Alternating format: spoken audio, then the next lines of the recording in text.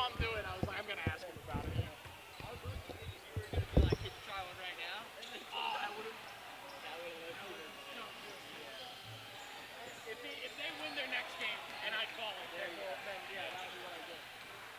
Yeah, we have the schedule. Did they play again today? I think that she just asked when their next game is, and I heard someone from four. So I think they just play again. That's true. I keep forgetting there's other. Yeah. Like we aren't the only club. So. We're the club. Yeah. We're getting paid. Yeah. There's no other broadcast. They play Wade basketball. Wade basketball? Oh, Wade. Not Dwayne. Yeah. Like Rod, not Dwayne. Rod Wade. Whoa. Who? It's at 5:10. So. What's that? At 5:30? 5:10. Oh, okay. What's this game? This is Burkett and Liberty Edge. Burkett and Liberty Edge. 8th grade. Getting up there. Soon enough we're gonna see people that are our age. Yeah, I know. Or look like our age. So, at least.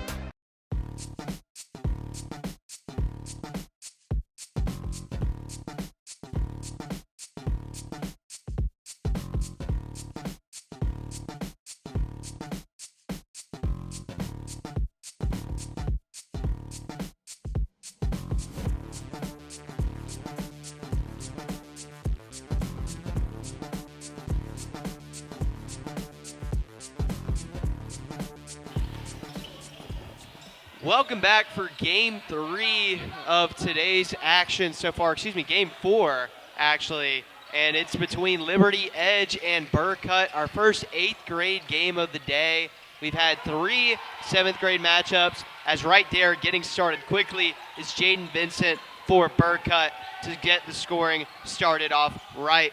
Your starters for each side as Burcutt is quickly going the other end. And once again, it's Jaden Vincent already with 4 points early here.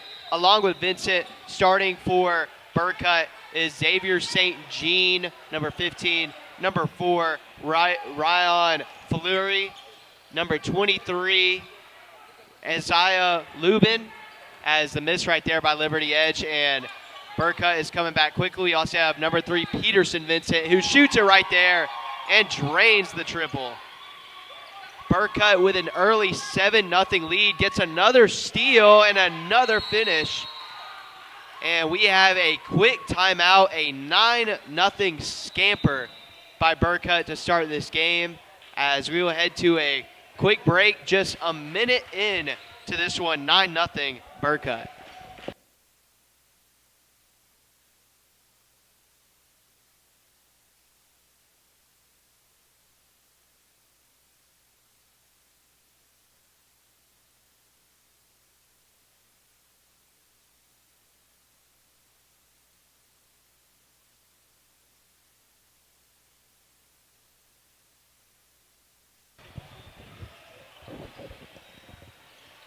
Coming out of the timeout, the starters on the floor for Liberty Edge. You have number 3, Kai Stevens. Number 5, Dashale Bacon. Number 21, Mason Rankin. Number 24, Logan Simas. And right there, a nice finish for Mason Rankin for the first points of the day for Liberty Edge.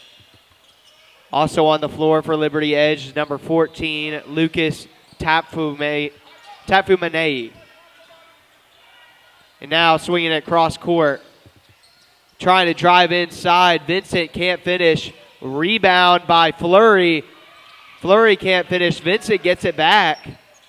Now outside of Lubin. Back to Vincent down low. And ref said he traveled.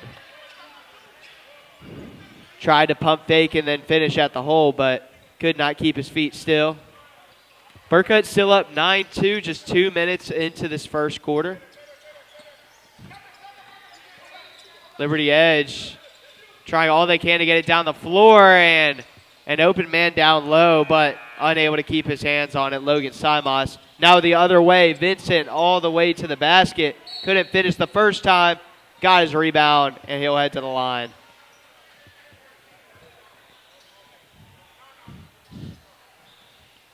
Jaden Vincent so far, 4 points already. Second to Peterson Vincent, who has 5.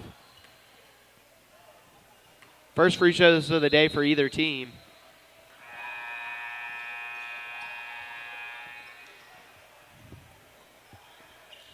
Once again, you're watching the U.S. Amateur Basketball Tournament, where we have games spanning across all grades, all ages, as Jaden Vincent knocks both down at the free throw line. Once again, full court pressure by Burcutt. And it'll be a foul. Foul going against number 12, Jaden Vincent. That's his first.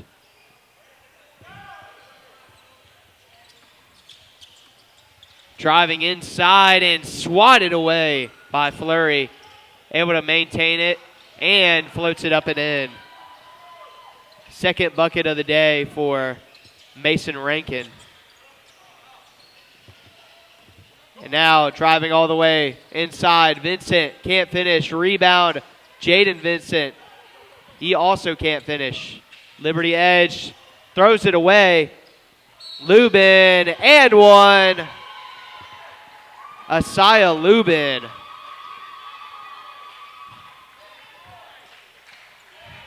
He's got the crowd pumped up here as we have an early substitution. It'll be number 0, Zachary Charles, coming in for Rayon Fleury.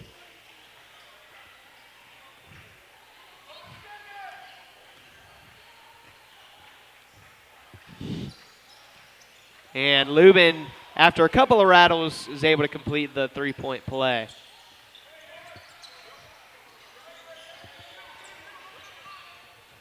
Now Rankin passes it down low. Can't finish at the hole. Burkett going the other way. From outside, extra pass in the corner. Still 4.5 minutes to go here in the first quarter. Some good defense by Liberty Edge. Vincent thought about the three. Also in the game now for the first time, Luke Maggie, who shoots it up and drains it. Off the bench, Luke Maggie adding some firepower. Open man in the corner, able to find him, swings it over to the opposite side, double teamed. Now Rankin with some space, left it short. Rebound by Lubin. Lubin over the defense to Maggie. Maggie with the right hand, too strong. Now going back the other way, it's Lucas Taponei. And now almost a travel there. Mid-range. And it's too short to the left. Saved by Liberty Edge, but to the opposite team. Wide open in the right corner. Too strong off the back iron. And a timeout will be called by Burkett. Just a 30-second timeout. We'll keep it here. Burkett with early lead, 17-4. As this team has really come out firing. 4 different players have scored so far for Burkett, with Peterson Vincent leading the way with 5 points. And then Jaden Vincent, 4. And then Luke Maggie off the bench with 3, along with Isaiah Lupin. On the other side for Liberty Edge, the only scorer so far today has been Mason Rankin with those 2 layups, 4 points. We have some conversations between the ref.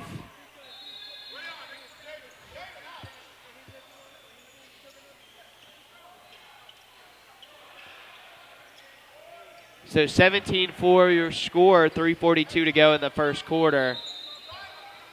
Liberty Edge has their work cut out for them, but they want to get back in this one. Maggie left open again. Just rims out. Flurry on the rebound. Puts it back up and in. That's now 5 different players who have scored as part of Burkett's 19 points. Now in the game for Liberty Edge, it's Blake Sobel. A steal by Lubin. Lubin can't finish the layup. Rebound for Burkett. Charles hesitates and puts it in. 6 different scorers today for Burkett, and we're just a little over halfway through the first quarter. Sobel for 3. Too strong. And now in transition, 1-on-none.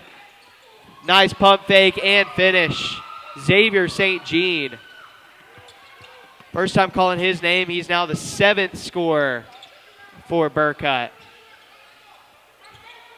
Another steal for the visitors. It goes out of bounds. It will be Liberty Edge ball.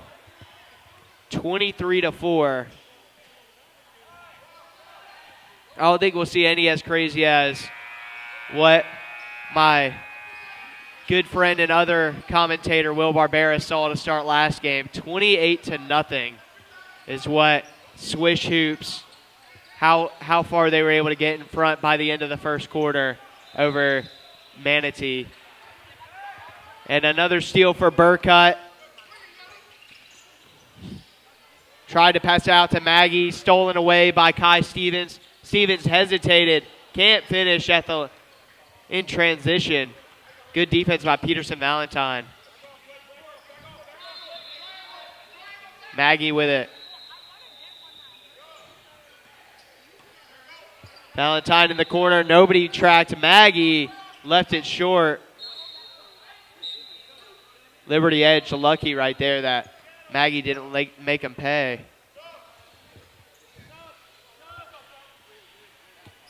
We've got some more substitutions here. Jaden Vincent coming back in the game. And back in the game for Liberty Edge, it's Peter Mashivsky, Mason Rankin, and Logan Simos.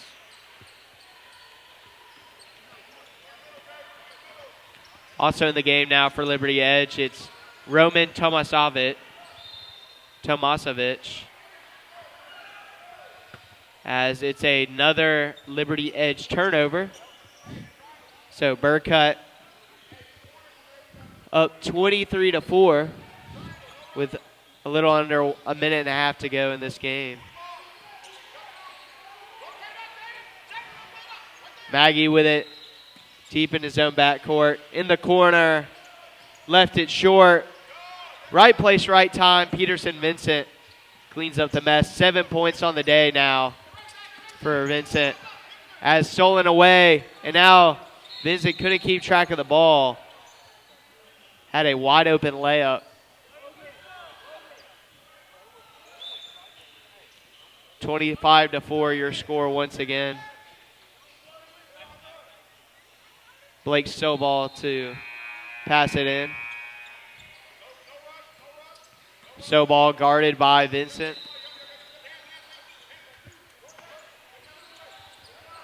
Some good passing by Liberty Edge up until they got past half court, unable to find the man down low. So Burkett with the ball once again. Under a minute, Jaden Vincent with it. Vincent, one-on-one. Swinging it around now. In the corner. Left it short, but Vincent right there to pick it up. Both Vincent, Peterson, and Jaden have over 6 points. 13 points combined. Now Sobol with it. Floater. Left it short. Rebound. Back out. Too strong on the three. Rebound to Jaden Vincent. Now up to Peterson. Peterson Vincent. Tried to get a physical finish. He will get a foul call. It's like on Mason Rankin. So Peterson Vincent heading to the line. Already 7 points in this first quarter. 27-4.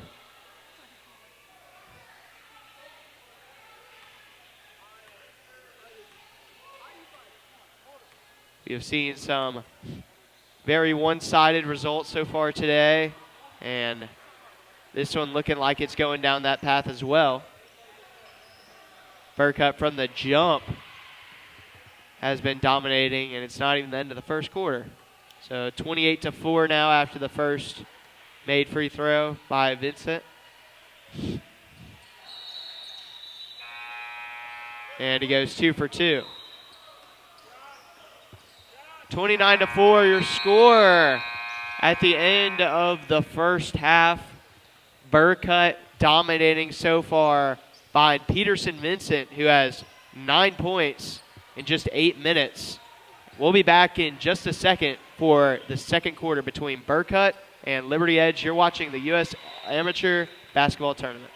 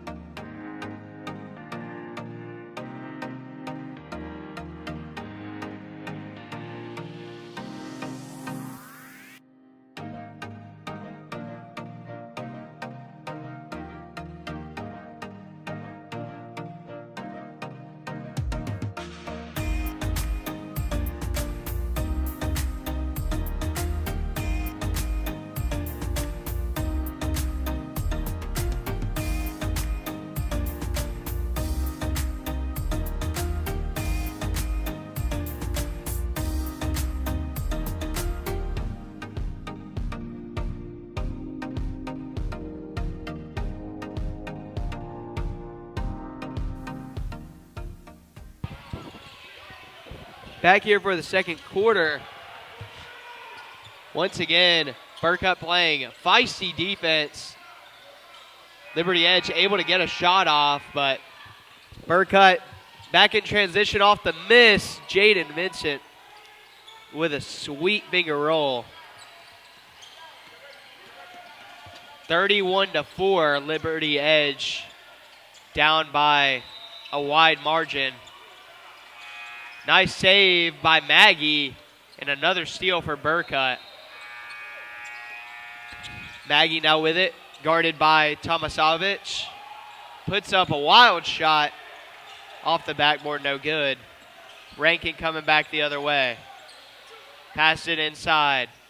Now back out. Rankin had some space, but it was passed behind him. And that will be a backcourt violation. Peter Mashevsky unable to get back to the ball in time.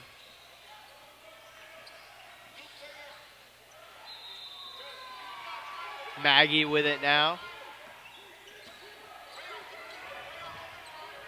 Burcutt's top scorer so far today, not in the game, Peterson Vincent. Liberty Edge's only scorer, and Mason Rankin is currently guarding Asaya Lupin. And now Maggie from deep tried to bank it in. Strong rebound by Lucas Tafumanei. Now Rankin looking for somebody to pass it to, is double teamed. Stolen away by Maggie. Maggie trying to make something happen in transition, turns it over. It's clear that Burcutt knows who is the lone goal scorer for Liberty Edge. Mason Rankin drawing attention everywhere he dribbles. Now they're trapping everybody, and there's a foul right there by Xavier St. Jean. Still up 31-4. Liberty Edge trying to put something in the bucket. And it's, once again, Mason Rankin. All 6 of Liberty Edge's points coming from number 21.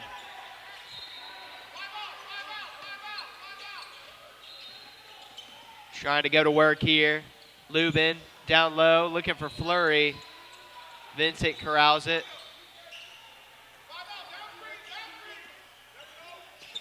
Lubin now with it, guarded by Rankin. In the corner, back to Lubin. Good passing here by Burcutt. Flurry inside.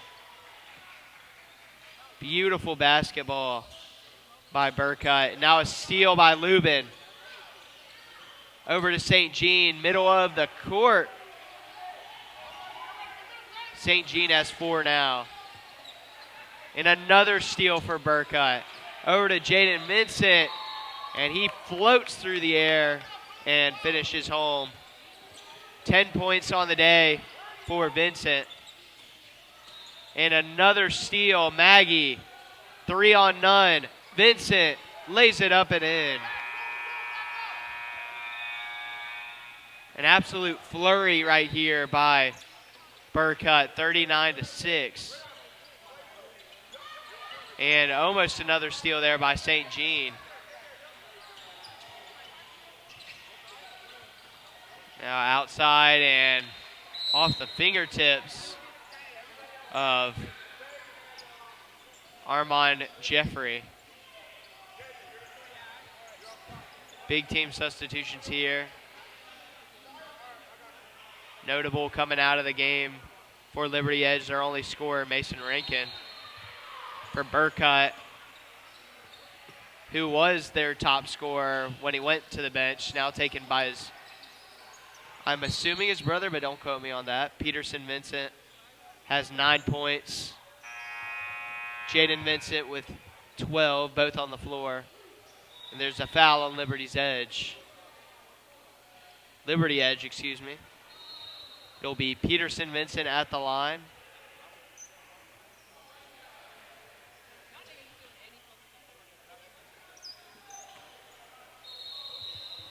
All right, so Peterson Vincent at the line shooting 2.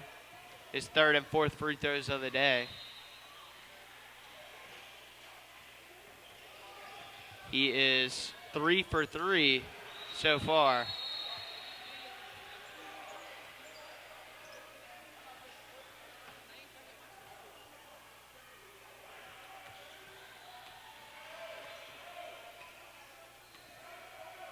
Vincent getting ready to take the second shot.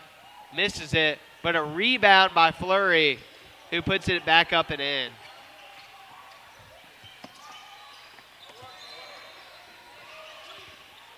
Sobel tried to pass it to Kai Stevens, but Lubin coming over trying to get a steal.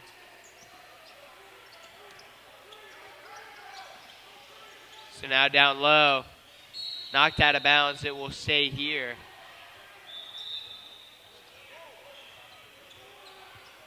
(42-6) your score. Burcutt up by 36 points midway through the second quarter. And it's short. Rebound by Fleury. Burcutt coming the other way. Now another three. Off the front iron and no good. Rebound by Stevens. Stevens going back up the court. Sobel with it now. And tipped away. Vincent with it. Vincent driving to the hole. Unable to finish. Another bad layup. And now Liberty Edge comes up. Very clutch on defense there. And almost an and one, but Kai Stevens will go to the line. Foul is on number 15, Xavier St. Jean.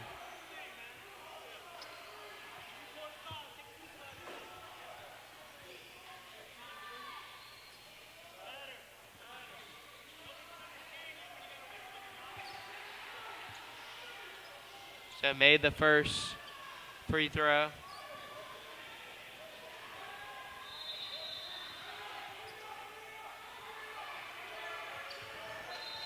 Unable to finish the second. The first non-Mason Rankin point scored for Liberty Edge, but Jaden Vincent just putting on a clinic. 14 points in this first half. Now Vincent back down low. Is out of bounds. Another turnover by Burcutt. Liberty Edge trying to take advantage here.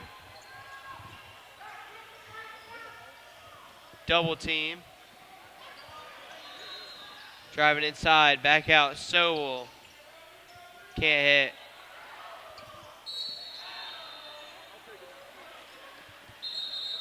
And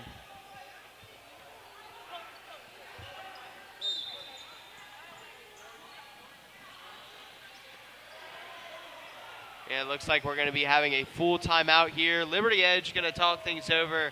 They got their work cut out for them, down 44-7. 2:41 to go here in the first half. See you on the other side of this break. Don't go anywhere.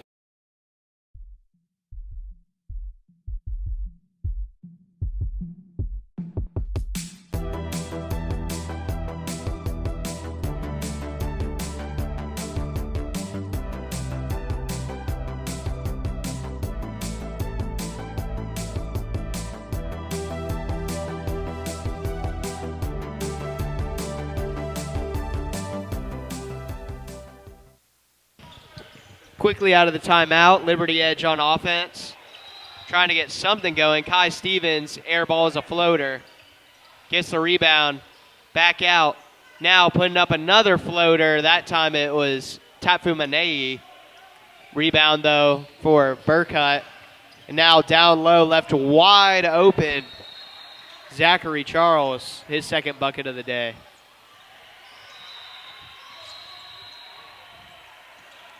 And driving all the way to the rack pretty easily right there to Shield Bacon.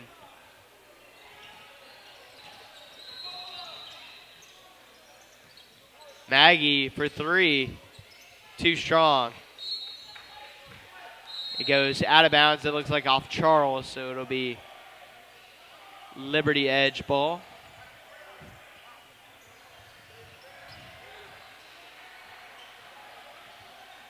(46-9).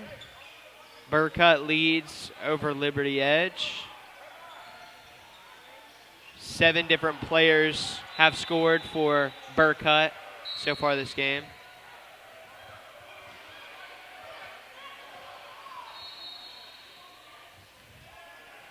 Every single player that's been in the game for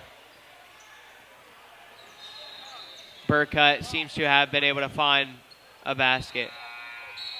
Going all the way and getting fouled. It's number 24, Logan Simos.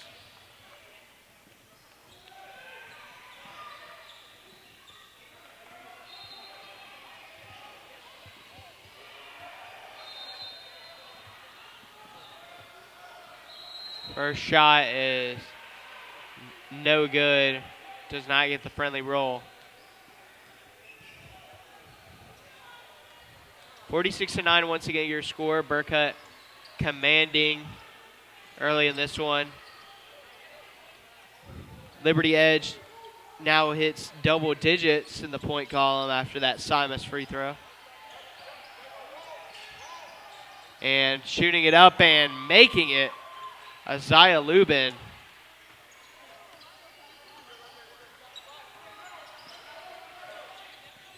Burcutt right now on pace for 100 points. And coming over and trying to get the steal. And does get the steal, but then gives it back to the other team. Now Liberty Edge on the other side, driving side by Simos. Coming the other way, Burcutt. Lubin dumps it off to Charles. Charles inside, able to get the finish. 51-10.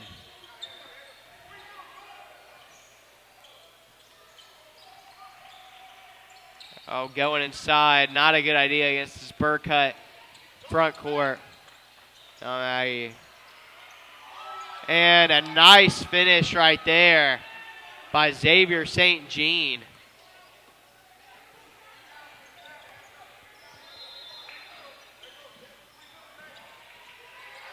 Now in the corner, guarded by the taller Vincent. And the pass over to me, my partner Will daring me to shoot it. We're not ready for it just yet. Not late enough in the day, but who will shoot it? It's Lubin. Do it for me. And it's off the left side of the backboard. And that is how we end the first half. Your score, Burcutt 53, Liberty Edge 10. And we'll be back in 5 minutes for the second half of this one to see if, who knows, if Liberty Edge could possibly steep a comeback or if Burcutt continues doing Burcutt things. I'm Max Mesman, and we'll be back in a sec.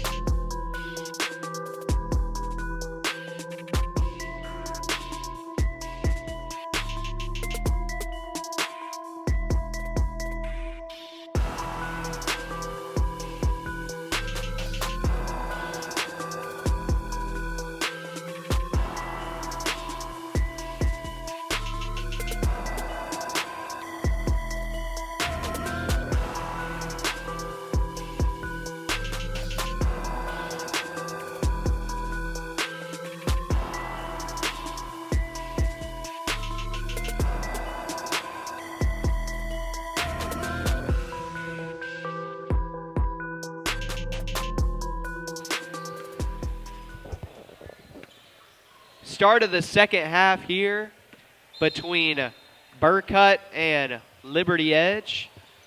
If you're just joining us, I'm Max Mesman, and you're watching the U.S. Amateur Basketball Tournament here at Wiregrass Ranch Arena. And we have games all day. This is our fourth of the day, as Burkut with a commanding 43-point lead. Lubin trying to add to it, and Fleury does off the rebound. Burkut putting it on to Liberty Edge right now. Almost a steal right there by Vincent. Now Rankin looking for somebody to pass it to. Able to get it over to Stevens. Stevens back out to Simos. Simos for three. Too short. Rebound Vincent. Peterson Vincent who brings it up, guarded by Stevens. Fleury with it, hands it off, quick trigger, too strong. Rebound Vincent. Jaden Vincent driving in, can't finish. Fleury draws the foul. Looks like it's going to go on to Shield Blackman. Excuse me, it's actually going to go on Logan Simos. So, Rayon Fleury currently at 8 points. He makes both. He could be the third Burkut player to reach double digits. And I jinxed him on the first one. Left it just short.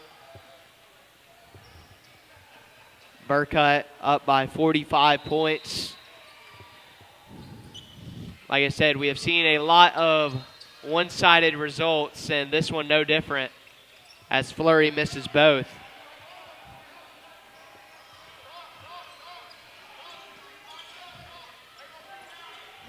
Liberty Edge possibly just trying to build momentum possibly to next game. A steal here by Burkut, 2-on-2. And just outspeeding the defense as Zaya Lubin looking like Sonic the Hedgehog out there, how quick he was going.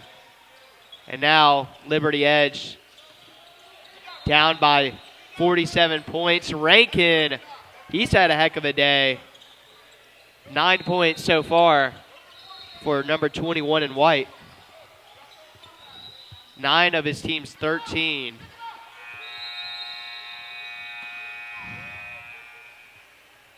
It's an over and back for Burkut, so Liberty Edge able to force a turnover on defense.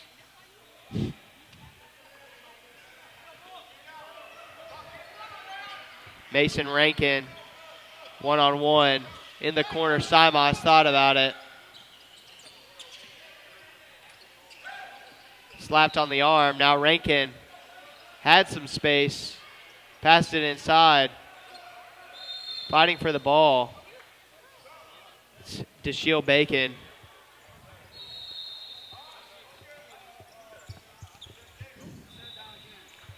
It will remain Liberty Edge ball.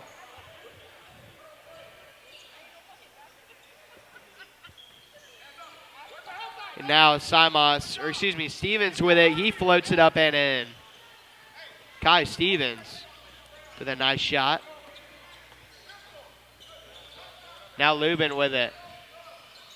Passed it off to Fleury. Fleury going all the way inside. Too strong.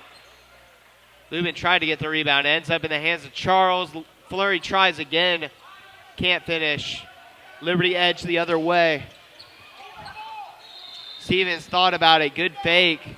And banks it in. Kai Stevens starting a little run of his own here. 57-17 now. Fleury hands it off to Lubin. Lubin down low to Charles. Charles left wide open. Makes him pay. 8 points for Zachary Charles.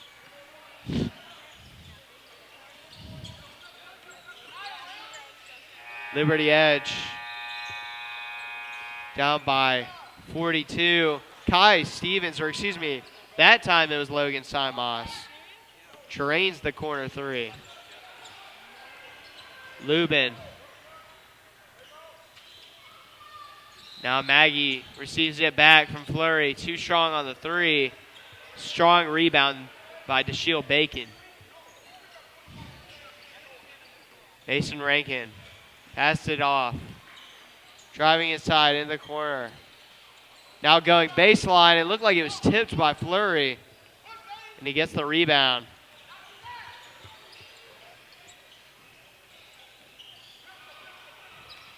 Burkett with a comfortable lead, just taking their time offensively.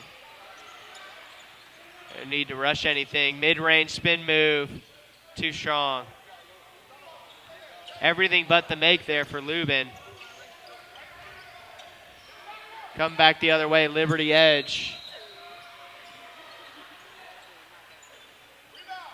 The three, too strong.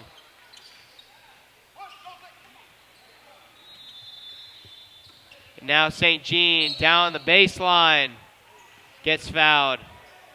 He will head to the line for two.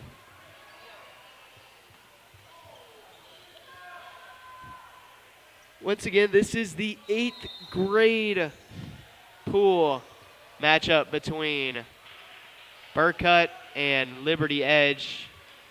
Burkett flexing their muscles right now. Too strong on the first free throw.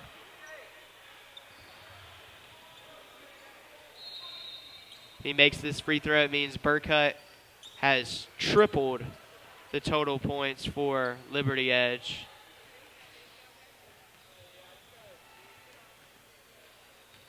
Which this Liberty Edge, or excuse me, this Burkett team, as advertised, I saw them in the warm-ups and could notice the size difference between them and Liberty Edge.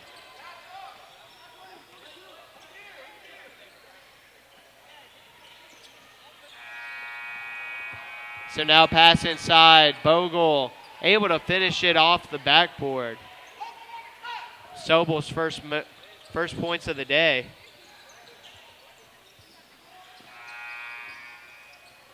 And now down low, Vincent goes up, too strong. Ball rolling around.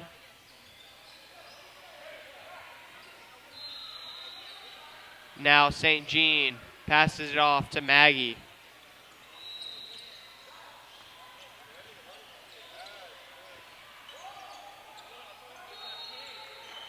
And a foul called here. Peterson Vincent coming back in the game.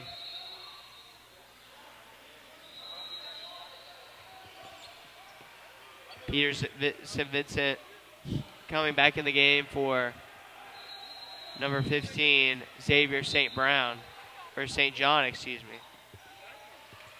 As we will head to the fourth quarter, Burkett up 59-22. We'll be back in about a couple of minutes for the ending to this 8th grade clash.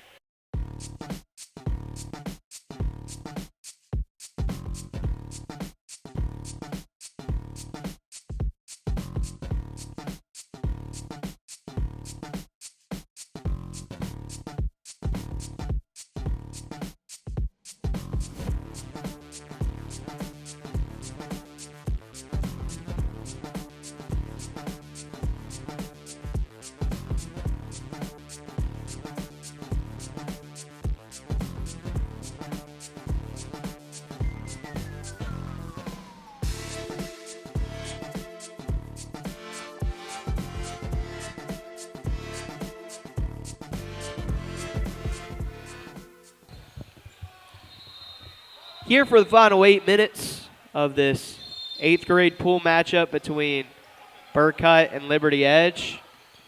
If you're just joining us, I'm Max Mesman, and you're watching the U.S. Amateur Basketball Tournament. Burkett currently up. Now it's 61-22 after that finish inside by Lubin. Liberty Edge did outscore Burkett last quarter. Not by much. 12 points to 9. Excuse me, 7. Jaden Vincent. And he knocks down the triple. Jaden Vincent is feeling himself today. 17 points. Nice block by Maggie.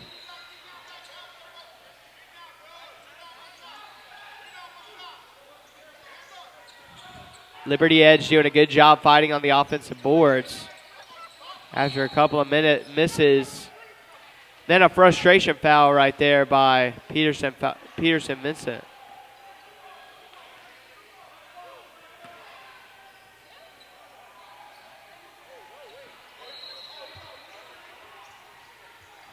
It actually was a moving screen against Liberty Edge.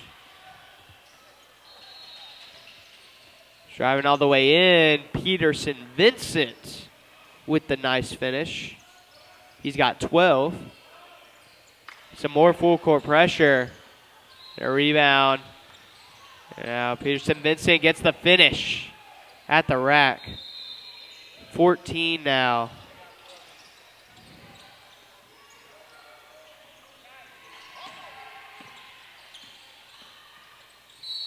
He drives inside, gets fouled. That's Armand Jeffrey.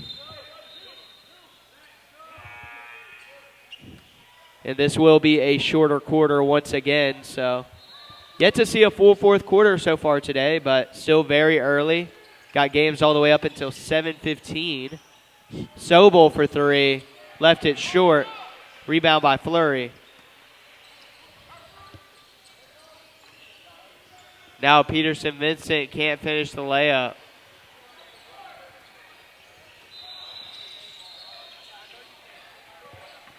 And so now another steal for Vincent. Vincent this time can't finish again. And then it's Fleury who will go to the line to shoot 2 after the foul on Lucas Tafumane.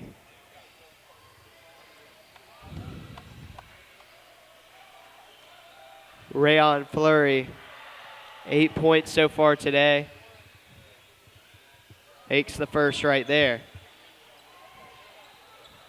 Fleury's second trip to the free throw line was 0 for 2 earlier.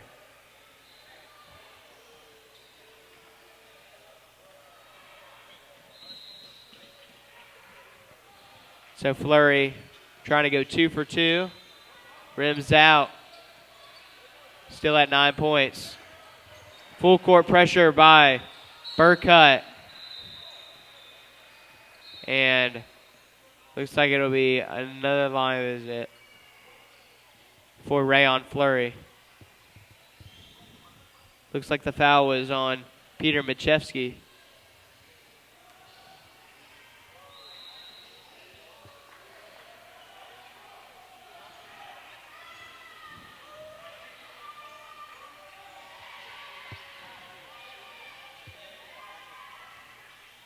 Rayon Fleury, one made free throw away from having double digits. He gets it.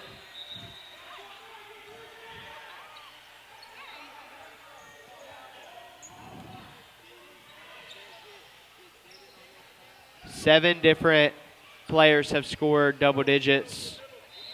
Seven different players have scored for Burkett. 3 different players have scored in double digits.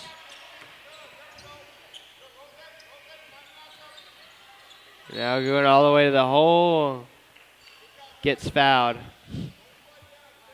And so Tafumane will head to the free throw line. With just a minute to go here, running clock. 70-22 your score. And stay tuned because after the game we'll have a player interview.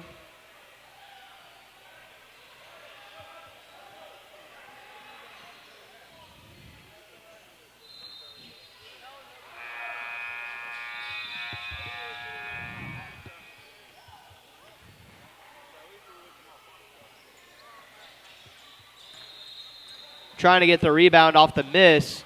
And now taking a three and netting it home. Tatfu Manei.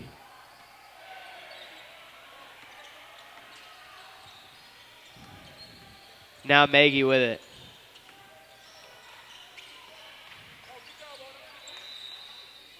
Now Maggie near the corner, too strong. Rebound by Tomasevic. And it will go the other way. And that will be the end of the game. Burkut winning decisively 70-26 over Liberty Edge as they get a big win in the 8th grade pool play matchup. Playing in Pool A. A statement win for Burkut over Liberty Edge. One of 2 8th grade games that we will see today. But don't go away because we will have in just a second a post-game interview with our player of the game. Don't go anywhere.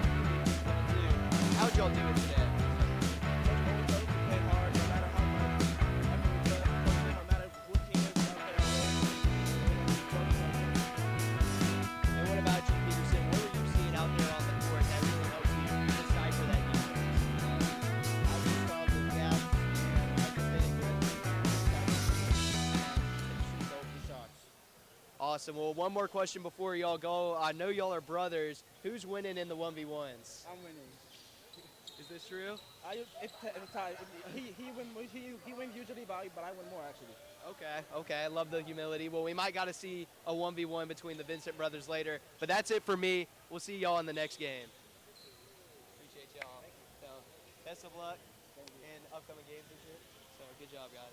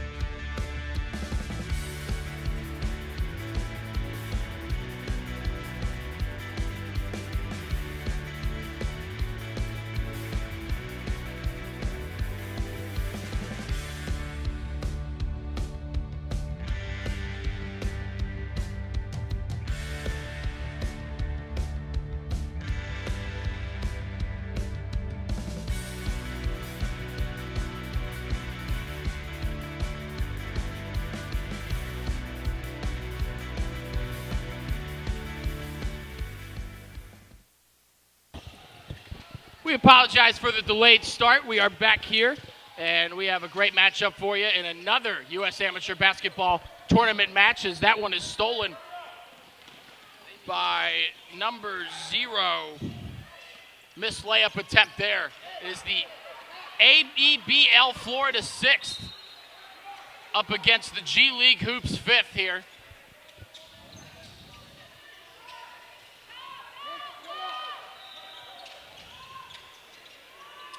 Pass over to Annabelle Perazzi over to the corner for Serena Bambarin. And fight for the ball, getting to it is number 12. And AEBL just misses their first bucket. And now we have a whistle.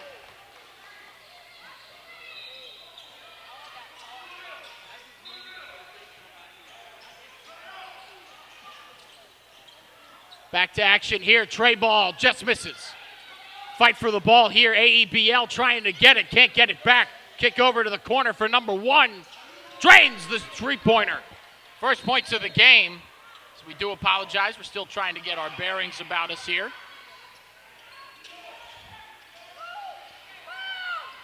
And back over 30 with the ball. Looking to try and get it to Perazzi. Does happen. Now over to Kemp. Back over. Corralled by Perazzi. Top of the key on the drive. Layup attempt. No good. Rebounded. Up and number 0 for AEBL gets that one to go.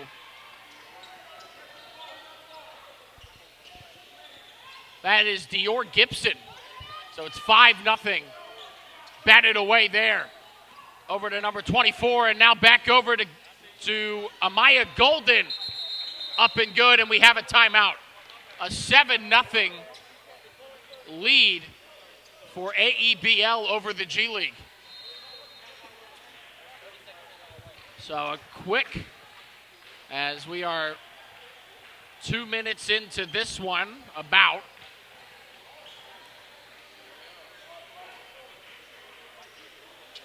And this is girls 6th grade for 12U, which means we're playing 7-minute quarters as opposed to 8, which we've played for every other matchup on this broadcast so far.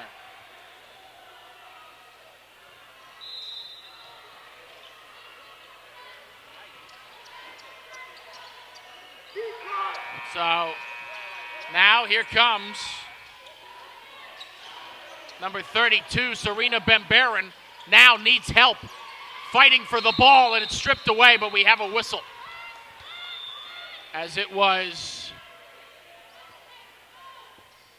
number 30, Nina Narasesian, who was able to strip that ball away from Bambarin.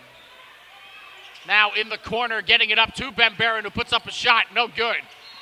Corralling it is number 5, Julia Robbins, still looking for help, gets it to Kinsey Garza.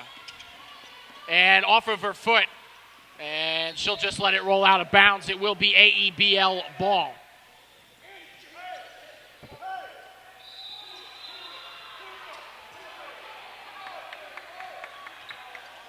AEBL looking for their first bucket of the game, down 7. Over to Narasenian, and that one misses. Shot by Camille Williams. Taken over, that's Gibson, back over to Williams. Now putting up a shot and draining it is Narasesian. First bucket of the game, or excuse me, it's now 9-0 AEBL. First bucket of the game for her.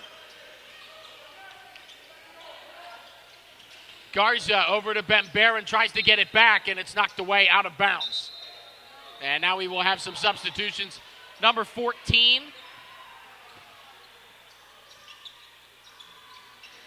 Jordan Bramer entering the game. A couple other subs for AEBL. Number 11, Finley Mulligan in the game, as that one's batted out of bounds again. We'll inbound it one more time. Number 22, Lily Hemp inbounding.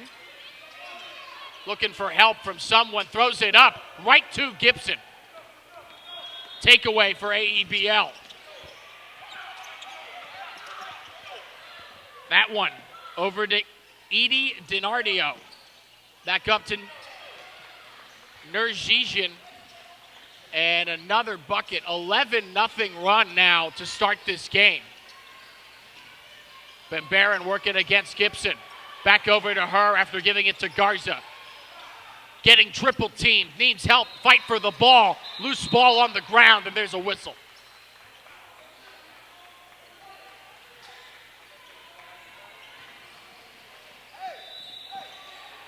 Will be inbounded by Finley Mulligan over to Gibson.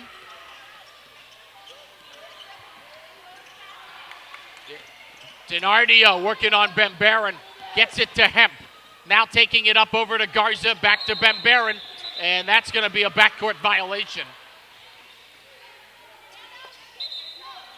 Still 11-0. About 3 minutes and 4 seconds remaining here in the first quarter. And G League looking for their first basket. Williams bringing it up. Pass over to Bella Chavila.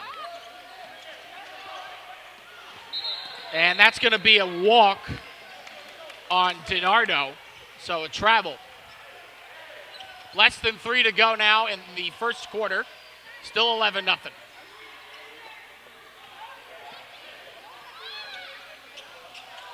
Hemp looking for help. Van Buren's there. She gets it to her. Pass over to Garza. They have to be careful. Over to Van Buren. She corrals it. Tries to get it inside. Can't do it. Now a fight for the ball. And not able to corral it. As it was Jordan Bramer who was trying to get it. Now still trying to get it. And eventually AEBL with Bella Chavila will pass it over. Camille Williams over to Mulligan. Up to Golden. And we have a whistle as DiNardo hits the ground hard. Will be inbounded by Mulligan. I'm sorry, will be inbounded by Amaya Golden.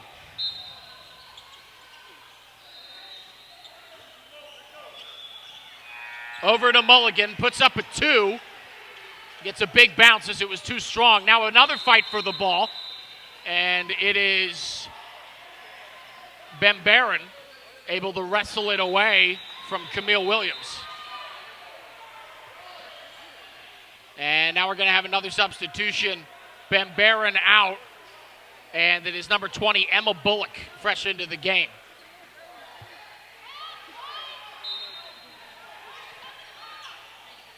Hemp looking to inbound to somebody. Gets it in the give and go. And we have another whistle. Looked like there was a little shove there in the back by Golden on Hemp.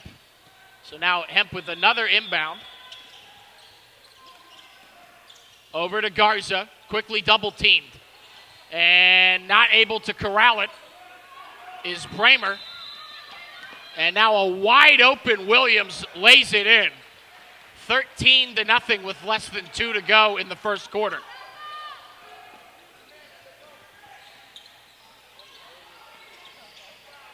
Perazzi trying to get rid of it, and she gets rid of it literally there.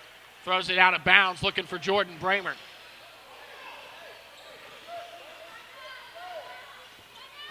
G League still looking for their first basket of the game. Golden on the drive and another foul. Actually, they're going to call that a travel.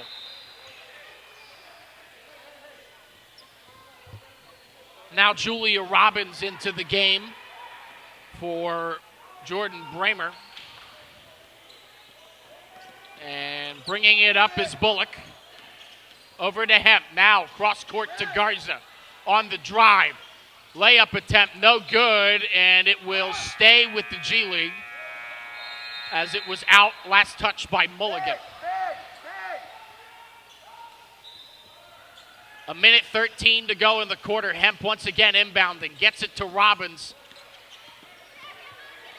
Back out to Bullock. Over to Garza. Bullock on the drive, and it is stolen by Williams. Getting back on defense, and an errant pass by Williams gets by Golden out of bounds, and a turnover for AEBL. Less than a minute to go now, 56.7 on the clock remaining in the first quarter of this matchup. Bullock bringing it up, covered by Williams. Looking for an outlet. Throws it over the head. And stolen again. It's Williams one more time. Trying to go coast to coast. She'll do just that. 15-0 lead. Clock continues to run, 35 and counting here in the quarter. Hemp trying to make something happen and get G League on the board. Back over and stolen again. Oh, nearly stolen by Williams. Grabbed back by Bullock. Over to Garza. Good defense here by Chavila. Inside to Robbins. Nearly walked it. She turns it over. Over to Golden. Inside. Struggle for the ball, and it will stay with AEBL. Last touch by Hemp. Coming in now is Emily Blix. She'll take over for Kenzie Garza. So a substitution for G League, trying to find an answer. Puts up a shot and drains it. Camille Williams. 18-0, and that will do it for the first quarter. A scoreless first quarter for the G League, but an 18 spot, in the first quarter. 18-0 lead here at the U.S. Amateur Basketball Tournament. First women's game we've had on the broadcast. And a reminder that this is 6th grade girls basketball you're watching. 7-minute quarters as opposed to 8. And once again, just a reminder of how things work here at the U.S. Amateur Basketball Tournament. We play 4 7-minute quarters. At least in this game, we'll play 4 7-minute quarters. If the game is tied, when we finish those 4 7-minute quarters, we'll go to a 2-minute overtime period. If we are still deadlocked after that, it will be a first bucket, sudden death win in double overtime. Other thing to keep in mind, it's an 18-point lead for AEBL right now. If they were to make it 20 and keep that lead until 2 minutes remaining in the fourth quarter, then they would automatically win the game without playing the final 2 minutes. That goes for every matchup in this tournament. We have only seen that happen through the first 4 matchups that we've seen, this one being the 5th. So it looks like we're going to get back to action here for the start of the second quarter. Hemp will inbound it. A sentence I buttered way more than I thought I would, as that one goes in, trying to get to Ben Barron, and it's tipped out. It will stay with G League, and Hemp will once again inbound.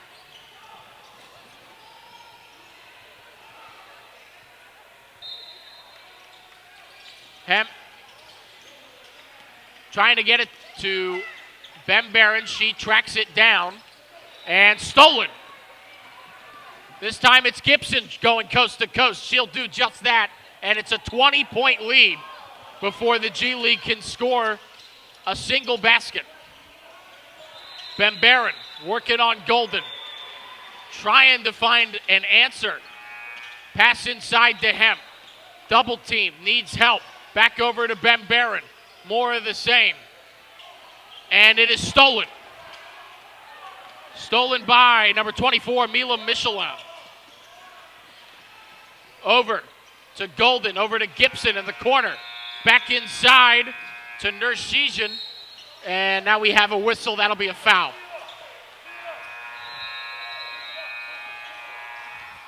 Nershijan will shoot her first 2 from the line.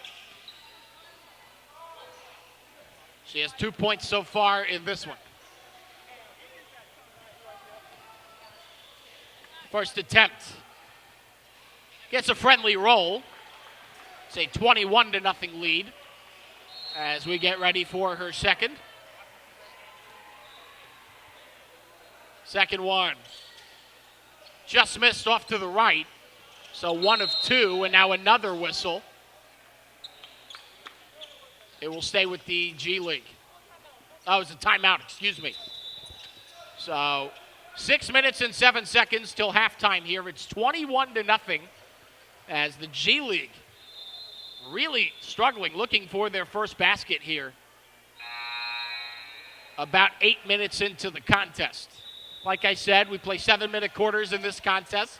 It's been 8-minute quarters for the first 4 matchups we've had on this broadcast in this tournament.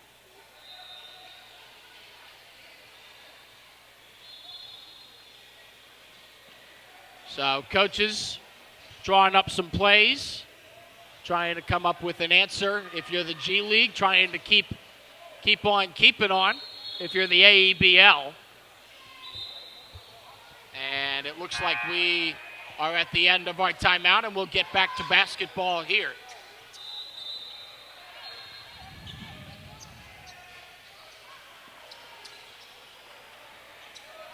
Be inbounded once again by Hemp.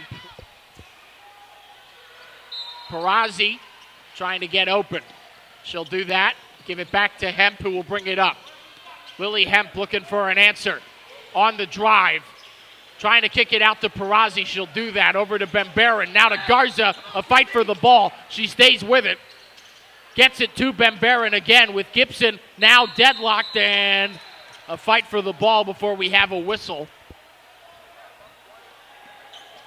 It was Shuvila who was able to force the turnover there for the AEBL. And Michelin and Golden bringing it up. And attempt there, no good. It was partially blocked, and now another whistle as Shuvila goes to the ground after fighting with Perazzi. So again, another inbound by Lily Hemp. Pass to Bembarin. Over to Perazzi, who does corral it with Michelin in coverage. Staying with it. She needs to pass half court soon. She can't do it. It's stolen by Gibson, who lays it in. Another steal and score by Dior Gibson, and it's 23-0. Inside, Robbins, no foul called on the missed layup attempt. It will stay with the G League. As Robbins, I think, was a little perplexed as to how there was no foul call underneath the basket there, and she will trot off. Hemp looking for an outlet, throws it up, batted away, right to Michelin. Another steal for AEBL. And now stolen back, this time it's Hemp to Perazzi on the drive. Looking for an outlet, back to Garza, thought about three. Bembarin trying to stay with it, and it'll find the stands. Under 5 to go. We still do not have a basket for the G League Hoops 5th team.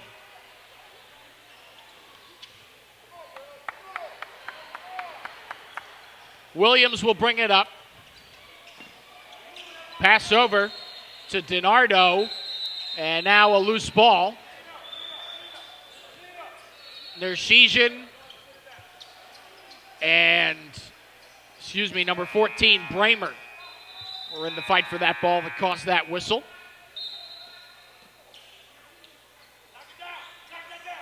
Pass over, Michelin for three. Not enough on it. Rebounding it is Nershijian. Back over to Williams. Pass over. And a nice teardrop bucket there. Nina Nershijian.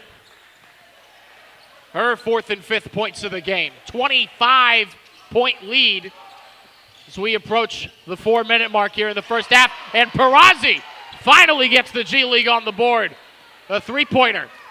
Cuts the deficit to 22.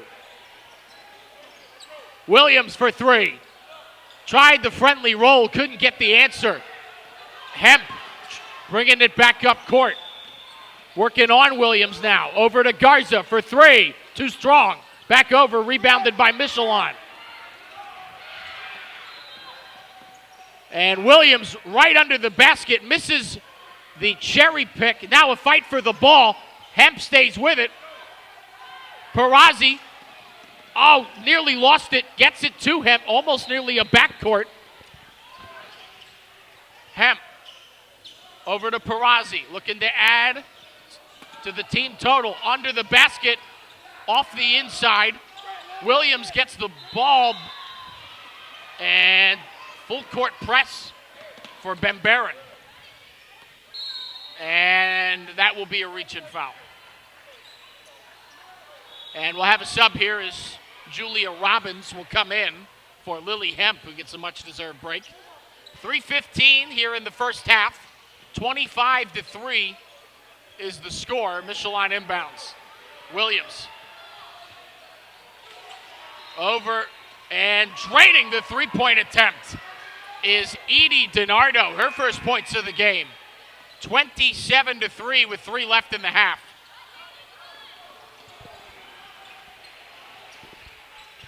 Bembaron needing help, finds Bramer. Kick out to Garza, who nearly loses it. Nearly blocked by Mulligan. Garza driving, working on Michelin. Back out to Perazzi. And over to Bembaron. It'll be across half court, picked up by Mulligan. In the corner, pass to Williams, who can't corral it, and it'll be out of bounds.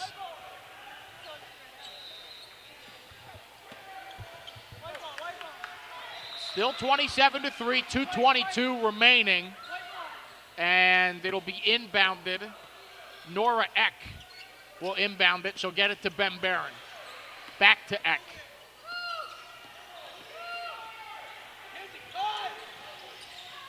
Back to Robbins, over to Garza in the corner. Now a fight for the ball. She rips it away from Mulligan, and Eck can't convert on the mid-range. Another fight for the ball, and they get it. AEBL Williams for 3. Drains it. Camille Williams. She's feeling herself right now. 30-3 the score with 1:45 and counting. Bembaron inside. And we have a whistle. Be a foul on Camille Williams. Will be inbounded by Norma Eck. Both Garza and Bembaron find their way on the sidelines now. And that one gets away. So another turnover will be inbounded by Williams. 1.5 remaining here in this first half of basketball. Nersesian, not enough on it, almost came back up with it, strips it away from Blix, and it'll find its way out of bounds. Emily Blix not able to get to that ball in time.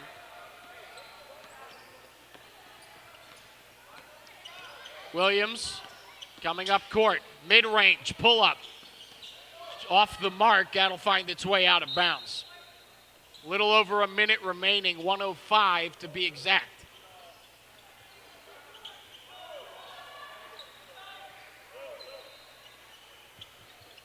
We have some subs coming in for AEBL. Amaya Golden, Dior Gibson, and Bella Chuvila all entering the game.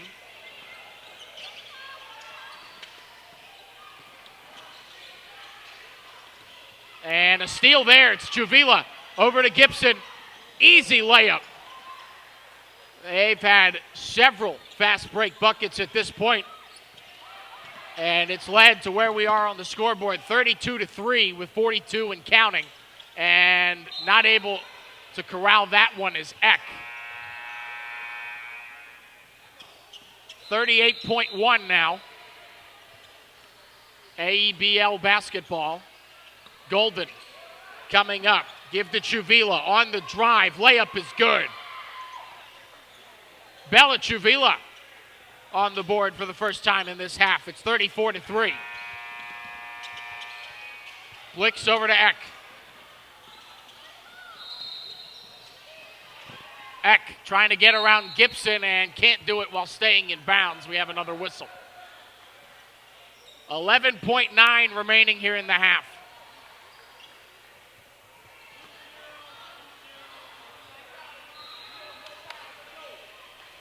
So Eck will inbound. She'll be picked up by Gibson.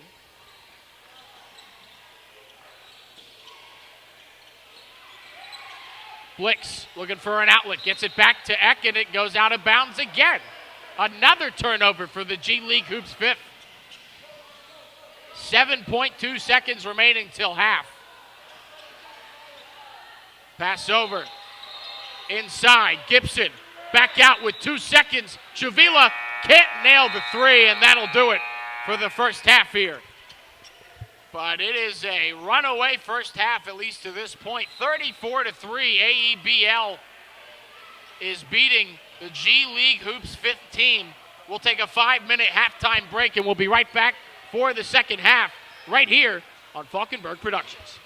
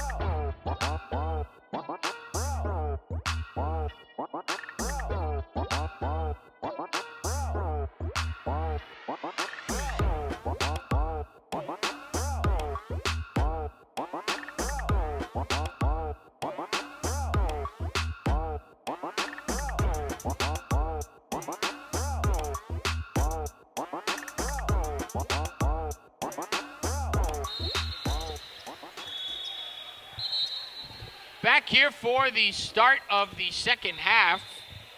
It is a 34-3 lead for the AEBL over the G League Hoops 5th team.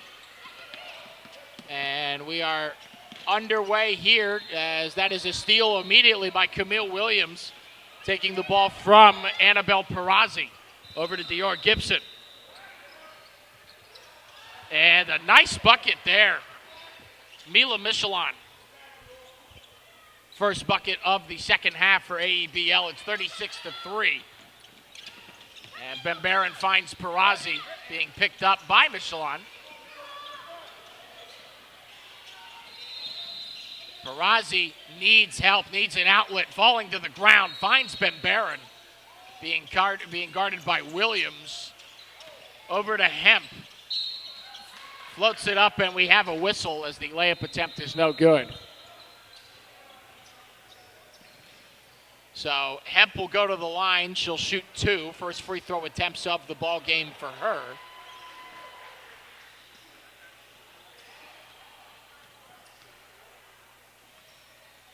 First one, off the mark, no good.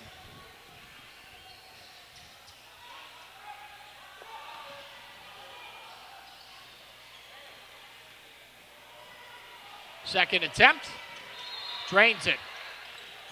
36-4 now. A little over 5.5 remaining here in the third. Williams for 3, can't get it to go, tipped back up and in. Bella Chuvila, her second bucket of the game on the second chance opportunity. Ben Barron trying to avoid the full court press and banks it in off the glass. Impressive shot there by Serena Ben Barron. It's 38-6. Gibson on the drive, kick out to Michelon. Trying to find Gibson again, over to Williams, working against a double team, loses the ball, fought for it on the ground, and that's going to be a travel. As it was Nershizian who got over there and fell on top of it. So it'll be G League ball. Already in the first 2.5 minutes of this half have scored the same amount of points they scored in the entire first half. Ben Barron looking for an outlet. Nothing yet. Trying to find Hemp. Stolen by Gibson. Fast break attempt here. Chance for points. Spin and tried to get a little too fancy as there's a travel called.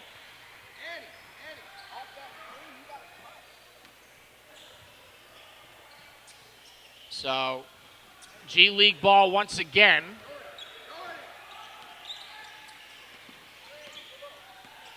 Ben Barron firing right in between Perazzi and Hemp. Perazzi on the drive, has her shot blocked, stolen by Williams. Chavila trying to cherry pick over to Michelon, who can't contain it, trying to save it. Saves it inbounds. Williams gets there, and she'll slow things down. Michelon, corner 3. Not enough on it. Rebounded by Bramer. Hemp all alone, getting triple teamed, and that's out of bounds, and now we'll have a sub after the whistle.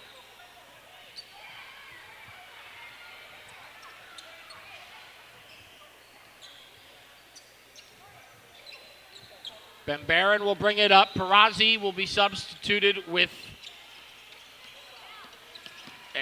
Nora Eck. As Hemp not able to corral that one, it'll be blue basketball, AEBL.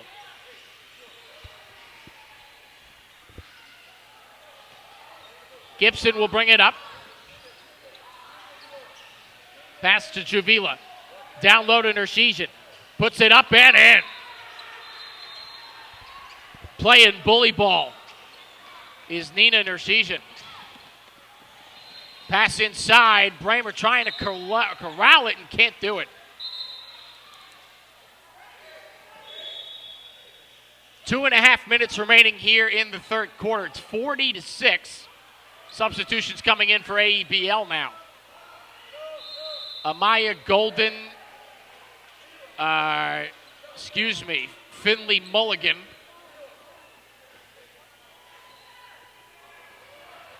And Edie DiNardo all come into the game. I apologize, couldn't find the number 5 for AEBL on my roster sheet. As Bayer misses the layup attempt there. Williams coming up court, nearly has it stripped. Passes to Golden at the top of the key, wide open. Down low is Finley Mulligan. Great find there by Amaya Golden, who then gets a steal. Pass to Williams. Inside, can't get the first layup attempt. Getting the rebound is Juvila. Williams down low, needs help. Pass out to Mulligan. Driving, Golden. Juvila top of the key for 3, offline. Mulligan gets it back in a sea of G-Leaguers, and we have a whistle. And now we will have Emily Blix into the game. Kenzie Garza will sub out. And that one right to Golden, who steals it like a safety play in center field. Williams on the rebound. Ball is loose again. Juvila has it. Pass over to DiNardo. Inside, Golden corrals now. Working against the double team. Up and in. Tough bucket by Amaya Golden. It's 44-6. Final minute now of the third quarter.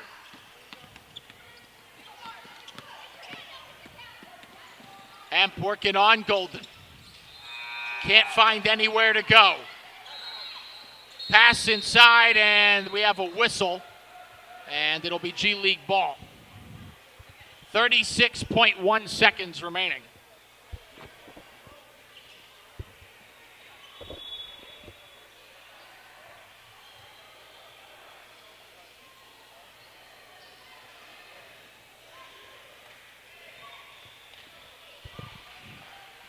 So we have a timeout called here. AEBL trying to figure out how they can keep their foot on the gas. G League trying to surmount a crazy comeback, but at the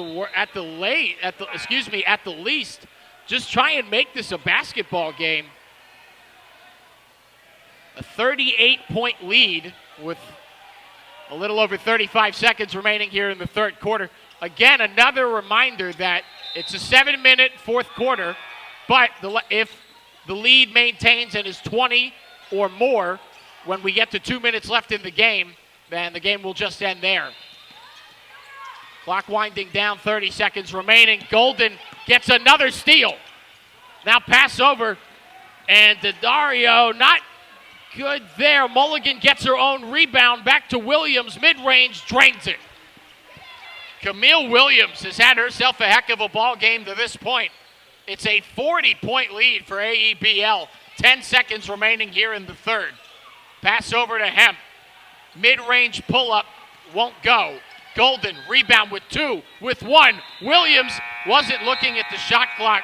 Lays it in, but not before the clock runs out of time, We will go to the fourth quarter with a 40-point lead for AEBL. It's 46-6.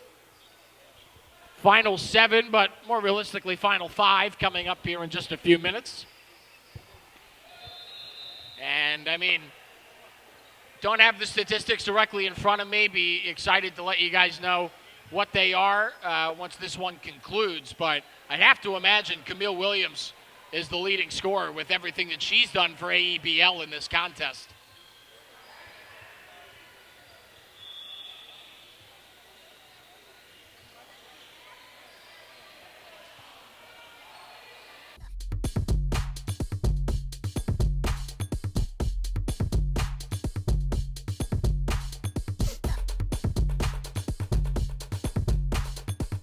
Or at least it means that here at the U.S. Amateur Basketball Championship Tournament in Wesley Chapel, Florida.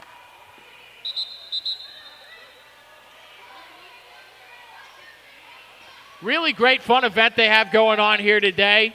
Saw not a local celebrity, but a former NFL player.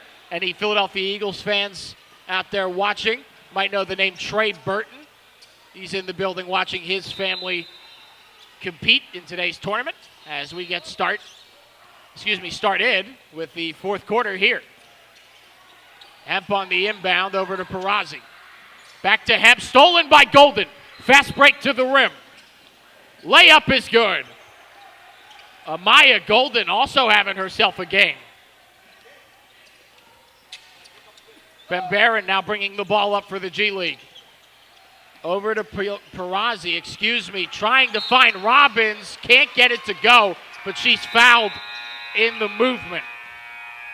So she will shoot 2 at the line. And both of these would make it back to a 40-point deficit, 48-8, if she can convert both of these. And now she has a chance at 1 out of the 2 at the stripe.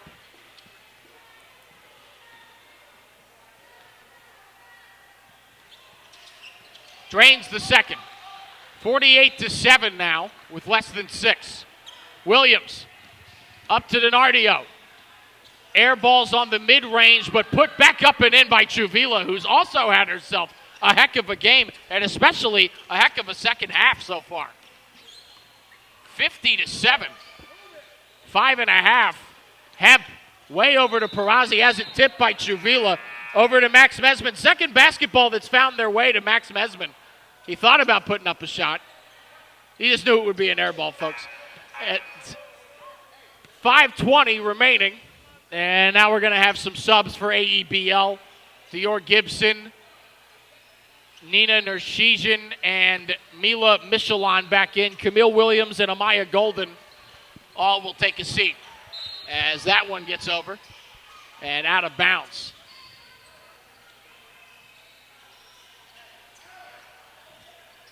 Tell you what, I know it hasn't exactly been a fun game for the G League, but Lily Hemp's been a trooper. She's taken every single inbound that they've had, which has been quite a bit to this point. Robbins fighting for the ball inside, and while it's on the ground, a whistle is called. It'll be with AEBL.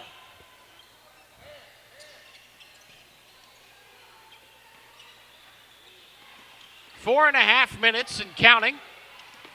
Chuvila finds Gibson. Working on Hemp.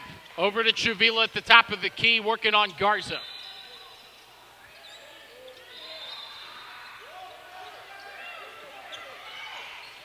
Over to Chuvila, back. Michelon for 3. Too strong off the back rim, and they'll let it go out of bounds off of Hemp. So it'll be G League ball. Hartman in for Robbins now.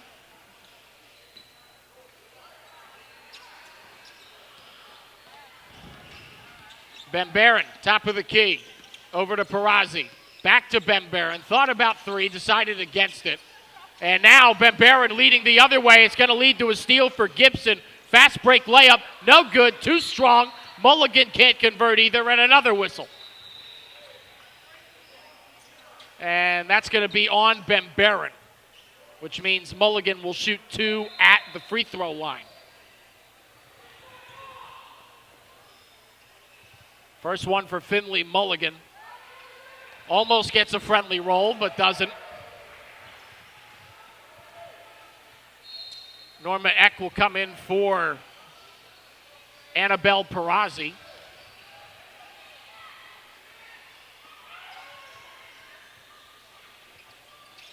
Mulligan gets the friendly bounce this time.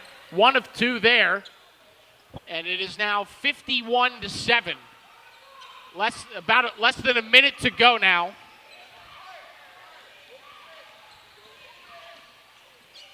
Ben Barron tipped in the air and stolen by Gibson. Kicked away by Ben Barron again. Gibson over to Chuvila. Oh, and Chuvila's pass too long for Mulligan. It'll stay with G League. 30 seconds remaining in this one. Barron puts up a three. No good. They'll let it go out of bounds. 15 seconds remaining. They'll just let it run down. Mulligan finds Gibson. 8 seconds remaining. Gibson, layup, no good. Fight for the ball. Whistle called, and that will do it.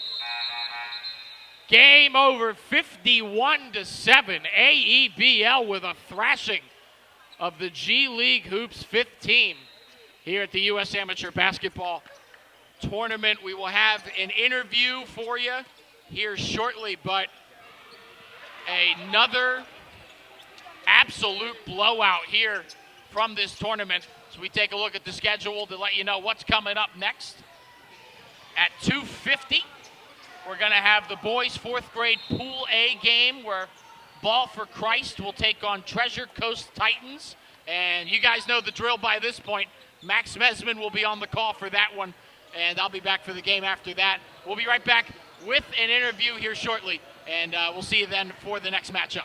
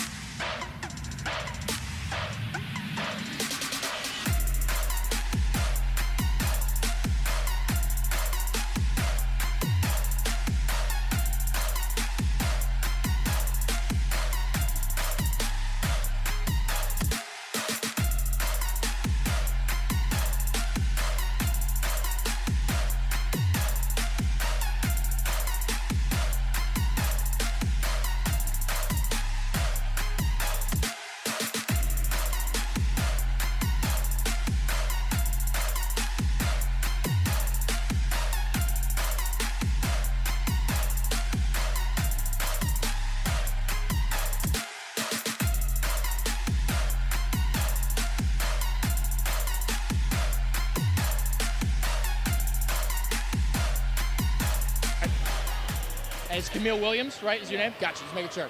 Ready? All right, I'm here with Camille Williams, who had a team high for AEBL, 14 points. Camille, how'd you feel about your offensive production in this one? It was really good. I feel good. Even though I missed some layups, I just kept a positive mindset. And how do you feel about your team's chances as a whole in the tournament? You guys flat out just dominated that last game. You guys think you got a chance to go all the way? Yeah, we got a chance to win all of our games. And we just got to keep scoring and keep our defense good and make sure we have good plays and make sure we have good passes. Real quick, last question for you. When you go into a game, do you have any goals that you set out? Like, I want to get this many points, this many steals? Like, take me through, like, what your pregame mindset is going into games like these. I always have a good mindset to do good on defense, even if I don't have a lot of points. Like, I have 10 points one game and 0. Another game, it will just be fine as long as I do good on defense. All right, thank you so much, Camille Williams. Thanks so much. Oh, sorry.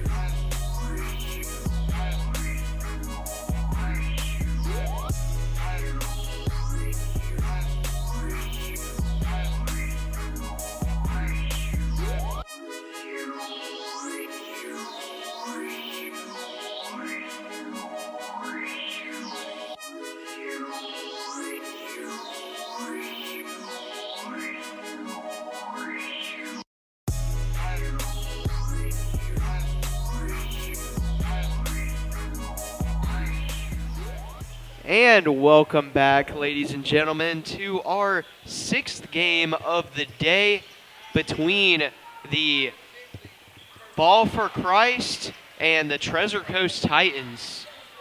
It's a 4th grade showcase. I'm Max Mesman, and if you're just joining us today, we have had a lot of action and still a lot more to come. As driving down the baseline and finishing at the hole is Walter Zubritsky for Ball for Christ. And another steal for BFC. And then stolen back away. And now running out in the fast break, William Pyatt. And he's able to get the finish.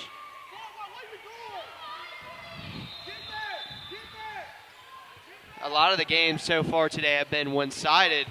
Could this be the one that is closely contested? Another steal and drive inside and finishing at the rack.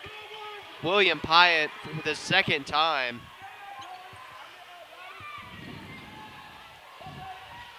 Now BFC going the other way. And a smart play right there, chucking it off the hip of Aiden Donaldson. It's a very high IQ play by Isaac Williams. Now step back 3, drains it. Noah Marone Cabrera. Nothing but nylon. 4-5 early on. Very fast start for both of these teams. And it's stolen away again by Ball for Christ. Nice crossover. Kicks it out. Everybody fighting for it on the ground. I believe it was a tie ball in favor of Ball for Christ.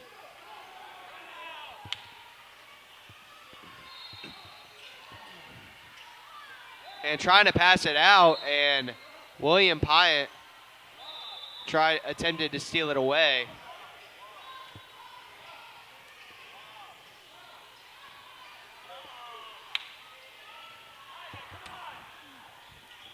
So about 2 minutes into this first quarter, there's a steal for, it'll be a turnover, and it'll be Treasure Coast ball. Treasure Coast down by 1. It gets tipped out of bounds, and it will be Titans ball once again.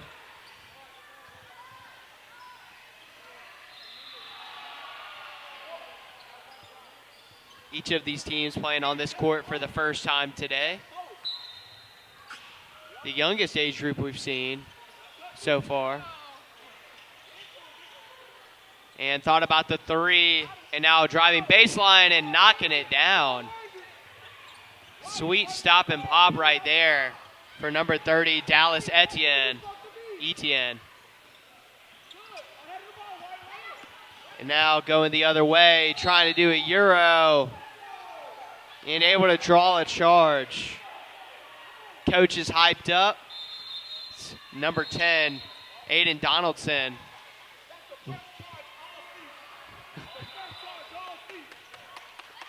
According to the coach for the Titans, the first charge that they have charged all year. Very good sign early on. Up 1, double team down low, trying to kick it out. Bodies falling to the floor. Coach for Ball for Christ wanted a travel. And they call a tie-up in favor of Ball for Christ. Down by 1. We've already had multiple lead changes at the start of this one. Step back Trey again. Left it short. Good rebound. It's the bottom of the rim. And now a physical play on the far sideline. And able to draw a foul is Dallas Etienne. That foul was on Walter Zubritsky. Some sweet handles by Zayden Randolph. Looking for somebody to pass it to.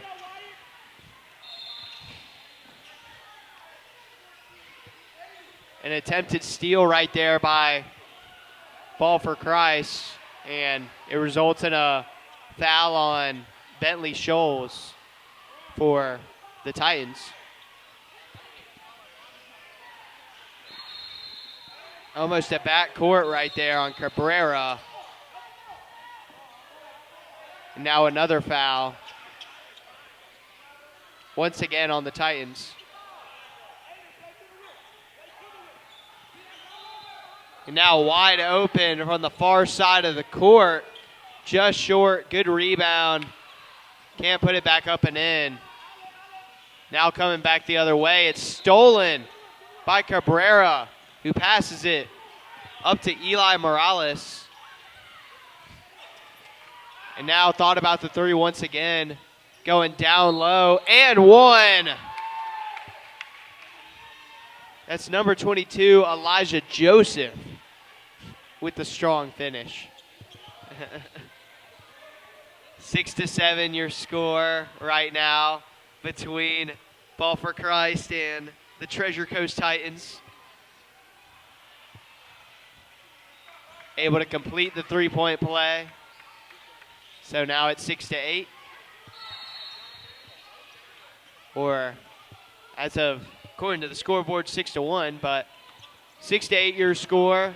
Ball for Christ up by 2. And now a three. And hits the bottom of the net. That's Zayden Randolph.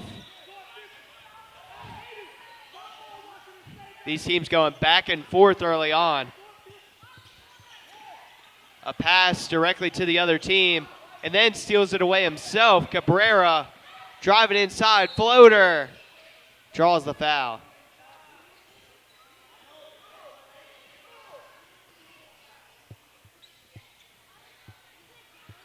Cabrera has been very active so far early in this game, hitting step back threes and the sort.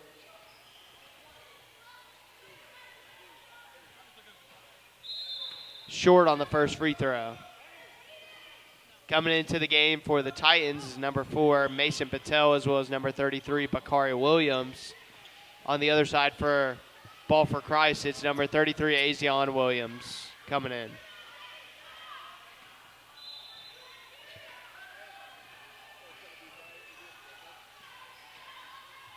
Cabrera trying to go 1 for 2. He does. Tied up at 9 apiece. Titans coming up with the court. Good defense. Now going the other way. His turnaround is good. Eli Morales, or excuse me, Isaac Williams that time. Another steal. 2 on none. Cabrera finishes at the hole. For the first time in this game, it seems like Ball for Christ is starting to pull away. Titans got to do something here. Zayden Randolph uses the screen. Another steal for BFC. Third straight steal. Now kicking outside, Cabrera, left open. Too strong. Nice rebound. Able to get it over to Cabrera. Cabrera, no hesitation. Drains the three. Ball for Christ on a 7-0 run to take a commanding lead late in this first quarter. Titans got to respond. Pass down low, wide open. It looked like a block right there by Azion Williams coming out of nowhere. Still Titans basketball, down 7. Wyatt Custenborder passing it in. And now mid-range for Randolph. Good save by Custenborder. Now trying to bounce it off the opponent. A rebound right there. Nothing going. Custenborder can't get it. Now a pass out. Randolph able to control the ball. Trying to find an open player.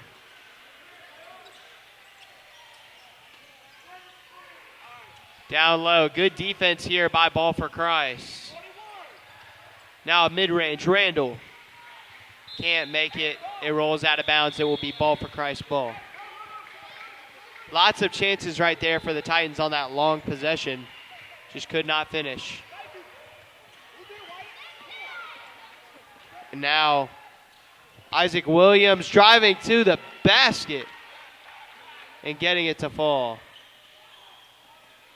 Doubling up the Titans in scoring after what seemed like a close first quarter. Ball for Christ is going on a scoring frenzy to end the period. Now in the corner, left it short. And now the coach for Ball for Christ begging his players to get a shot off, but he'll still be happy with how they played in that first quarter. As your score going into the second quarter is 18-9. Ball for Christ leading over Treasure Coast. I'm Max Mesman. Don't go anywhere. We'll be back in a sec.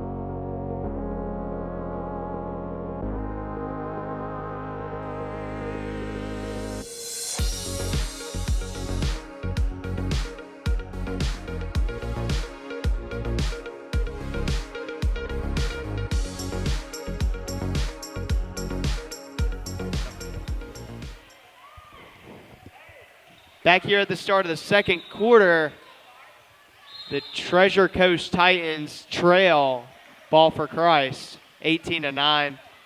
They do start out with the ball here. A new face on the court for the Titans is number 4, Mason Patel. Once again, if you're just joining us, I'm Max Mesman, and you're watching the U.S. Amateur Basketball Tournament. Right here, we got a 4th grade showcase as a steal once again by Isaac Williams. Passes it off. Trying to get it back, he does. Now Zabritsky over to Cabrera. And a nice steal right there by Randolph. Driving by himself. Finishes the fast break. Titans down by 7. Cabrera wasting no time. Wide open Elijah Joseph. And a timeout here by the Treasure Coast Titans. It'll be a full timeout. And actually it'll be a 30-second timeout. So we will keep it here. The Treasure Coast Titans down by 9 points, 20-11. Although I will say, this is probably the closest any game has been so far today at this point. So if you're the Titans, you got to continue playing like you got something to play for, because you do. You're only down 9. And I think getting the ball to some of their star players that have been able to score, Aiden Donaldson, as well as William Pyatt, who is currently on the bench. Whereas on the other side for Ball for Christ, it's been all Noah Marone Cabrera. Whether it's shooting, passing, offense has run through him. The Titans bringing it up the court. Over in the corner, Custom Border. He hits the mid-range. The perfect start coming out of the timeout for the Treasure Coast Titans. Now in the corner. And he knocks it home. Number 9, Cameron Soldano. First time saying his name. Now the Titans bring it back up the court. And it's stolen away once again by the Titans, but a block. And it will be called a foul. Dallas Etienne getting back. What looked like it was going to be a runaway bucket for Azion Williams will be a trip to the line. Good hustle right there by Etienne. So at the line, Azion Williams. And he misses the first, so that foul by Dallas Etienne, a good one, without giving up the easy bucket.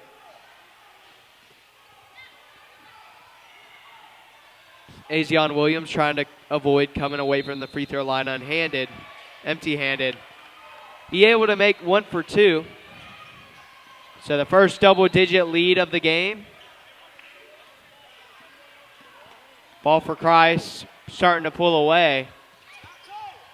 And now Patel driving around. He stops and shoots. Just way too short. Ball for Christ back on offense. Isaac Williams bringing it up the floor. Now trying to go to the corner. It falls out of bounds. It will be Titans ball.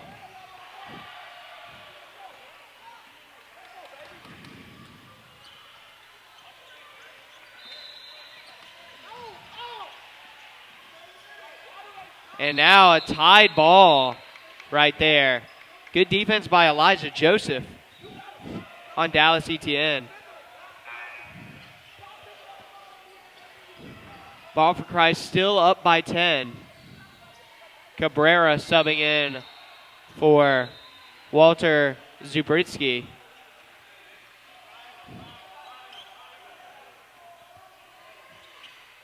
Cabrera passes it up top. Now gets it back. Floater. Short.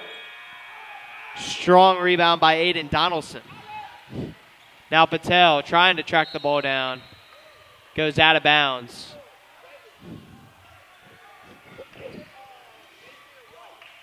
It'll stay with the Titans.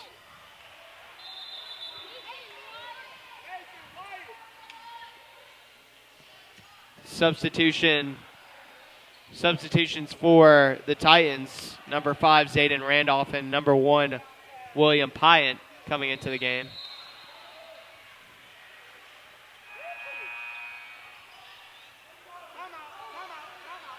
And looks like we're going to get a timeout here by the Titans. Unable to get the ball in bounds. Ball for Christ.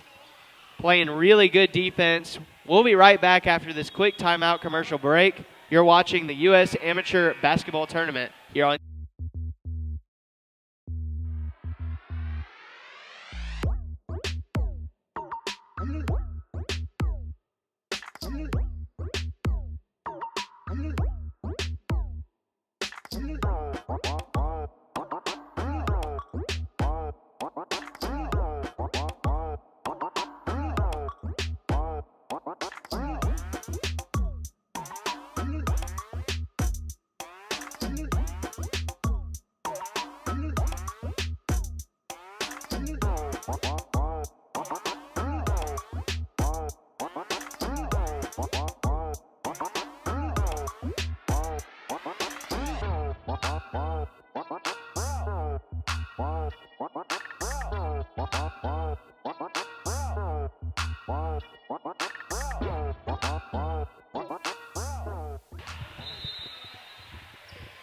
Titans ball on the inbound, coming out of the timeout. They get it down to Donaldson, who draws the foul. Foul is going to be on number 22, Elijah Joseph.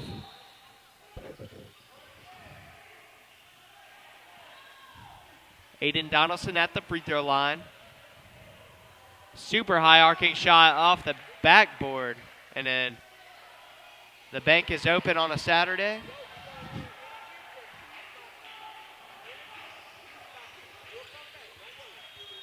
And he's able to get the friendly roll on the second one. Back within single digits.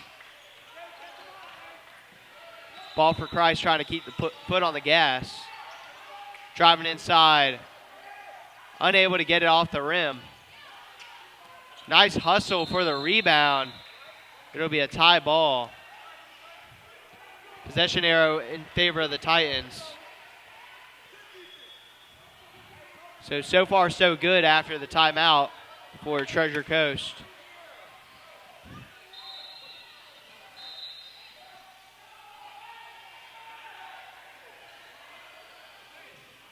Titans trying to make some subs here. Coming into the game is Ryder Ole. And Randolph tried to pass it over to Etienne. Cabrera down low. Able to use that pass from Isaac Williams.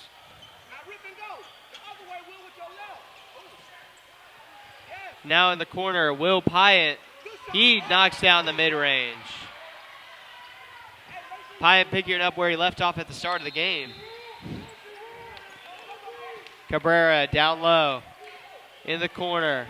Back up to Cabrera. Good ball movement for Ball for Christ. Putting it up off the backboard. No good. Rebound, but it's picked up by Randolph.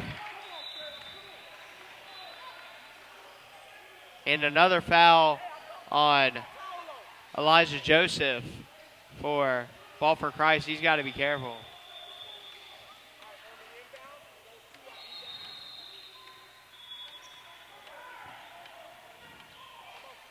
Treasure Coast taking it the other way. Etienne off the bank. Dallas Etienne utilizing the backboard for that three.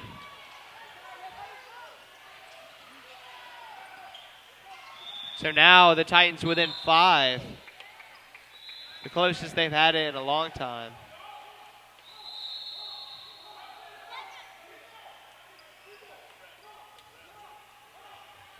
It'll be a throw-in for the Titans by Ole.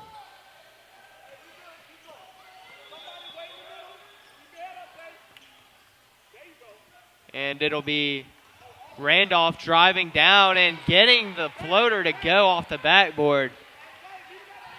And just like that, it's a one-possession game.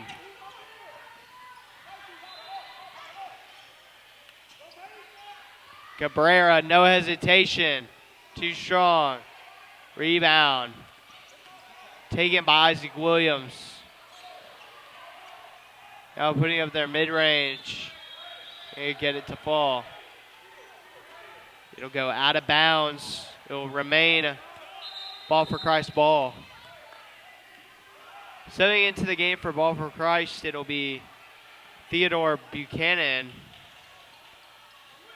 replacing Cameron Soldano. Almost tipped it stolen away by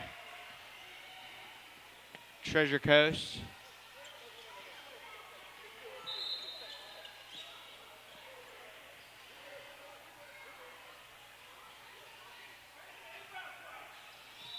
All right. And Zubritsky looking for somebody to pass it to. Wide open at the top, Williams. Swings it over. Left off the front iron. And now going the other way, William Pyatt. And he makes it in. The Titans within 1 in a heartbeat. And just like that, this game has flipped on its head. A 9-0 run for the Treasure Coast Titans. It's a full timeout, so we'll take a quick break, but don't go away because these last 2 minutes and 8 seconds should be a doozy here in the first half between Ball for Christ and Treasure Coast.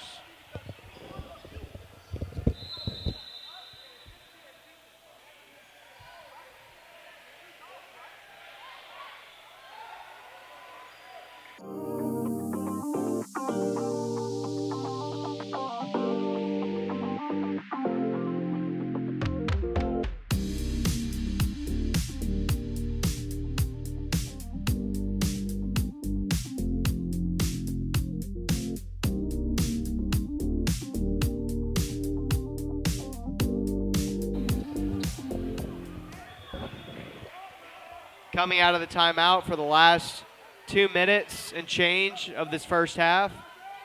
We have a 1-point game on our hands. That three, no good. Rebounded. Still fighting for the ball. It'll be a tie-up. And it should be in favor of the Titans, but looks like they're going to give it to Ball for Christ. So Isaac Williams, three, no good.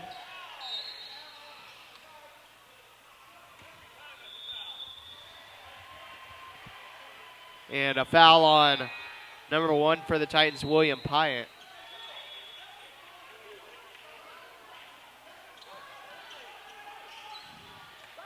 Trying to get it to Cabrera. It's stolen by Pyatt. Pyatt taking it the other way. And he gives the Titans their first lead in forever. 11-0 run.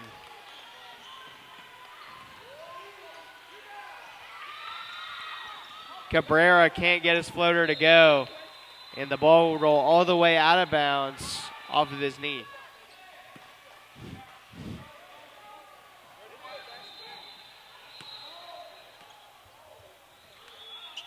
Titans now with a chance to extend their lead. Randolph out.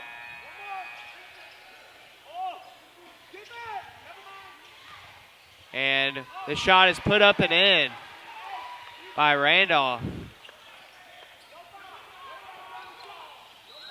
So now Ball for Christ on their heels. It's literally like seeing a mirror image of how these teams are playing from the first quarter to the second. Treasure Coast playing with all the intensity right now. Ball for Christ on their heels.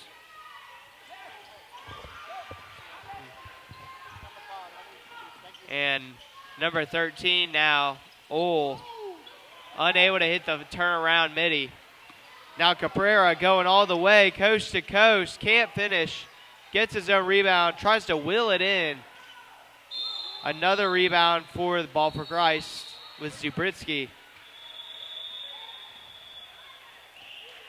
It will be a throw-in for BFC.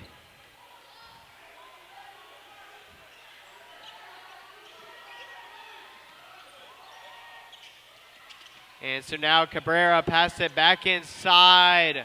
Nice vision right there by Marone Cabrera, finding Azion Williams. And that shot no good. Titans able to get the ball back. And now falling on the floor for it. Under 20 seconds. Ball for Christ gets the steal. Down by 1. Driving to the rack, Azion Williams draws the foul with 8.8 seconds.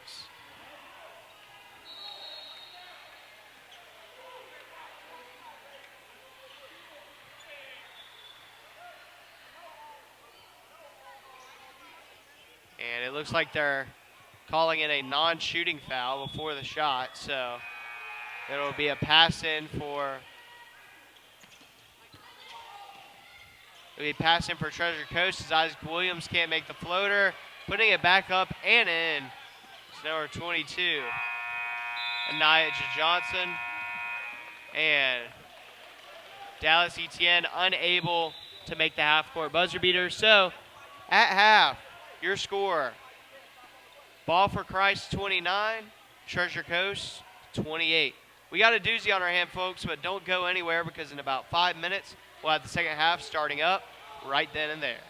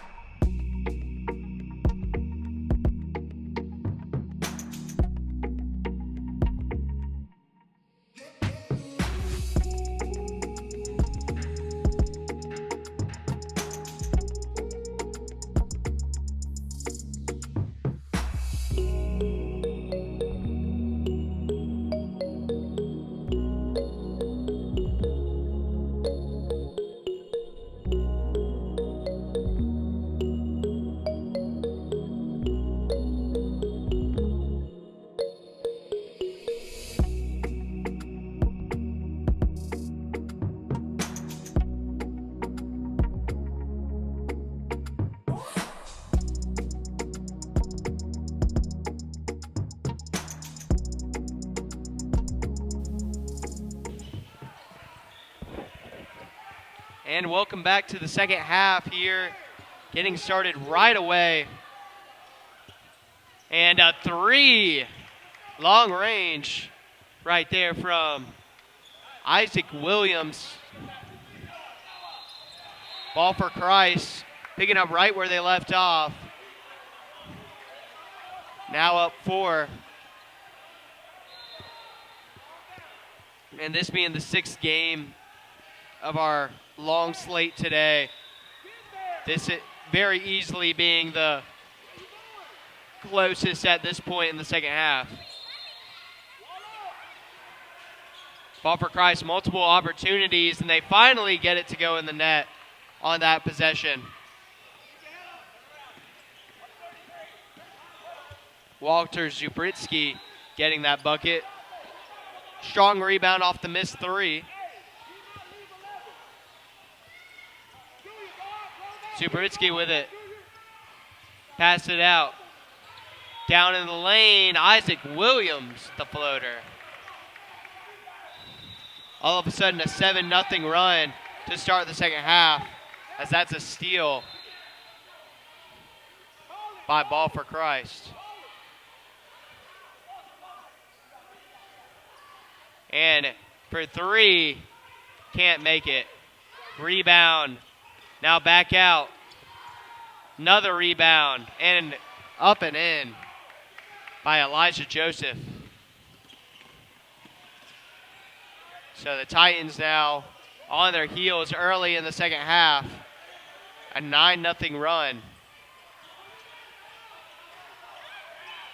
And a steal by Zubritsky. Now Asian Williams has it knocked off his knee. And now Mason Patel coming the other way. And is stolen away.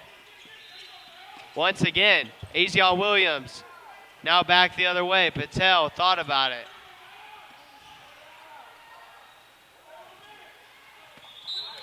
Randolph, or excuse me, Patel hitting it off the arm of Cabrera. It'll stay with the Titans.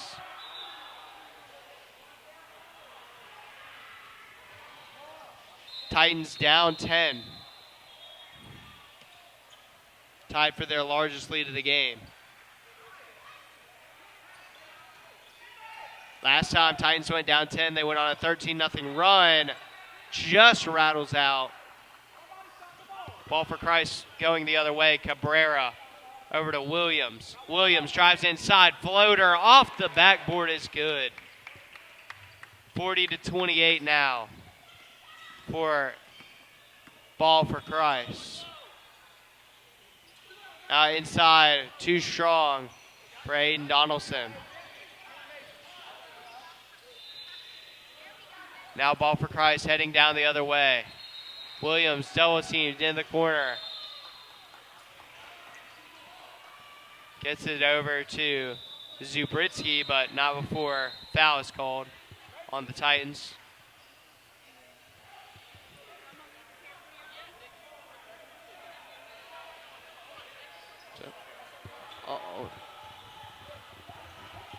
And now Asian Williams drives inside. Chucks back up off the rebound. Williams gets his own miss. And it will be heading the other way, as they called a travel on Asian Williams.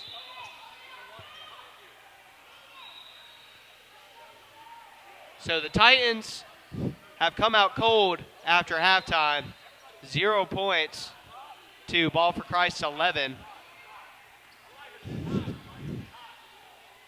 If that's a boy you want to get it to right now, if you're the Titans, Will Pyatt scored their first 6.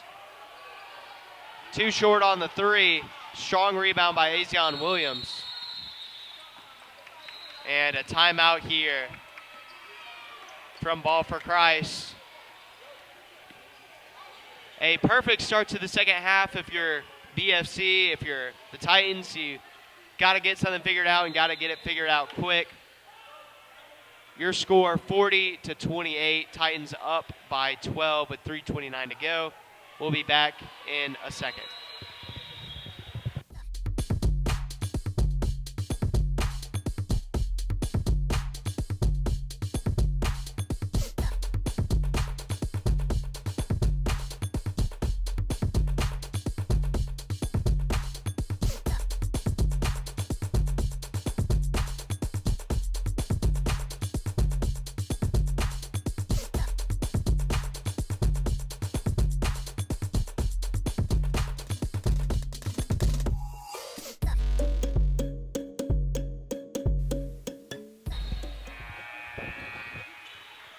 coming out of the timeout.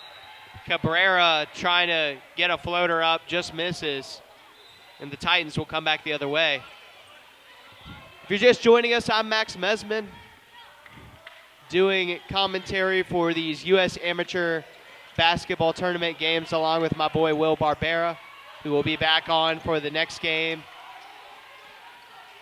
Right now, the Treasure Coast Titans going up against the Ball for Christ team. Right there, a foul on Ball for Christ, so it will be a throw-in for Treasure Coast.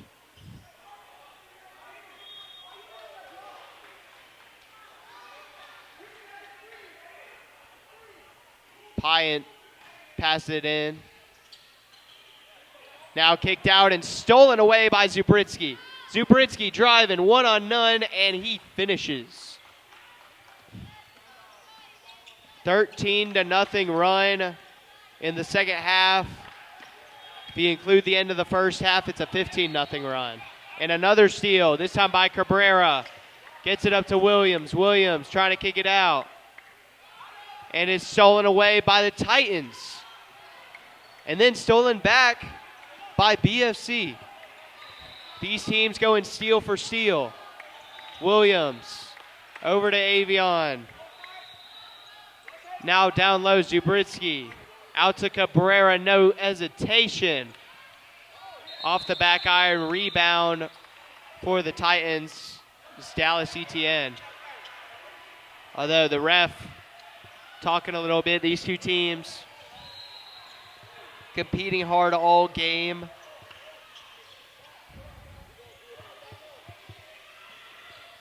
At halftime, this game was looking like it was shaping up to be a instant classic. Still time to be that, but the Titans got to get something and get something going fast. ETN double teamed, looking for a pass. Stolen by Zubritsky once more. Got to have at least 5 steals. Now driving down low.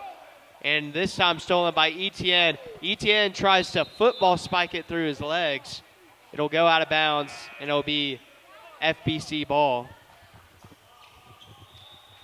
Excuse me, BFC.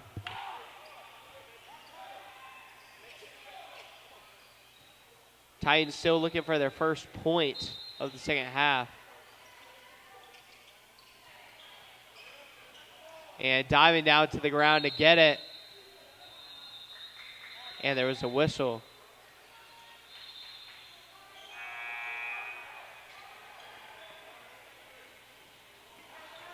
And so bringing it up the floor for Treasure Coast is Zayden Randolph. Almost stolen away again by Zubritsky. Now out. Thought about driving it down, but it will be out of bounds in favor of Ball for Christ. Just over a minute to play here in the third quarter. Ball for Christ outscoring the Titans 13-0 in this third quarter. Cabrera down low. Looking for somebody to pass it to. He's able to float it up and in.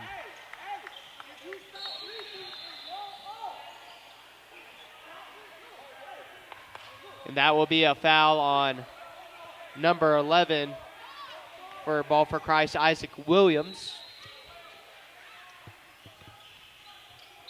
A 15-0 run in this third quarter alone. Absolutely absurd. That was not what I was thinking would happen coming out of the halftime break. Titans now definitely got to try and at least get some points before we go into the fourth quarter. And now a fast break here for Ball for Christ. And one.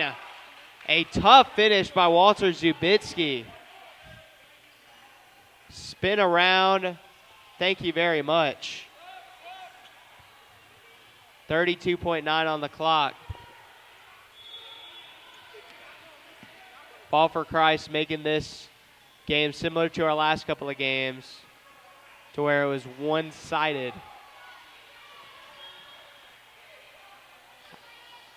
Zubritsky at the free throw line. Makes the first, or makes the only one, excuse me, to make it a three-point play. So 47-28. 20 straight points for Ball for Christ. And now going to the other end, 2-on-1. Zubritsky catches it, can't finish the layup. Avion. It gets over to Williams. Williams tried to pass it to Joel Bonnet Marone.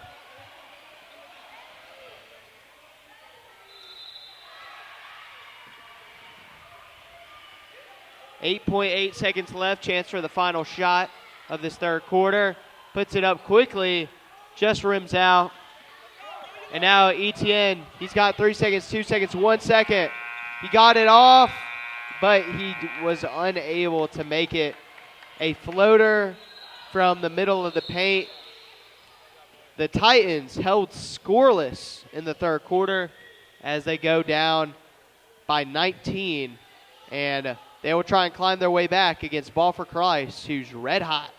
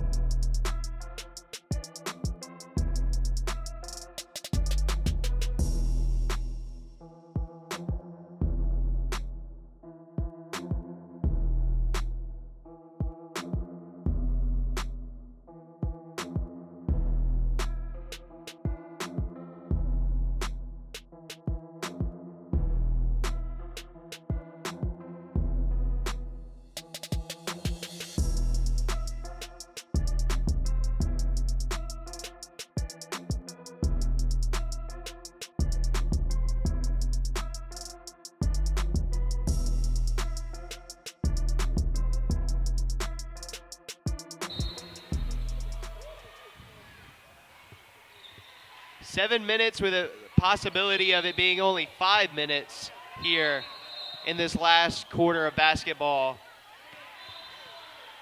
Ball for Christ with an absolute stunner in the third quarter. 18 points to 0. That's right, folks. The Titans have not scored a point since the first half, and we are in the fourth quarter. Can they do it here? At least not on this possession, because the Ball for Christ defense has become unstoppable. Now trying to get it to Zubritsky. This shows promise. 2-on-1, Randolph, and he puts it in. It was only a matter of time before the Titans were able to get back on the board. Down by 17. They can't allow any more buckets. A foul on Dallas Etienne. That will send Elijah Joseph to the line.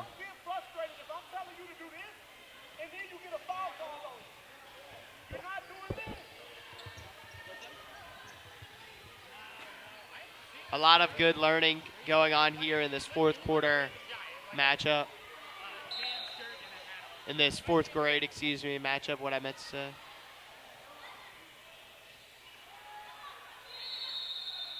Elijah Joseph at the line for Tampa Prep, for Ball for Christ. And he makes both. So Ball for Christ still trying to push for that 20-point lead.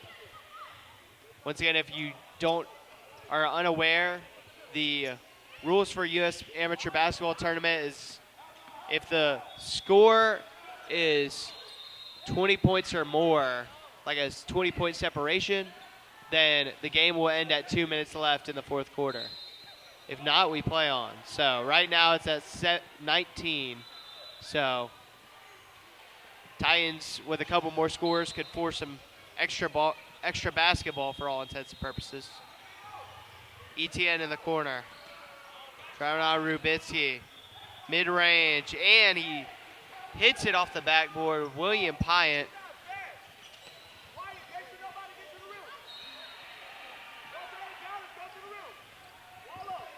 And now the other end. Able to reach it over and put it up for a layup.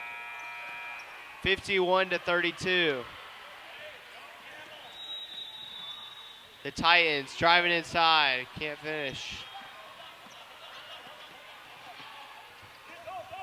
And now, Ball for Christ trying to go as fast as possible. Floater by Rubitsky. Can't make it. Cabrera gets the steal. Passes it to Valentine. Can't score. Now getting his own rebound, and Cabrera finally makes him pay. Now coming down the other floor.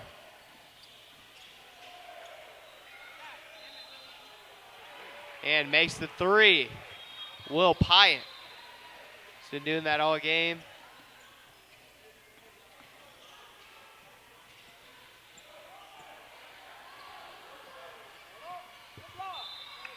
And the shoe. It's like down tying his shoe right now for the Titans. That's Wyatt Custom Border. It will be a throw in for Ball for Christ. What once was a 1-point game at halftime is now a 19-point hole, as that shot is just short. Now coming down the other end, the Titans. Pyatt with it in the fast break. Too easy. Able to cut it down to 17.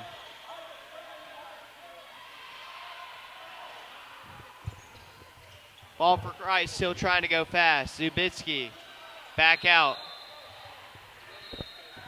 Throwing it around the horn. Williams back to Cabrera. Bonnet Marone. Now Rubitsky. Can't make three. And it's hit out of bounds by Williams.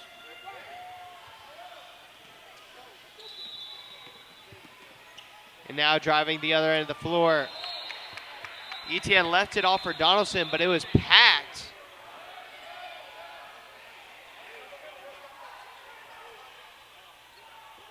So 3:04 to go.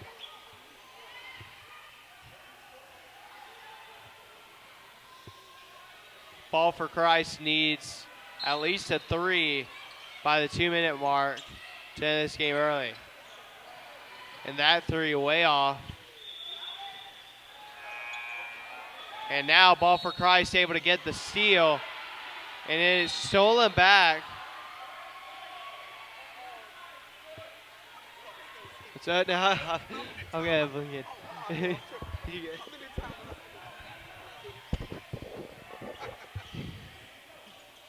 Titans back on offense. Patel inside, pass it on the baseline. Good look for Pyatt, can't make it. Rebound, and a foul drawn by Aiden Donaldson. So he'll go to line to shoot two. And it looks like this is the first game where we will be seeing inside the 2-minute mark at the end of the game. Donaldson makes the first free throw.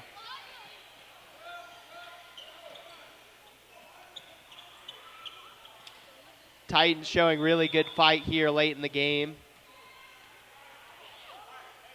Kept it close all first half. Bank shot works once again for Donaldson. 4 for 4 from the free throw line. Cabrera bringing it up the floor. Now taking a shot, and too strong. Titans coming back down the other way. Patel gets it blocked, able to get it back to himself. Can't make the shot. Donaldson too short, and Cabrera able to save it. 1 minute remaining. Ball for Christ trying to put the touches on what is a excellent win. Cabrera with it in the corner. Back to Azion Williams, now to Cabrera. And a steal. And Patel driving down the lane. He can't finish the layup. Rebound Donaldson. Now Patel. Rebound Cabrera. 27 seconds to go. Ball for Christ up by 15. The Titans did put up a fight. As right there, some insurance points for Ball for Christ as Theodore Buchanan. And a nice finish right there by Aiden Donaldson. As Ball for Christ, gets the win over the Treasure Coast Titans, 56-40. The first game on this court so far today to go the entire distance. A game that was a 1-point deficit for the Treasure Coast Titans at halftime, unable to withstand a 18-0 third quarter by Ball for Christ. And don't go anywhere because we will have a post-game press conference interview with the player of the game in just a couple of minutes.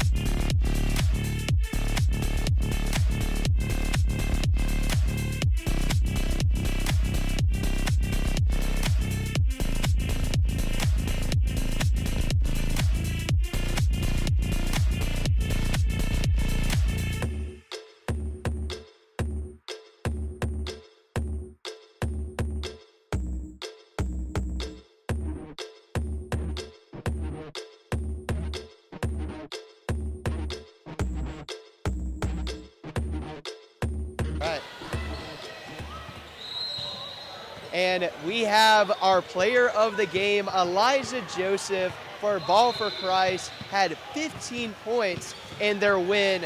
And Elijah, how'd you do it? You know, out there, you were down low, you were scoring buckets in the paint, you were scoring buckets from the mid-range. What was your mindset going on into this game? Fun and fast. All right, fun and fast. I like it. That's a good game plan.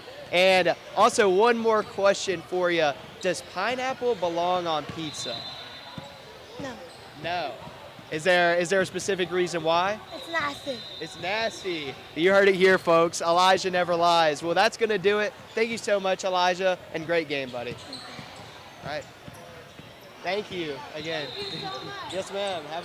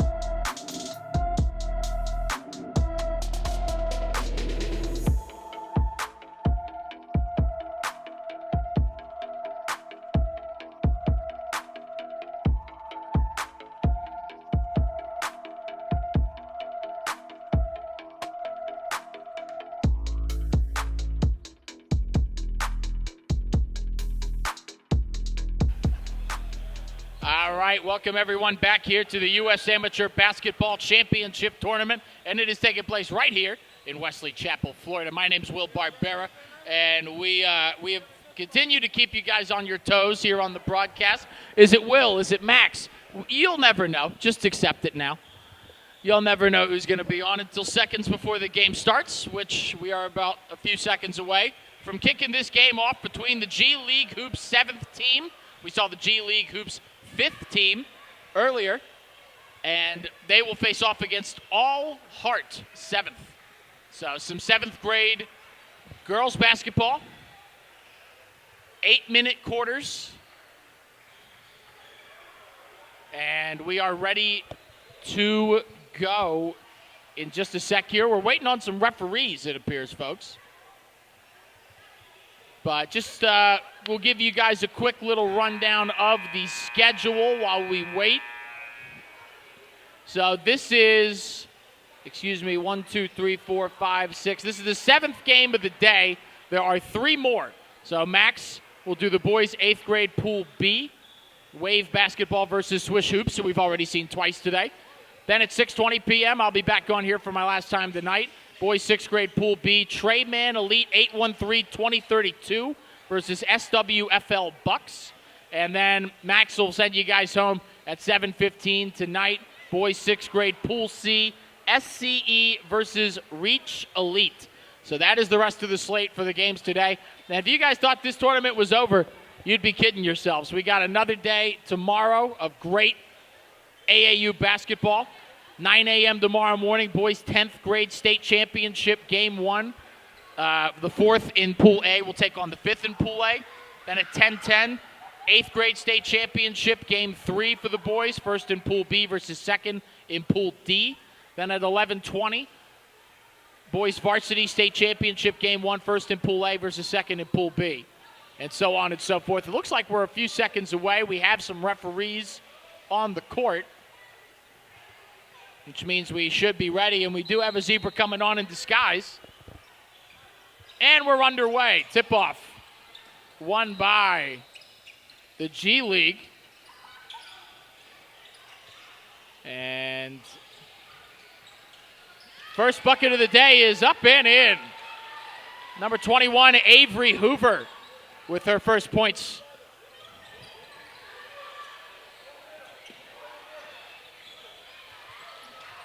Ball All Heart now trying to respond. Maria Thomas with the ball now. Over to Amnesia Linton. Inside, blocked as Maya Patton had it blocked. And now a 3, and up and in. Friendly roll from Caitlin Windish. And it's 5-0 G League here early, a little less than a minute in.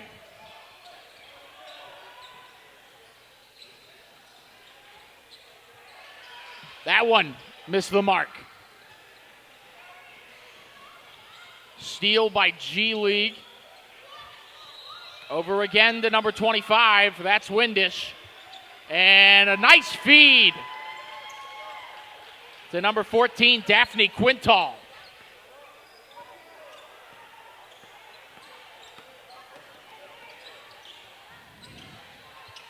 Nice dish inside. Airballed the layup. Now trying to kick it back out. And it's stolen by Finley Sladek. Back to Bryn Naughton. Now on the drive, and they'll say she was out of bounds. So it will be All Heart basketball. 7-0 early.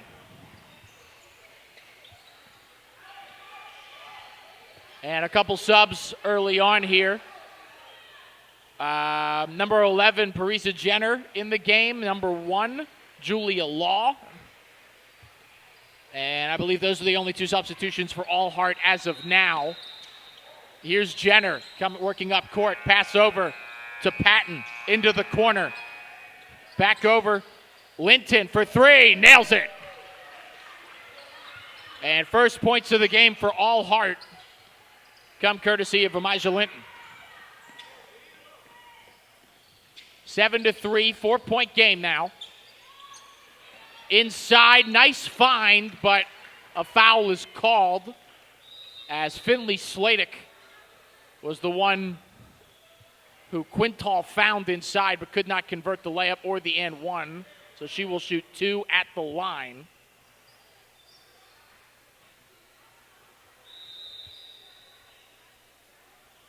First for Sladek, in and out.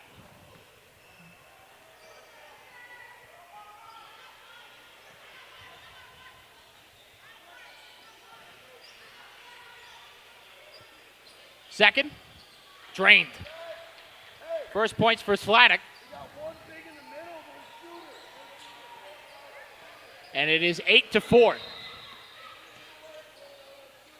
Or excuse me, 8-3. I apologize. Inside is Patton, back out to Linton, over. And now a three, too strong.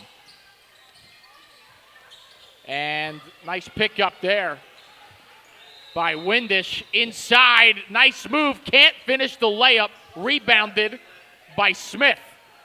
Skylar Smith on the rebound. Here is Jenner. Nice find to Law, who makes the raindrop. 8-5.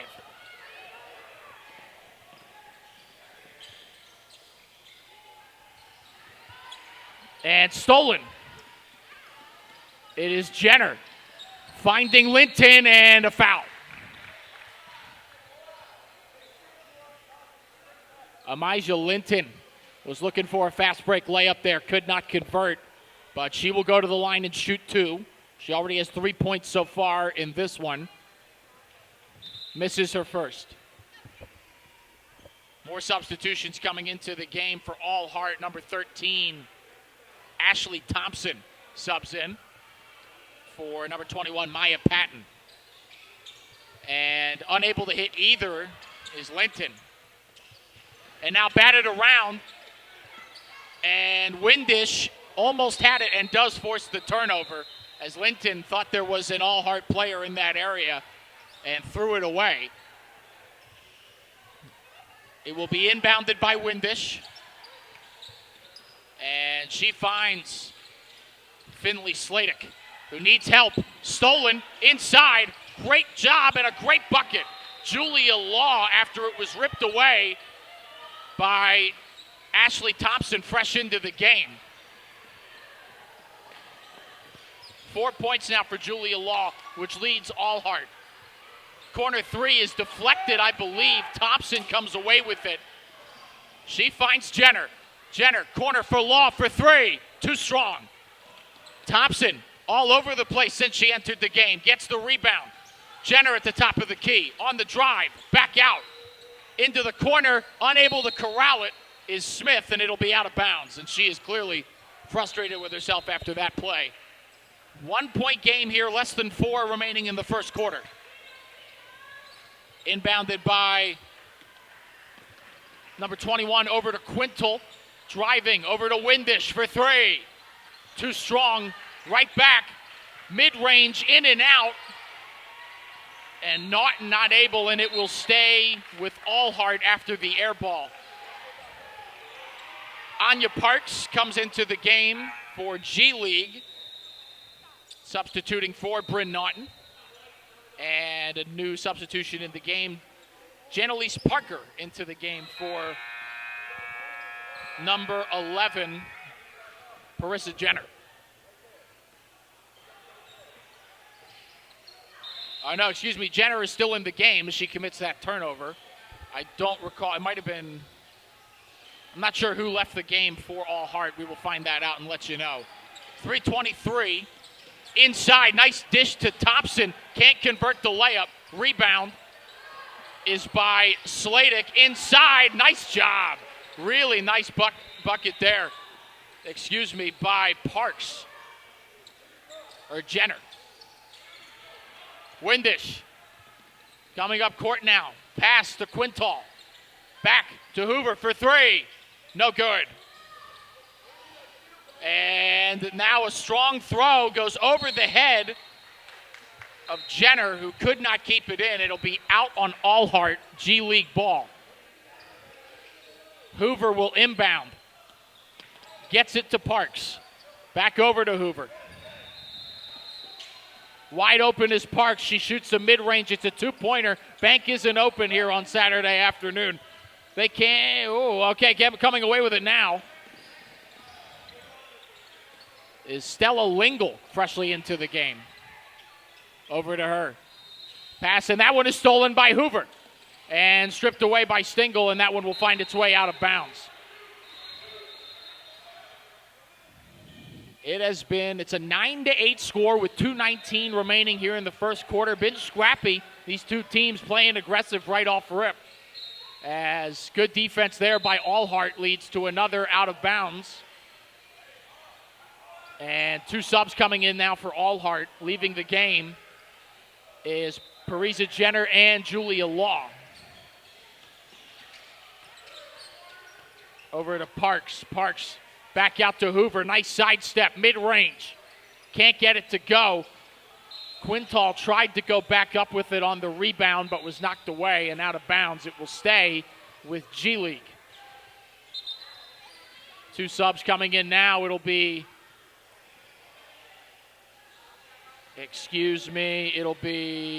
Jasmine Winder. And there she is at the top of the key. Pass over, Parks corral it. She knocks it back in right to Janalisa Parker. And now, trying to keep it in was Selma Samori. Thompson corrals it after the loose ball. Back to Samori, looking for an outlet, and it's stolen by Parks. And now she throws it over to Hoover, who does corral it after it hits her feet, and she'll bring it up court. Hoover to Winshire. Now to Winder, over to Parks. A lot of ball movement here for G League. Hoover to Norton. She tries for three. Can't get it. Back to Hoover. She tries three. No good there. Loose ball recovered by Parker. Parker, mid-range from the free throw line. Bank is open for her. And it's 11-8, Allhart.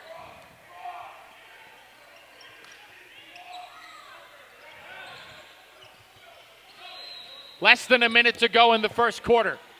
Winshire almost lost it, finds Winder. Easy bucket, finds the net. And it's a 1-point game with 45 seconds and counting here in the first. Allhart will bring it up court.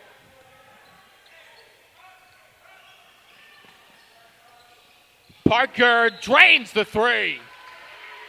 14-10 now. And 5 points for Parker. And Parks trying to evade the full court press. She finds Hoover out to Winshire. Looking for an outlet. Finds Parks, nearly loses it. She keeps it in bounds. Needs help. Over to Hoover. Now finds a wide open Norton. Forgoes the three-point attempt. Shot is blocked, and there's a whistle.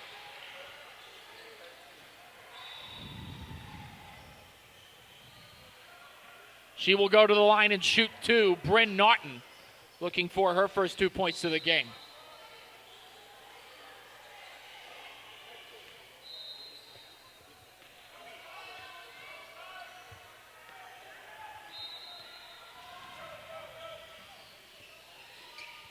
Norton misses both. Mowry thought she had it, was going to launch it, and had it knocked away. That will end the first quarter, a very competitive first quarter, and it has Allhart leading the G League 14-10 as we go to the second.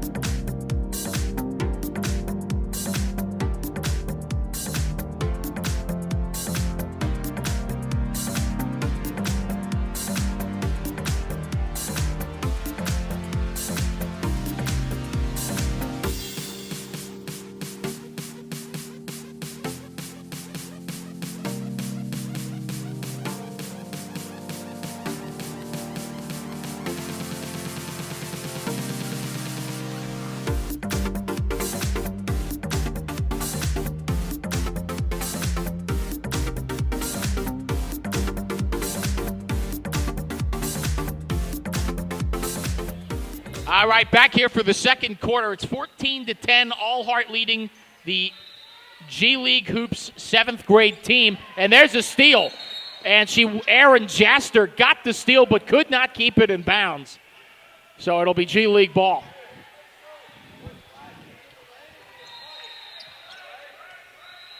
Hoover will inbound.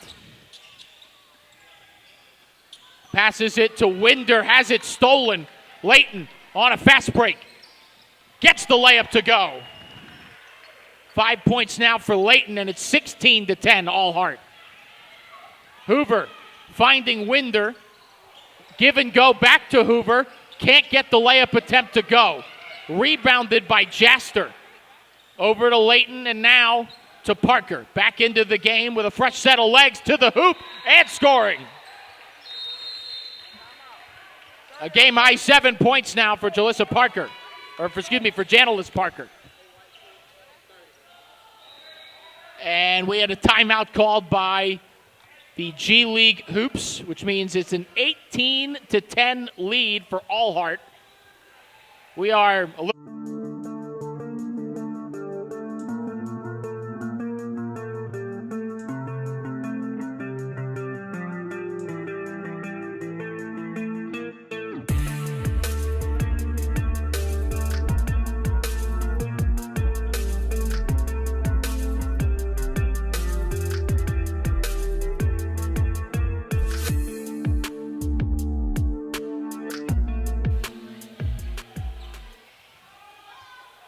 So timeout is over. Looks like we'll get back to it here.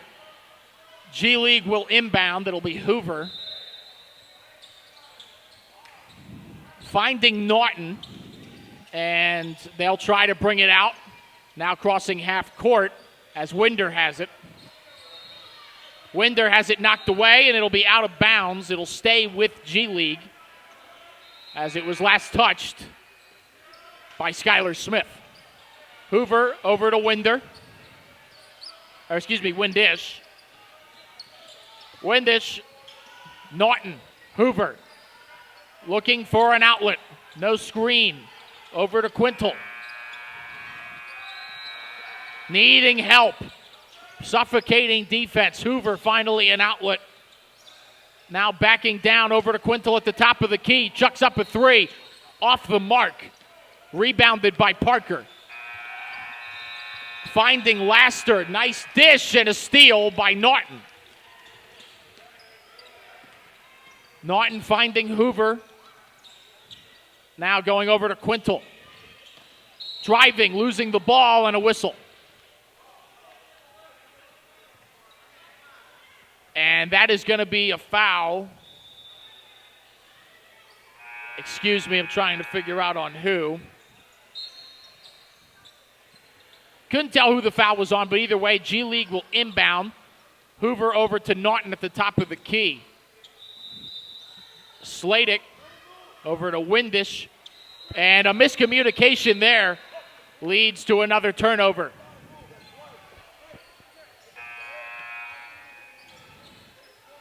(18-10). About 6 minutes remaining here in the first half. Skylar Smith with the ball at the top of the key, having just crossed Calf Hort. I just said Calf Hort. Meant to say half court. Forgive me, folks. Skylar Smith for three. No good to the right, and a nice follow-up and finish by Parker. 9 for her now. And Naughton able to corral the pass from Hoover. It's a 20-10 lead. Pass to Quintal inside. Nice bucket. And an even better feed from Bryn Naughton. Now 20-12. Smith over to Layton. She picks up a three. Not enough on it. Right back to her. Now to Parker. Top of the key. Makes a move at the line. Too much on it. Loose ball on the ground. Picked up by Patton. Stolen by Windish. It's a fast break opportunity. She lays it up and in. Now 20-14. And G League starting to erase a little bit of this 10-point deficit here. Down to 6 with 5 left in the half. Patton tries the turnaround, can't get it to go. Hoover just crossed half court. Over to Norton. Norton chucks it up. Windish able to keep it from Layton. Windish for three. Off the mark. Rebounded by Quintal. She puts it up, can't go. Laster will find Parker, who finds Smith. She puts up a three. Wide open and drains it. And a much-needed answer there that puts it back to a 9-point lead for All Heart. 23-14 as we're at 4:15 and counting. Norton bringing it up court. Not able to keep it around her is Sladek. Hoover able to corral the loose ball over to Quintal, working on a double team. Can't get the shot to go. Rebound by Smith. Here comes All Heart. Parker bringing it up. Parker can't get it to go. Rebound by Quintal. Loses the ball at half court. Hoover fighting for it. It's picked up by Parker. Now over to Patton. Layup is good. And it's an 11-point lead now, 25-14. First double-digit lead of the game for either team. I'm sorry, that's actually incorrect. 10-point lead earlier on the other side of things. Norton in the corner. And that is going to be a foul on number 21. I believe that is Maya Patton, and it is. So at 3:22, we have a stoppage. A couple subs coming in for both teams now.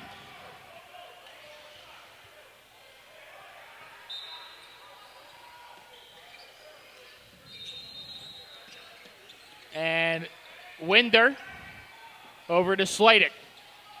Finds Parks. Good defense here by All Heart. Really suffocating. Parks looking for an outlet. Steps through the double team. Winder, that's a two. Can't go. Rebounded by Thompson. Selma Samori passes that one over to Parisa Jenner. She puts up a three. Can't go. Thompson on the rebound. Over to Law. Back to Thompson for three. In and out. Couldn't get it. Lingle gets the rebound and a splash. My goodness. Selma Samori from downtown.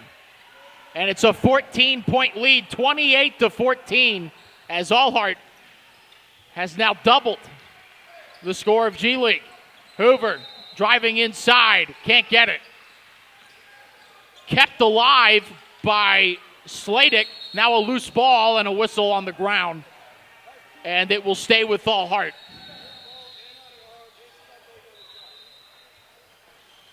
Coach for girls hoops not happy, or excuse me, for G League rather, not happy with the referee. 2:05 and counting inside to Thompson. Out to Stingle, corner three, drained. And they are starting to run away with it now, 31-14 with less than 2 to go. Till half. Hoover to Sladek to Winder, and that's going to be a push on Thompson. Ashley Thompson with her foul there. So Quintal will sub in for Winder. Actually, Jasmine Winder stays in. It will be Caitlin Windish who will be subbed for. Loose ball on the ground. Law picks it up. Over to Samori. Drive to the rim. Can't get the layoff off the glass to go. Thompson with the rebound. Fight for the ball. Hoover comes away with it. G League looking for Winder. Batted away by Jenner. She stays with it, able to corral it. Oh, and now Parks. It's on the ground again. Over to Law. Now Stingle on the drive. Teardrop is good. 33-14 with a minute remaining here in the first half.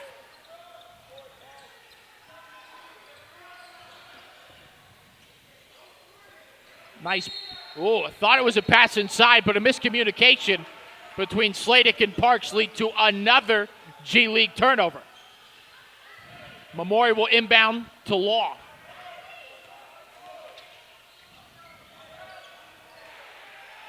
Jenner inside, pass to Thompson, can't corral. Hoover coming away with it again. That's got to be her 5th or 6th steal of the game.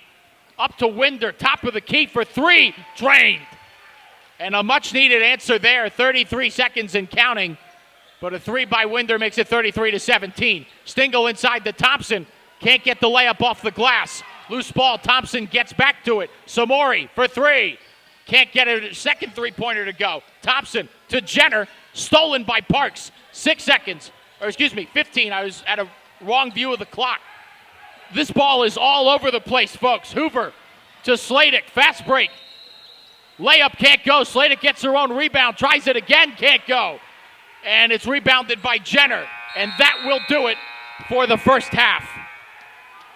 Absolute chaos leads to a 33-17 all-heart lead over the G League Hoops 7th grade team. We will take a 5-minute halftime break, and we'll be back for the start of the second half. Once again, 33-17, all-heart leads it.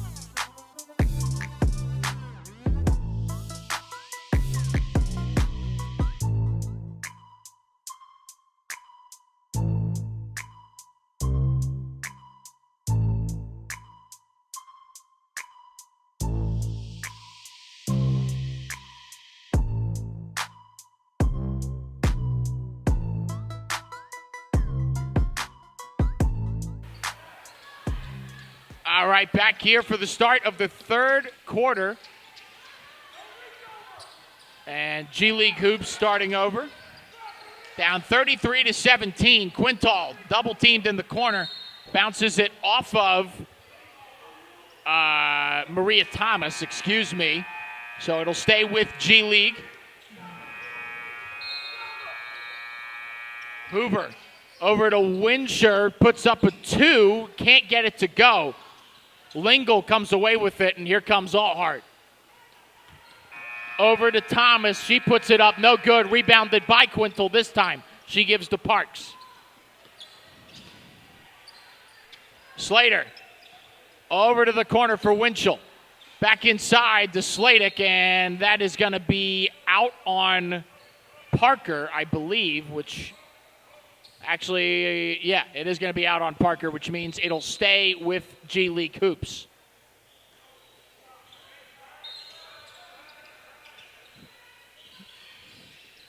Pass out to Sladek at the top of the key, over to Quintal in the corner. Sladek, nice give and go, cut to the rack, can't make the layup, rebounded by Samori.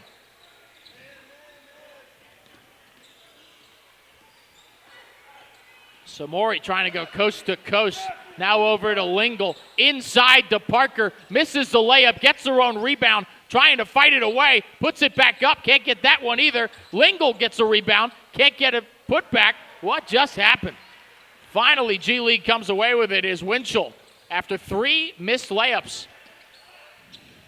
Hoover to Parks. Thought about it. And that's a whistle. And that one's going to be on Maria Thomas. Hoover once again on the inbound. And a steal by Parker. Over to Thomas. Fast break. Layup no good. Rebounded by Quintal.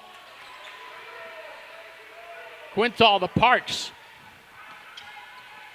And banks it off the glass.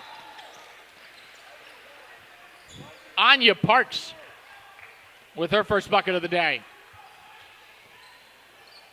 Parker puts up a 3, too strong, rebounded by Thompson. Tries to dish it to Lingle. Loose ball picked up by Quintal. And back to Parks, working against Thompson. Tough move, can't make the layup. Rebounded by Hoover. Hoover. Pass to Sladek, able to corral it with Lingle, but Thompson strips it away. Pass to Thomas. Inside the three-point arc, but drains the two-pointer. 35-19, Alhart now.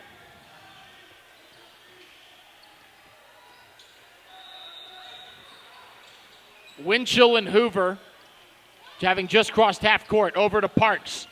Now to Sladek in the wing, over to Winsher. 3, drained it. Actually, it was a 2. 35-21 now. 14-point game. 5 minutes and counting here in the third quarter. Samori kicking out to Thompson. Now she's on the drive. Tried to scoop layup, couldn't get it. Gets her own rebound and finishes it. Really nice, tough layup there by Ashley Thompson. 37-21 now. Hoover to Sladek. Parks inside the 2, too strong. Sladek trying to corral it, and a whistle. Will be out of bounds on Sladek. Alhart basketball.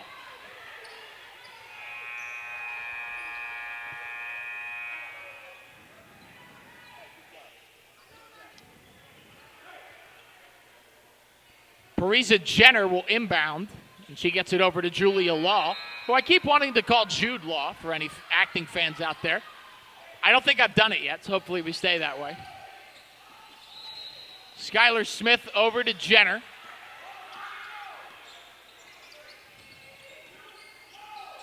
Jenner, beautiful bounce pass to Law, who bluffs the layup. Winsher comes away with it. 4 minutes left here in the third quarter. Pass inside to Parks. Kicks it back out to Hoover for three. Air ball, not enough mustard on it.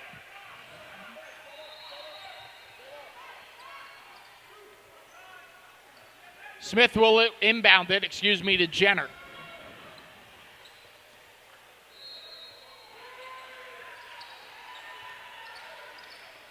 Jenner working on Parks to the cup. What a move and a finish. Parisa Jenner with a nice bucket makes it 39-21. Lead is now 18. Hoover finds Parks. Back down to Norton. Tries to get it to Quintal, but it's stolen by Smith. Smith looking for Jenner. She comes away with it over to Layton. She'll try to slow things down. Finding Patton, back to Smith in the corner. Jenner at the top of the key. Working on Parks. Trying to make a move inside. Layup is no good, but we have a whistle and contact. It'll be on Wincher. And that will send Jenner to the line to shoot two.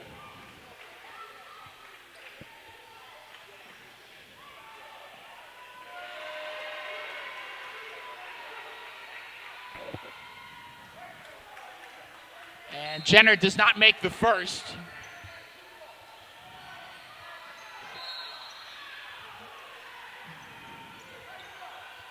Second coming from Parisa Jenner here. Drains the second, making it a 19-point lead for Allhart. 40-21 is the score, 2:55 here in the third, as Hoover inbounds to Norton. Hoover has it stripped. Smith finding Law, who makes the basket. Julia Law. Her fifth and sixth points of the game. And that one off the hands of Parks. And it will stay with Allhart.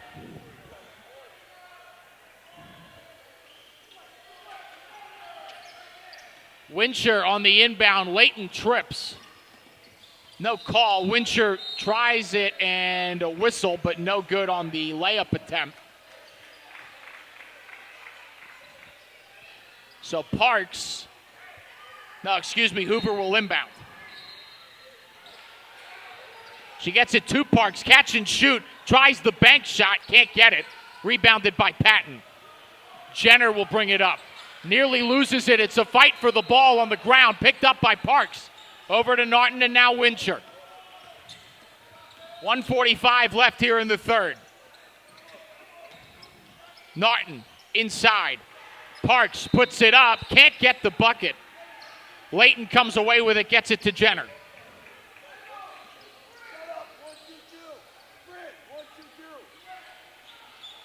Layton, what a beautiful cut, but she couldn't finish the move. Comes away with her own rebound, gets it to Law. Back to the top for Jenner. She puts up a three, drains it. Parisa Jenner makes it a 45-21 game.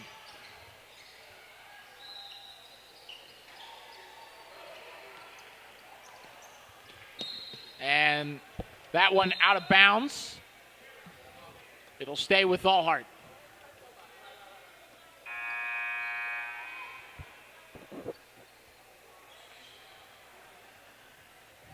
Final minute here of the third quarter.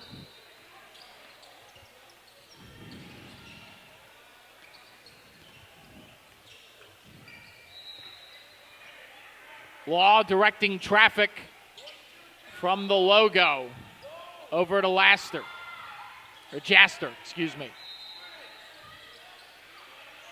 Patton has it stripped by Wincher. Wincher on the fast break, tries to put it off the glass and can't do it. Rebounded by Patton, who finds Law, who finds Jenner way on the other side of the court. 3-on-2, Law can't get the teardrop. Back up by Jaster, gets her own rebound, can't get either of them to go. Rebounded by Parks. And that will do it for the third quarter. 45-21, Allhart leading the G League Hoops' 7th grade team. 45-21, which means it's a 24-point lead. And in case you haven't watched any of the previous games on this broadcast, letting you know how things work here. So obviously we're playing 4 8-minute quarters. If we are tied at the end of those 4 8-minute quarters, we'll go to a 2-minute overtime. If we're still tied at the end of that 2-minute overtime, it'll be a sudden death. First basket wins the game in double overtime. Now, the other thing to consider, if it goes the other way, if we get to 2 minutes remaining here in this final quarter and Allhart is up by 20, or if by some miracle the G League has flipped the script and they're up by 20, then the game will conclude with 2 minutes left. It works somewhat as a mercy rule. But lead is at 24, 8 minutes remaining. G League has kept it close for basically all of this game until this last quarter, where it really feels like Allhart has started to pull away.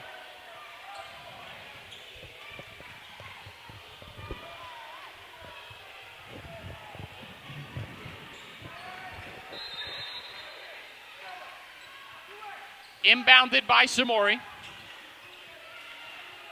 Over to Lingle, and now back to Samori. Working on it is Parker. Can't get to go. Thompson can't get her rebound to go. Quintal comes away with it. Quintal over to Sladek. Parks to the corner looking for Wincher. And it was Parker who tried to save it on the steal but could not. So it will stay with the G League. Hoover to inbound. Pass to Sladek. She corrals it to Parks. Mid-range. No good. It's the second or third time Parks has tried that catch and shoot from inside the three-point line. She has not made any of them.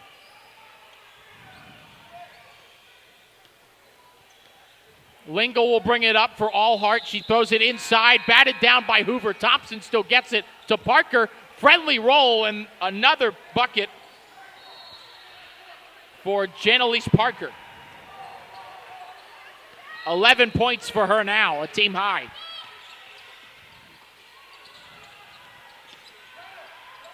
Hoover to Park. Parks finding Sladek, can't get it mid-range. Quintal fighting for the ball, whistles all around. And it'll be Allhart's basketball.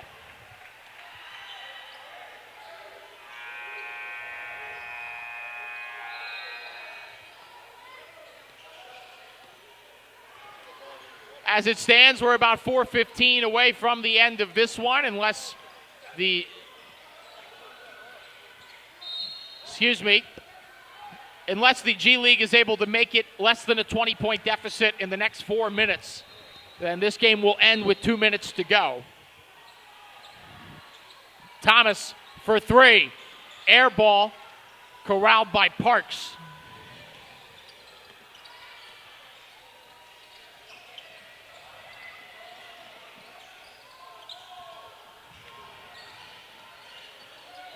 Wincher working on Lingle. Over to Quintal and then to Hoover. Sidestep three, way offline. Thomas on the rebound, over to Samori. Layup, and we have a wedgie. I repeat, we have a wedgie. First of the tournament.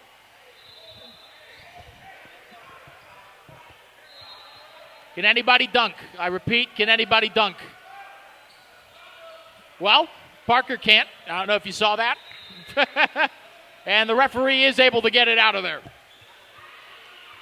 So Samori will shoot two at the line. She was fouled in the process of the wedgie. Can't get the first one to go.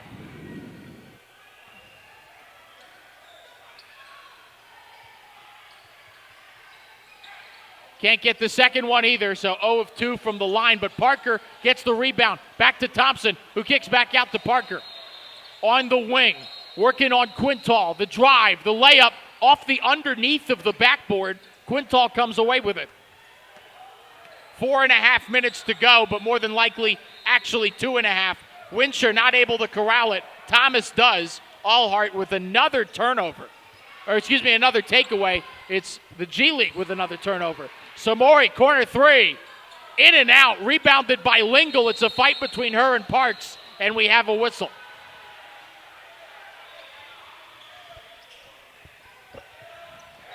More than likely, about 2 minutes remaining in this one. As it stands, it's a 26-point lead for Allhart. Quintal, corner three. This time off the top of the backboard. Lingle gets the rebound. Over to Thomas on the drive, and she loses it, but we have a whistle.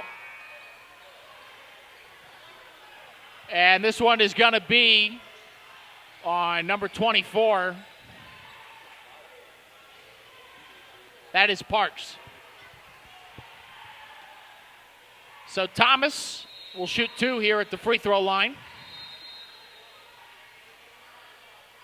Oh, nearly gets the friendly roll on the first, but it tips out. Now a whole lot of substitutions for Allhart. Couple of substitutions for the G League.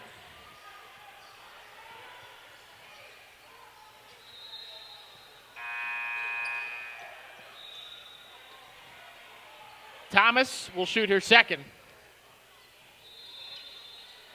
Drains the second. 48-21 is the score. It's now 27. We have about 45 seconds remaining here in this one. And it was relatively close up until halftime. And then in the third quarter, Allhart really pulled away with it as Windsor chucks up a three, in and out, rebounded by Smith. Freshly into the game, there's Julia Law finding Patton and leads her too far. So it's another turnover for Allhart. 20 seconds remaining in this one.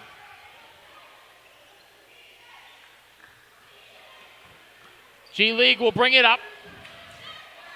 Windsor with 10 seconds remaining. Shot clock unplugged. Winder at the top over to Sladek. 3 seconds, 2 seconds. Windsor banks it in, and that will do it for this one. It's not exactly a buzzer beater, but it's the most dramatic finish we've had today. 48-23 is the final, with Allhart getting the best of the G League Hoops 7th grade girls team. We will have an interview with one of the Allhart girls for you coming up here in just a minute, but it is a win for Allhart. They will move on to the next round. Next matchup here, before I let you guys go, looking at the schedule, is going to be boys 8th grade Pool B, Wave basketball versus Swish Hoops, who are playing their third game of the day on our broadcast. My buddy Max Mesman is going to treat you in that one. But we will be right back with an interview with one of the Allhart players. Until then, sit tight. Max will be right back with the next game.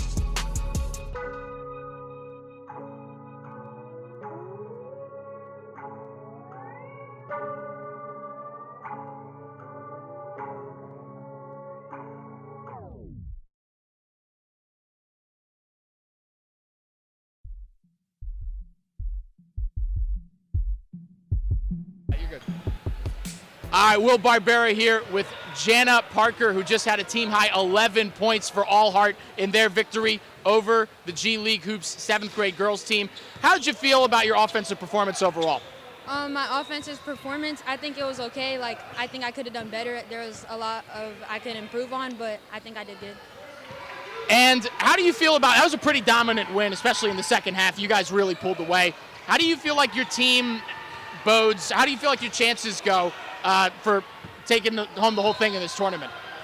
I think they're pretty high. I think we're going to get the win and get the championship, yeah. Awesome. And last question, what's your favorite movie if you had to pick one? My favorite movie, I honestly don't even have one. Probably Home Alone. Home Alone? Great pick, great pick. All right, thanks so much, Jana Parker. Have a good one.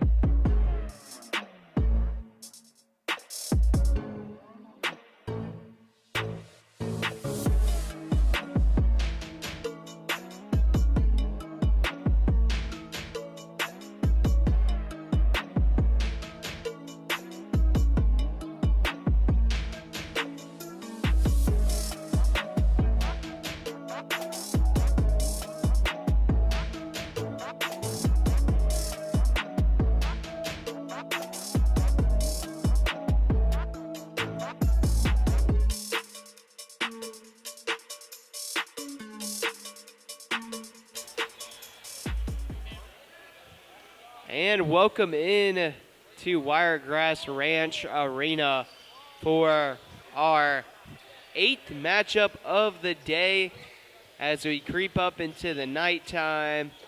Grab your dinner and sit down and watch some more hoops with me. I'm Max Mesman, and we got Wave Basketball versus Swish Hoops for this 5-10 boys 8th grade matchup. One of two boys 8th grade matchups we had today, and the third to last game on our Saturday slate. The starting lineup out there for Swish Hoops, who has the ball right now. You've got number 20 out there for Swish Hoops. And now Wave coming back the other way. Driving inside And finishing the floater, that's number 12, Parker Taylor. Some full court pressure from Wave Hoops here. Swish just trying to get it across the court and able to, putting it up from mid-range, number 33, Ryder Kaplan.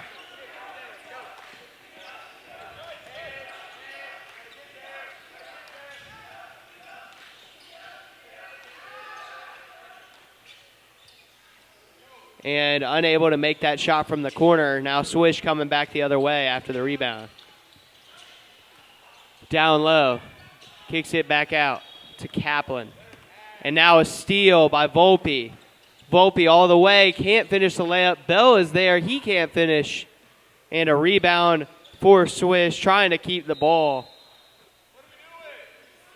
It will be out of bounds off of Wave. Number 1, Jordan Jackson, trying to track that ball down.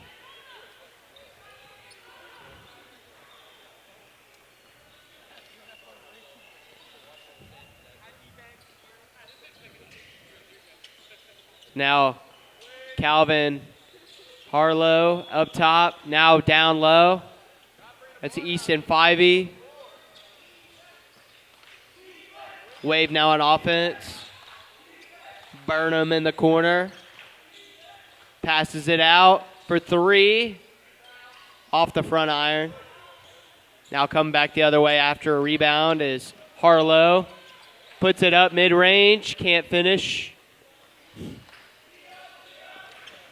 Taylor bringing it back the other way. Now a 3.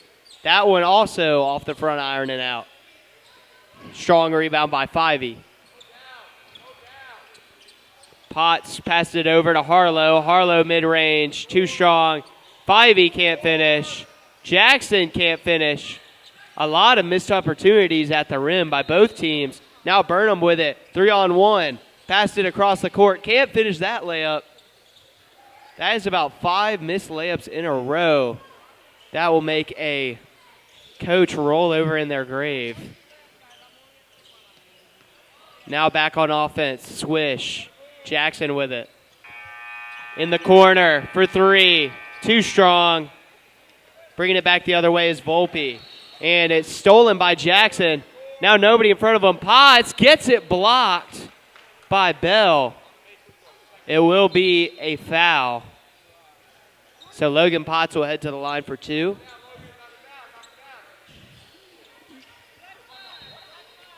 Good job right there, though, by Anderson Bell to not make it easy for him. It is his first foul of the night. First foul of the game by either team, as Potts can't make the first free throw. Trying to take the lead very early in this one, and he does.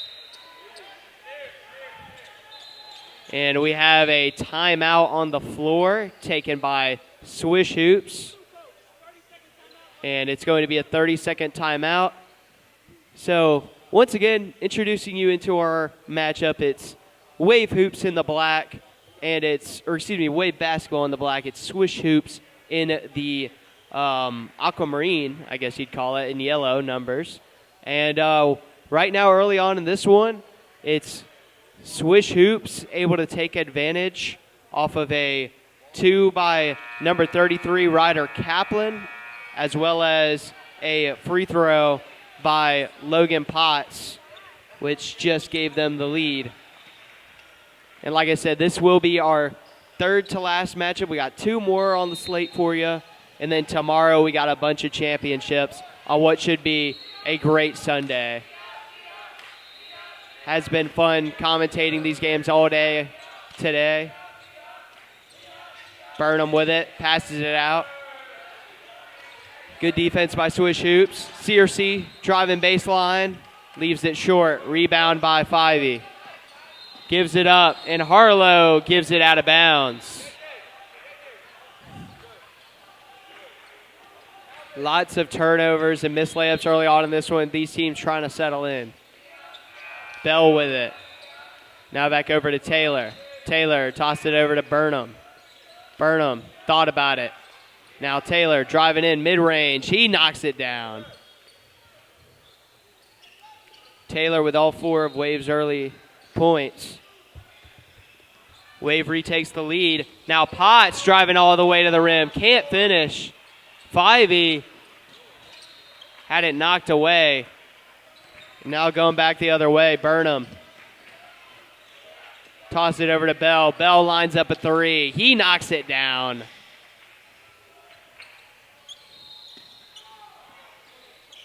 That was Anderson Bell with the tray. Now tossing it up to the rim. That's number 10, Jeremy Humphrey. His first points of the game. Now in the corner, Ullinger. Strong rebound by Cersei. Back to Ullinger. Puts it up. Just rolls out. Nice defense and rebound by Jack Grimes. Potts bringing it up the court. In the corner. Now inside to Harlow. Harlow's got some space.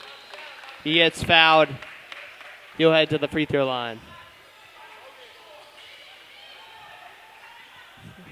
Lots happening here in these first 5 minutes of the game. Calvin Harlow to the free throw line.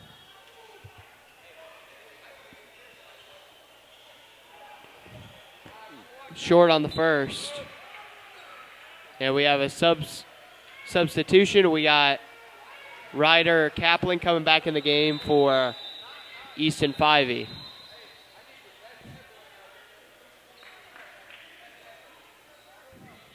Calvin trying to make up for that first miss. And he can't. 0 for 2 at the free throw line for Calvin Harlow. Taylor bringing it up the floor. Gives it off to Bell. Bell in the corner. Searcy just short. Harlow with the head of steam up to Potts. Potts driving low. And he can't finish, but he'll go to the line.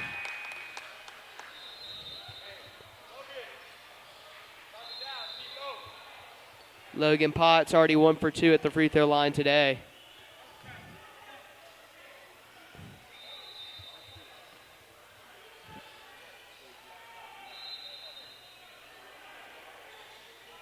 Potts drains the first.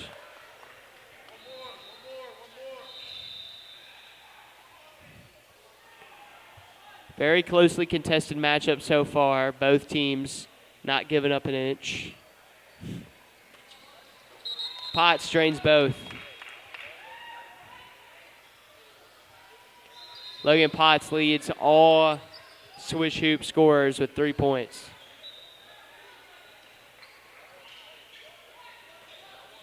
Burnham bringing it up the court. And a 3 right here. Another Manette. Wave retaking the lead. That was Volpe.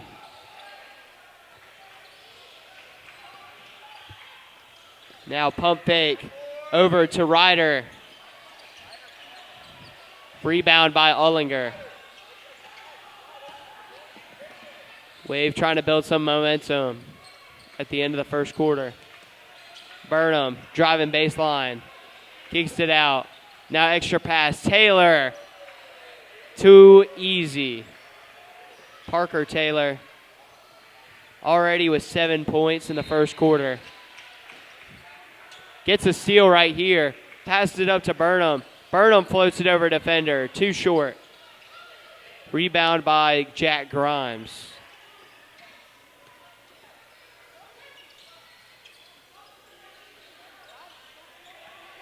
Parker Taylor with the rebound after the Swish Hoops miss. And zooming down the court, Jackson Searcy for his first points. Swish got to get something going here. Wave starting to pull away, up 8. And now another steal. Volpe 2-on-1. Burnham finishes.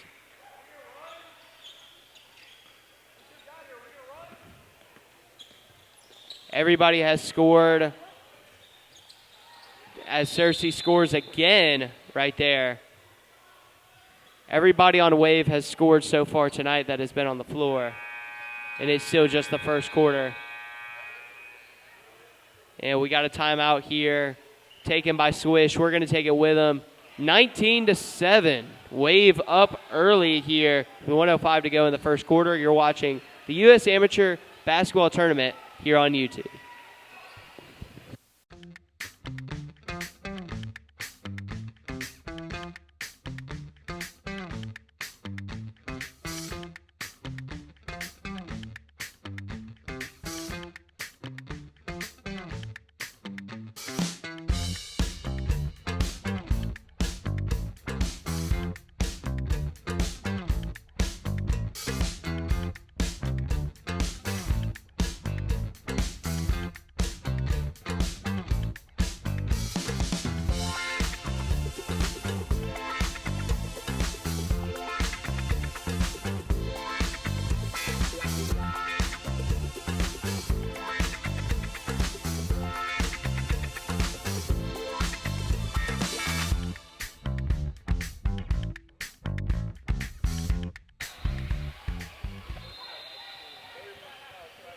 Out of the timeout, minute to go here in the first quarter. Wave with the ball. Swish trying to possibly build some momentum going into the second quarter. That block will help. And now Searcy gets this stolen right back, and he puts it up and in. Searcy with a quick 6-point burst in the last minute. Potts with it. Spots up a three. Too strong. Off the back iron and out. 32.8 seconds to go.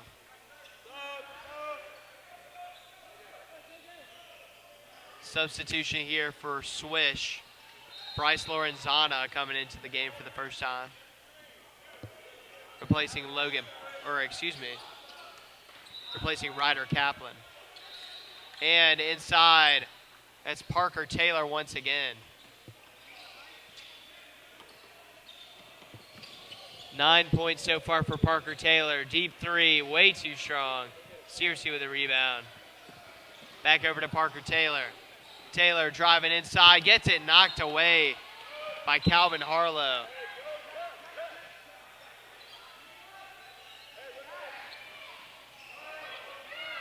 Believe Taylor looked like he had some dangerous intentions, but good job by Harlow to get back on defense.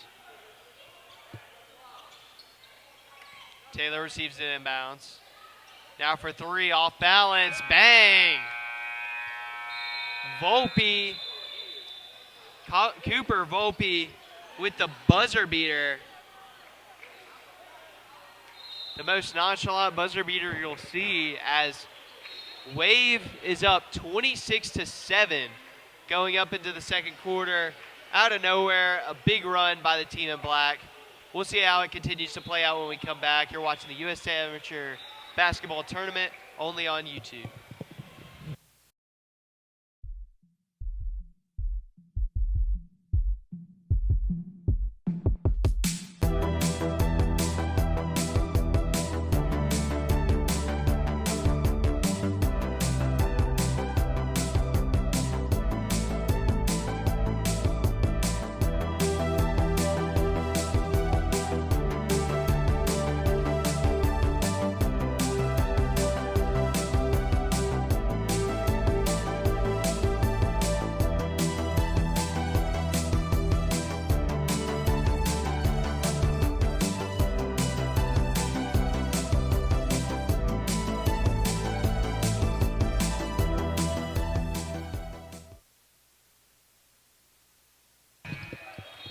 Start of the second quarter here. Wave with the ball, up 19 over Swish Hoops. And now a deep three once again by Volpe, doesn't go. And now inside Fivey, can't finish. And then Logan Potts trying to do it all himself. 5 points in the game so far.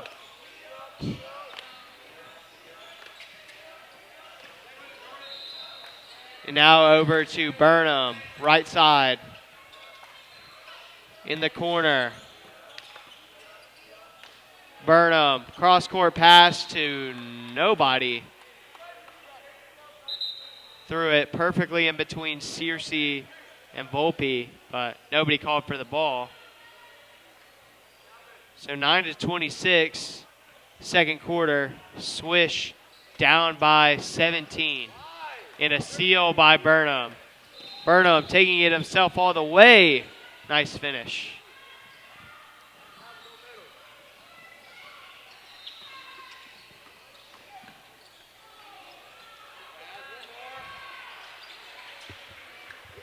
And another turnover for Swish. Burnham taking it. Almost turns it over himself. Searcy now with it. Drives baseline, finishes, and the foul. Jackson Searcy getting a 3 points the old-fashioned way. He can make the free throw here.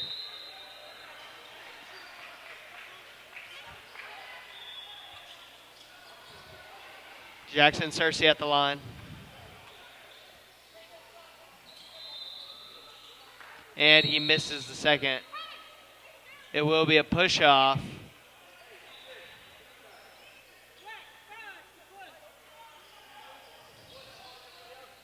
Will be a push-up called against Wave, so heading down the other way as Swish Hoops. Jackson with it on the outside. Now Jackson with it again, had time. Can't connect on the three. Now Volpe going the other way. Burnham with it, back to Volpe. Searcy with it all day, too strong. Rebound Bell, down to Ullinger, blocked. Jordan Jackson.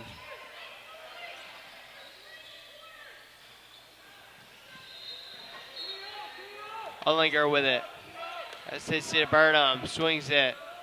Searcy back over to Volpe. Volpe left it short. And diving for it, great effort right there by Calvin Harlow. Now trying to give it up, Bryce Lorenzana. Instead it ends up being in a Jude Burnham layup.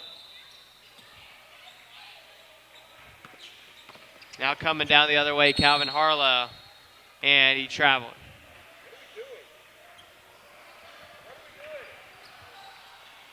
So Wave up 23 on Swish Hoops right now. A little over a quarter of the way through this third quarter. Or excuse me, second quarter. Burnham for three. Bang! Jude Burnham, now with 9 points. Tied with Parker Taylor for team high. Jackson over to Potts. Potts guarded by Burnham. 5E. Can't control it. Now going the other way, Volpe. Pass it over to Burnham. Now Taylor with it. Taylor drives inside, finishes with the offhand.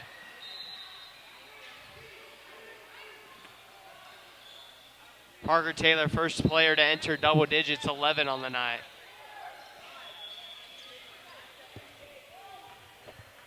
Coming back the other way, Taylor. Pass in to Ullinger. Ullinger finishes with the nice finger roll. Xavier Ullinger's first points of the night.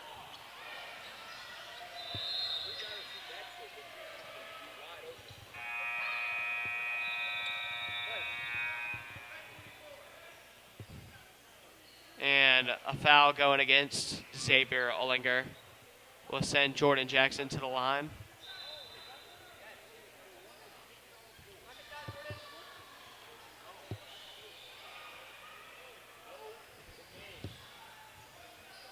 And Jackson misses the first.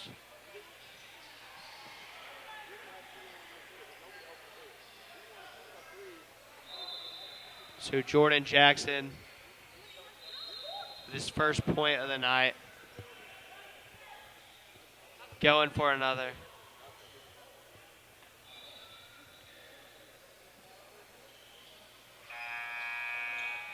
makes both. So Jordan Jackson puts 2 up. As Swish now sits at 9.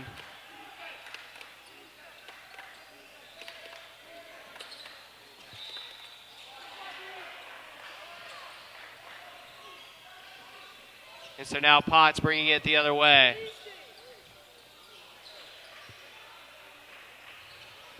Over.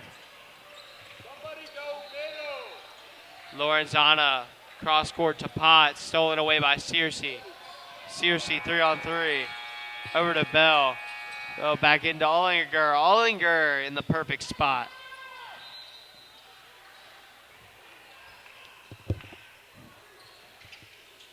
Coming back the other way, Swish Hoops. Searcy with it.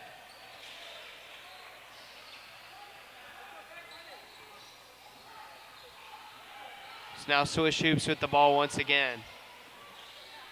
Wave absolutely dominating this game and this half. Scores another bucket.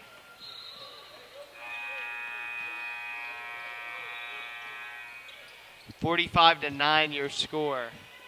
Switch Hoops dominating. Or excuse me, Wave dominating. So now the pass across court.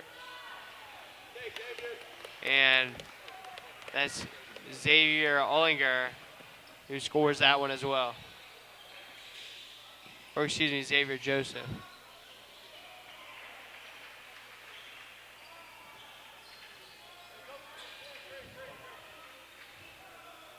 Lorenzana with it.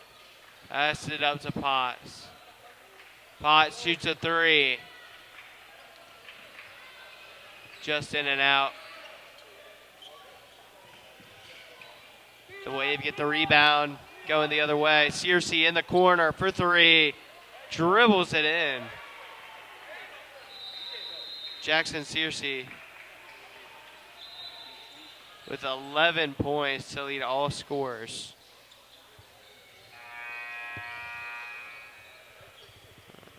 Under a minute to go in the first half.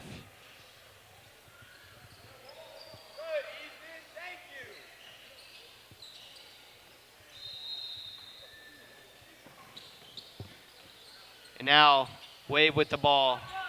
Parker Taylor with it. Pass it cross court. Searcy open in the corner. Gave it up. Ollinger down low. Gets fouled.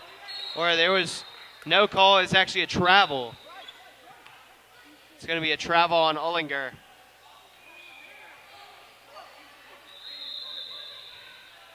.114 to go.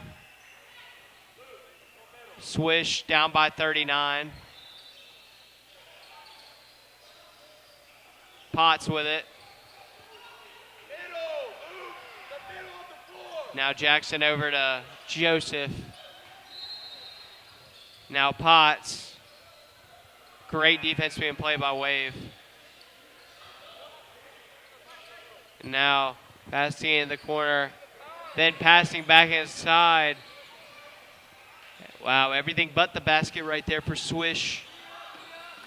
And now Taylor chucking it out. Volpe going inside. Finger roll, no good. 3-pointer, also no good. Ollinger, finally. There we go. Xavier Ollinger breaking the schneid. Potts in the corner.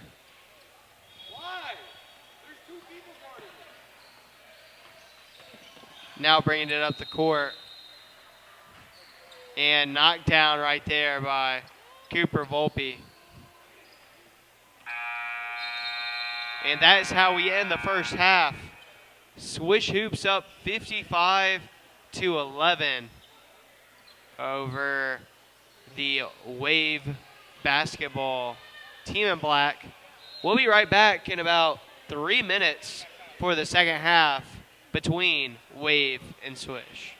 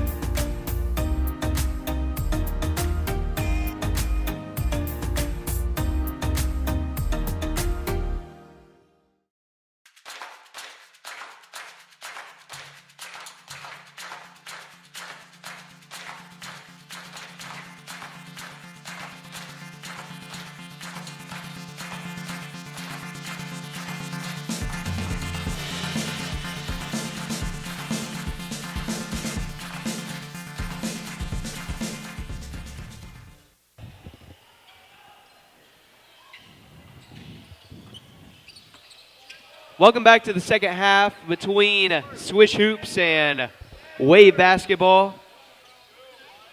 Wave up 55-11, and a steal right there by Parker Taylor. Going to the other end, down low, Cersei can't finish the layup in transition. Rebound by Swish. Jackson bringing it up the court. Thinking about slowing it down, now tosses it away. Ends up at the hands of Potts, still Swish ball. 5E trying to grab for it. Now Jackson driving to his right, gets between two defenders. Wild shot, 5E can't hit the turnaround. And now Searcy once again in transition, passes it over. Nice two-man basketball right there for Wave. As scoring right there is Volpe. Connor Volpe having a heck of a game, 8 points so far today. Going cross court, not a good idea. Volpe now with it. Showtime. And he lays it up and in. Gives his coach a little peace sign. Volpe now in double digits. 10 on the day. And now down low, 5E. Gets it stolen away by Ullinger. Volpe once again out in front. Pass it over to Burnham. Burnham pops a three. Bang! Jude Burnham. Wave up 52 points. Jude Burnham with 12 on the day. A deep three for Logan Potts. Showing off his range. 8 points for Logan Potts. Volpe corner three. Too strong. Potts bringing it up the court. Potts looked like he thought about another three possible heat check. Gives it off. Kaplan can't make it. Neither can Calvin Harlow. Another rebound, another chance. We got three subs coming into the game for Swish. It's Jack Grimes, Jeremy Humphrey, and Xavier Joseph. Among those coming out of the game is Calvin Harlow, as well as Ryder Kaplan. Bringing up the floor, Parker Taylor. Taylor going cross court to Searcy. Searcy goes baseline, loses it, stolen away by Potts. Logan Potts, another deep three. He hits it. Logan Potts decided to make the offensive possessions for Swish his personal highlight reel. Burnham for three. Too strong. Rebound by 5E. Potts bringing it back up the floor once again. Driving to his right. Little jump pass. Mid-range. Nice bucket by Jack Grimes on the assist by Potts. Now Volpe driving inside. Floater. Doesn't hit anything. Rebound by 5E. Now Potts. In transition. Does he want a heat check? Thought about it. Now cross court. Xavier Joseph for three. Swish Hoops on fire right now.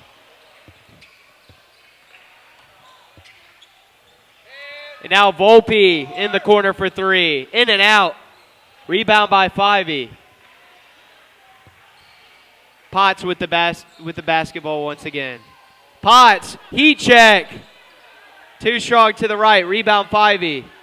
Now Humphrey. He's too strong. And the ball will stay here with Swish.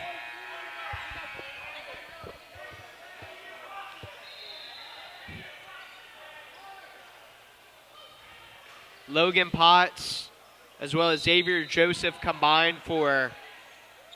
are currently combining for 16 of Swish's 22 points. But we will get a timeout here by Swish. It's going to be a 30-second timeout. You know, coming into this quarter, Swish was down 55-11. They managed to somewhat claw their way back in. Now only down 22-62.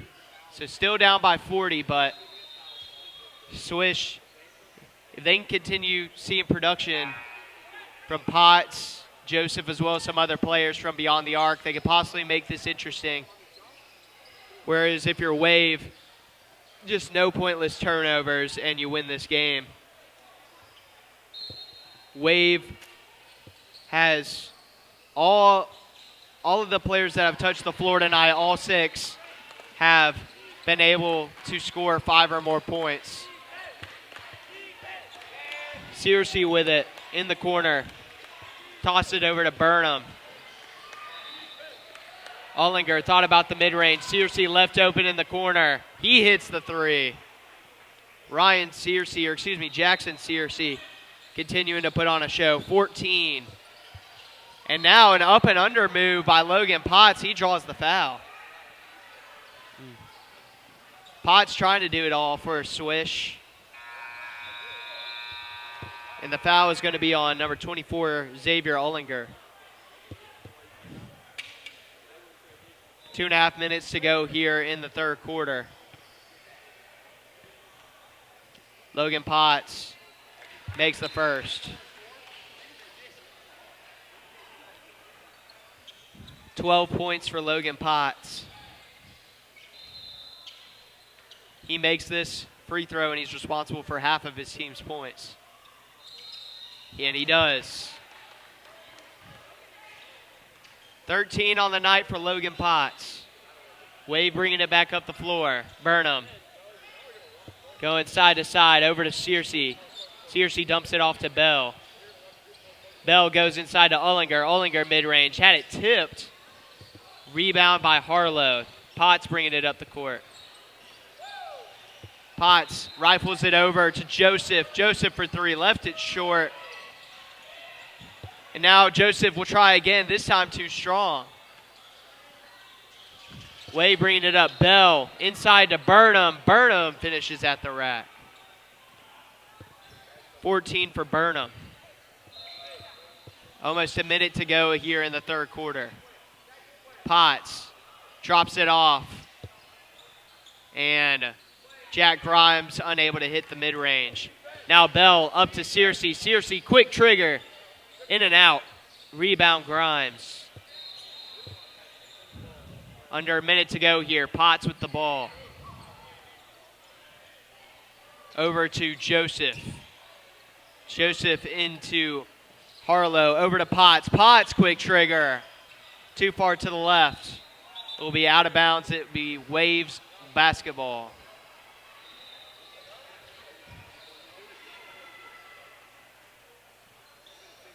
And Wave getting ready to inbound the ball. Currently up 41 points. It's been the story of the day so far at the U.S. Amateur Basketball Tournament. As right there, Bell hits the rainbow 3. Anderson Bell has 8. Jack Grimes down low, bodying his way, too short, and then just chucks it at the backboard. Rebound and put back by Harlow. His first points of the game. Searcy puts it up, and it is no good. But heading to the fourth quarter, Wave dominating 70-28. However, for Swish Hoops, Logan Potts putting on a show with 13 points. We'll see how it all plays out when we come back from this commercial break.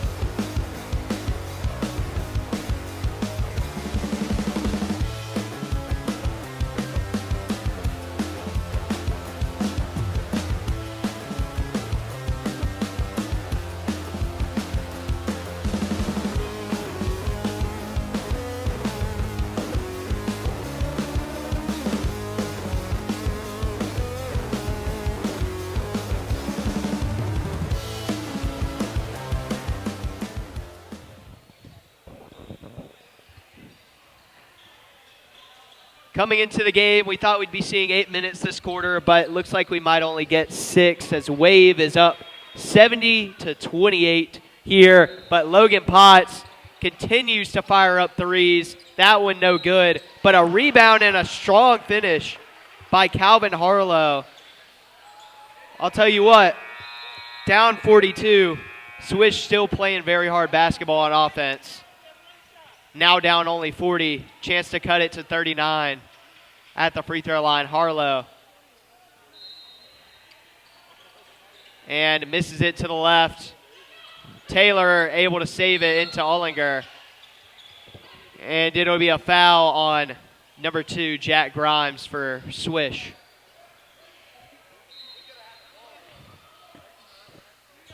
Seven minutes to go here.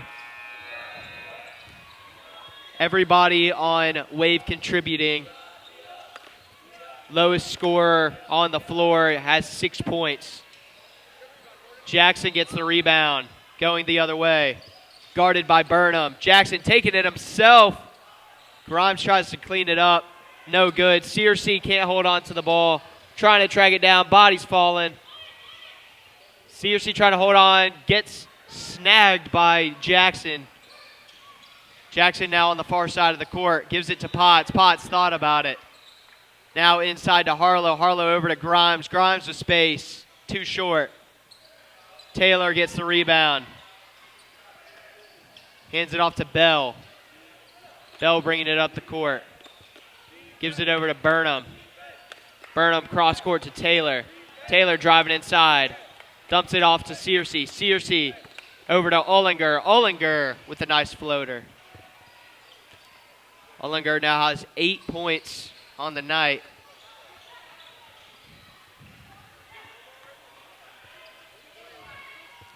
And quick trigger for Jackson. It goes off the top of the backboard. Searcy out in transition. 2-on-1.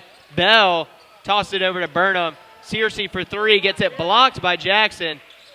Searcy able to get it off the rebound. And a foul called on Swish. Ollinger will go to the line to shoot 2. Foul is going to be on number 20, Calvin Harlow.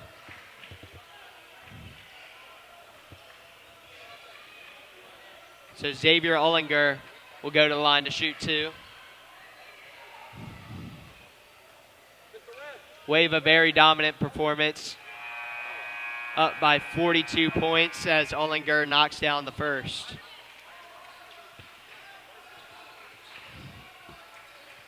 Wave only having a total of 6 players see the court tonight, and every single one has scored at least 8 points. Now Ollinger with 10 as well. Potts into Grimes. Grimes out to Joseph. Joseph for 3. He knocks it down. Xavier Joseph having himself a decent night. 8 points. Bell cross court to Volpe. Volpe up to Taylor. Taylor, no hesitation. Just rims out. Fighting for the rebound. And it was out of bounds. It will be Swish basketball. 4.5 minutes to go here in the fourth quarter. Clock is ticking with Jude Burnham subbing out of the game.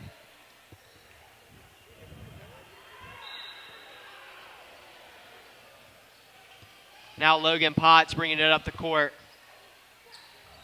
Grimes trying to maintain the ball. Joseph, corner 3. Too strong. Rebound to Bell. Bell able to get out of some trouble. Brings it up the court. Swings it over to Taylor. Taylor driving inside. Big step. Draws the foul. Parker Taylor had 11 points in the first half, 0 in the second.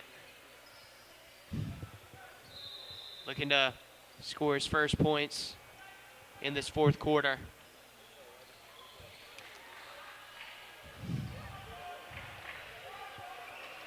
And can't make the first. Coming into the game for Swish is Fivey. He will replace Jack Grimes.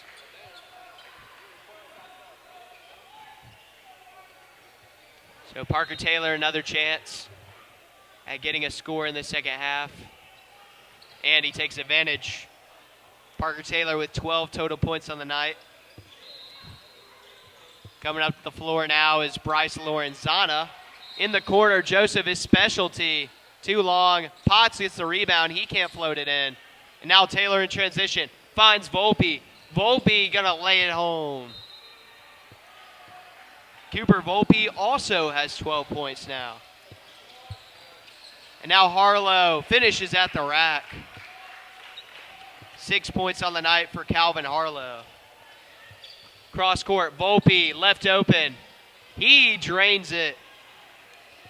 Cooper Volpe leading all scorers now with 15. Potts guarded right now by Bell. Gives it off to Harlow. Harlow corner to Lorenzana for the three. Bryce Lorenzana's first points. Ullinger, too easy inside. An all-around great D performance by Wave as they get the win 82-38 over Swish Hoops. I'll tell you what, it doesn't get more complete than this. You look at the players that touch the floor for Wave. You have Jude Burnham, 14. Jackson Searcy, 14. Anderson Bell, 8. Parker Taylor, 12. Xavier Ullinger, 12. And by the way, your player of the game, Cooper Volpe with 15. Speaking of Cooper Volpe and player of the game, be sure to tune in. Coming up after this commercial break in just a couple of minutes, we'll have Cooper on for a post-game interview talking about his performance. And we'll see y'all in a bit.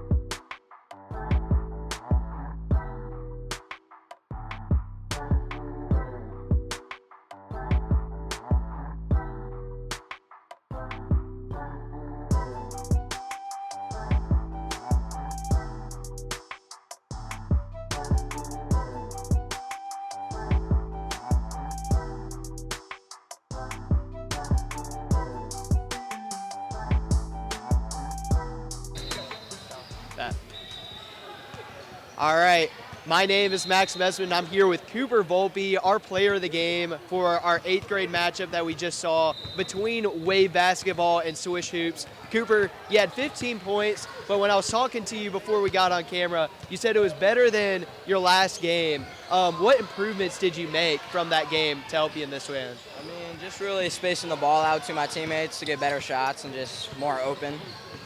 Absolutely. And then y'all were dominating from the jump. Halftime, y'all were up 55-11, and y'all kept scoring.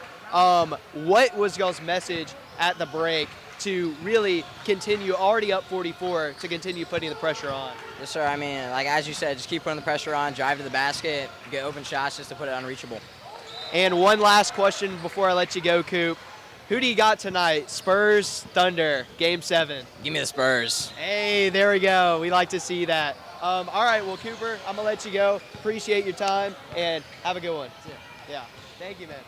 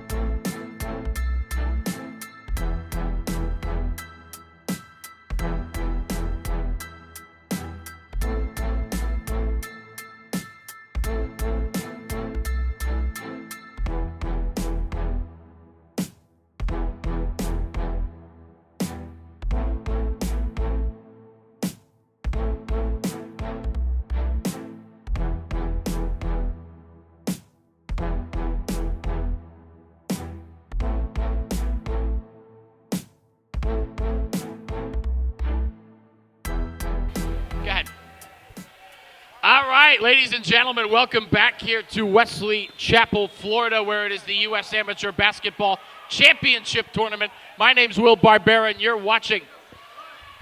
You know where you're watching. I don't even have to say it. You know exactly where you're watching.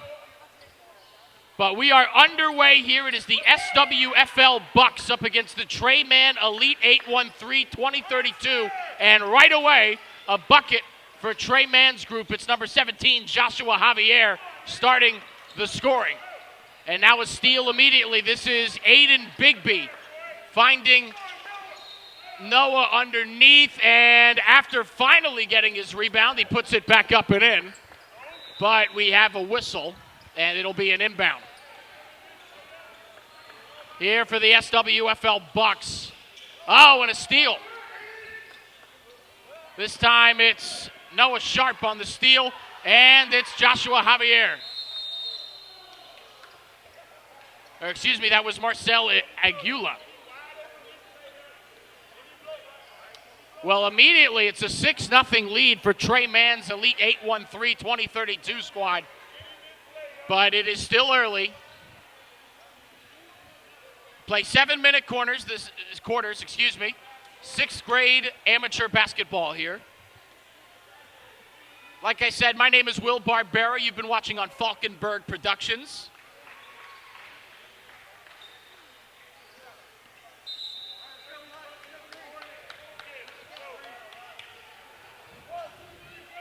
So we are back at it after the quick early timeout.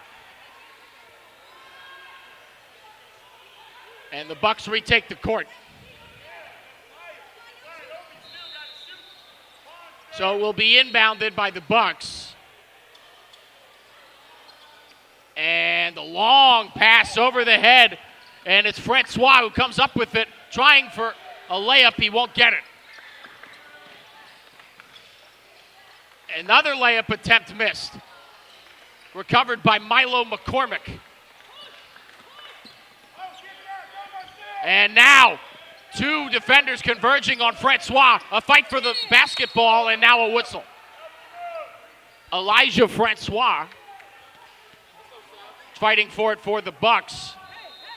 While it was Marcel Aguila as well as Messiah Martinez fighting for it for Trey Mann's squad. And that's going to be a travel. That is number 0, Milo McCormick with the travel. So here is Marcel, Aguila and Nicholas Gray. Gray has it stripped. Francois coming back. At the top of the key, working on on Gray. Inside to McCormick. Layup attempt is good. First bucket of the day for the Bucks. And they are on the board at 6-2, a 4-point game now. Martinez over to Aguila. And inside to Gray, and a tough bucket. Joshua Javier already with 2 buckets on the day. 8-2 now, lead back up to 6 for Trey Mann's squad. Francois looking for McCormick, and that will be too far past his reach. So that'll be a turnover into the game now. Noah Sharp comes in for Joshua Javier. Everybody else appears to stay in for Trey Mann's squad and for the Bucks. Aguila. Oh, and a trip from behind as Noah Sharp was taking it to the rim. Couldn't see who tripped him. And he is okay. Gets up a little gingery, but he will shoot 2 at the line here.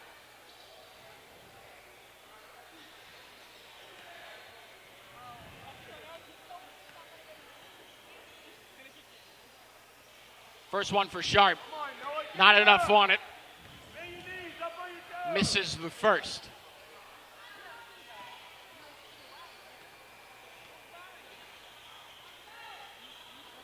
Second, drained.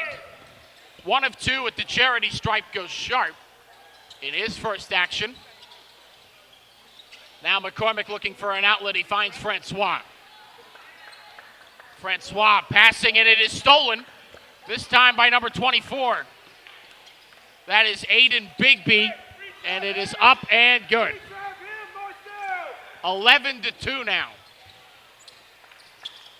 McCormick to Leitner, who then finds Fransky, and it is stolen again. Now finding Martinez to the rim, layup is good. 13-2 now. Trey Mann's squad running away with it early here. They lead by 11. Little over 4 minutes remaining here. A fight for the ball, and we have a foul. It'll stay with the Bucks. With Trey Mann's squad.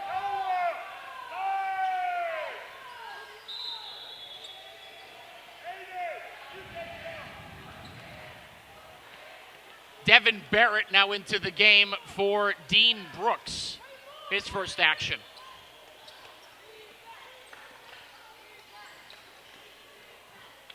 Sharp to the rim. Layup is no good. Rebounded by Francois. He nearly gets shoved. Now he's getting double, almost triple teamed. He needs help. Ball is stripped. Recovered by Aguilar. And a whistle. Aguila.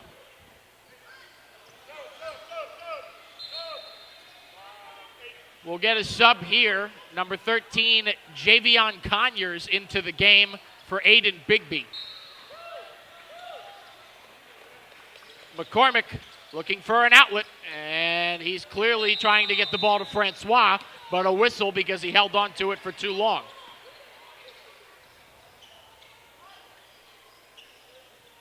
So Trey Mann now, his squad will inbound it. Shark back over to Conyers. Conyers working on Barrett to the rim. Layup off the side of the rim. A fight for it, and it's recovered by Barrett. And that'll be out of bounds, forced off of Nicholas Gray.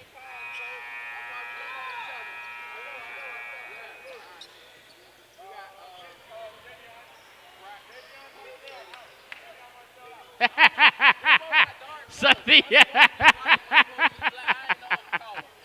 the referee, not sure who the foul was on there. That's all right. It's all right. It was awesome. Oh, it's timeout. I'm sorry. Couldn't tell who the timeout was on. My apologies. I got too caught up in laughing.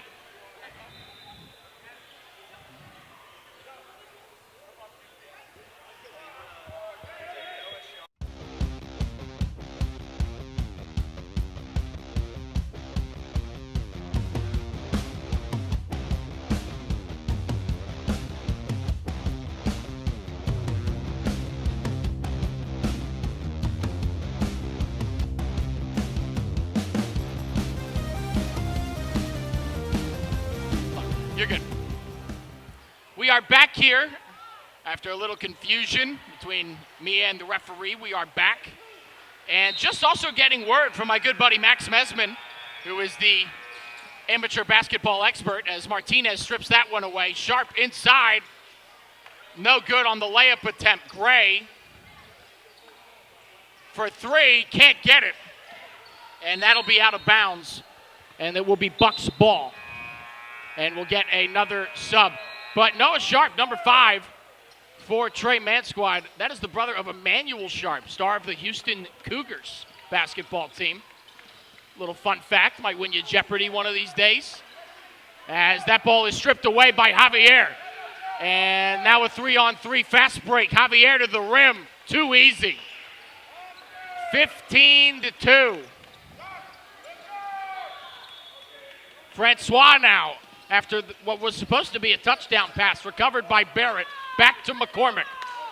McCormick finding Francois at the logo at the top of the key. Now the drive, layup attempt, no good, but he's fouled. He'll go to the line and shoot 2.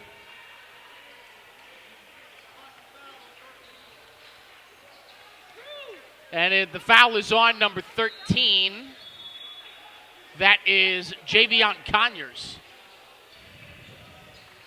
So Francois shoot 2 at the line here.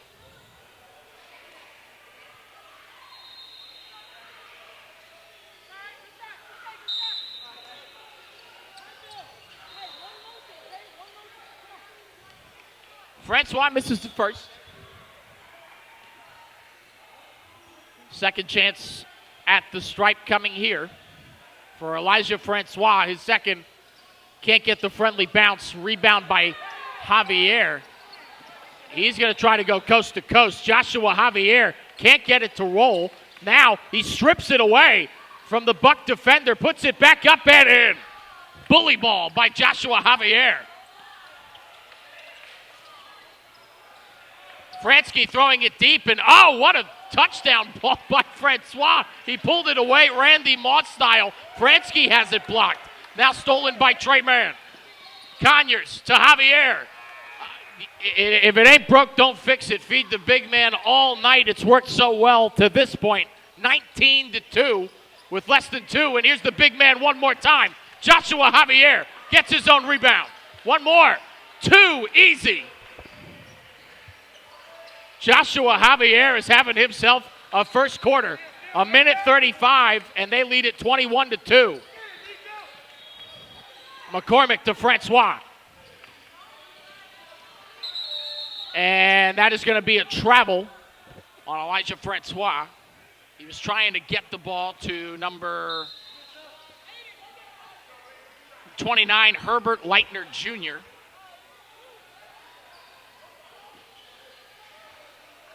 So a couple more subs in the game for the Bucks. Aguila finds Sharp. Can't get the three to go. Back out, that was Sharp. This is Gray. And Sharp on the drive, easy bucket, 23-2 now. Into the game now is Jaden Boss, number 35.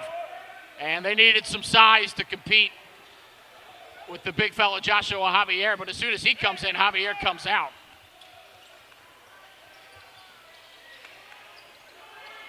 There he finds the big fella. Oh, and the big fella trying to go coast to coast. Bossy has it stripped. And inside, nice bucket by number 24, Aiden Bigby, his first bucket of the day.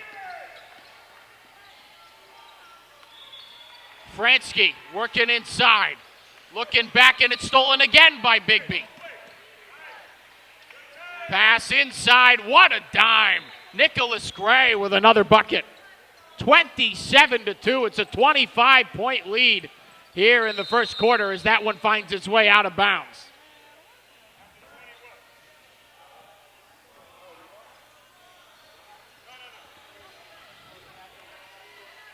(27-2) is the score. 22 seconds and counting remaining here in the first quarter. And finding Sharp, but he walks before missing the layup attempt. So it'll be inbounded by the Bucks, who are desperately in need of an answer, down 25. And Bossy able to corral it. Here is Leitner, and that is a push on Nicholas Gray. A foul on Leitner. Brooks looking for McCormick, and it is out of bounds again, forced out by Bigby.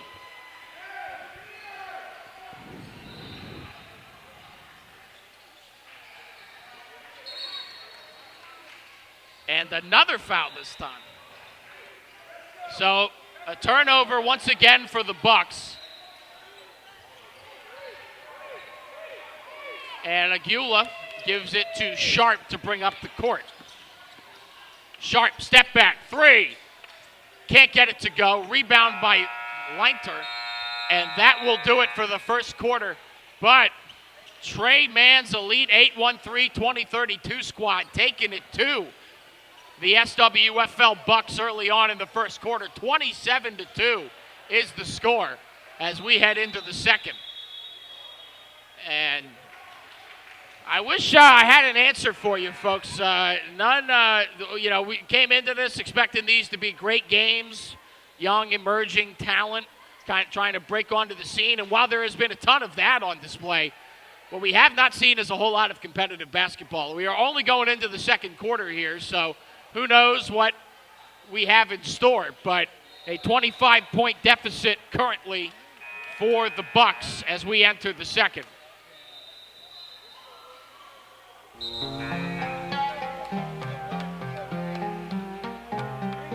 And the referee now motioning that it is time for both of these teams to start the second quarter of action here.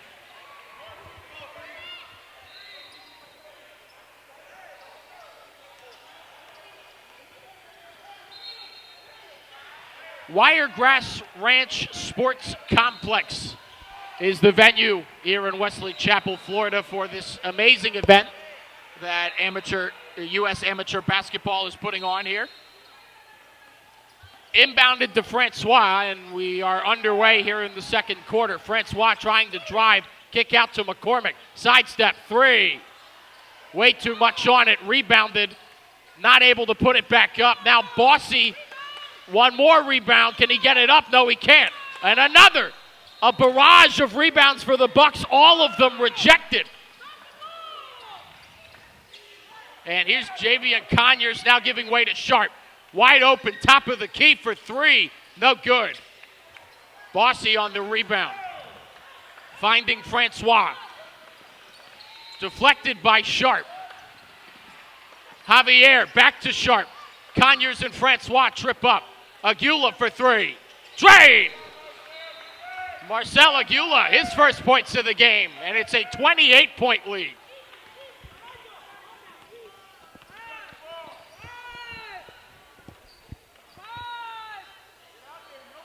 Francois taking his time at the top of the key here as the Bucks desperately need an answer. Over to Leitner. Now to Bossy, to McCormick. Sidestep, drive, fight. Loose ball, recovered. Here comes Bigby. On the, tried to coast, stolen by Francois. Deep pass to Leitner. Layup attempt is good. And just the second bucket of the game for the Bucks. It's a 26-point deficit, 30-4, as we get under 5.5 here in the first half. Sharp, easy to the rack. Right back to a 28-point lead, excuse me.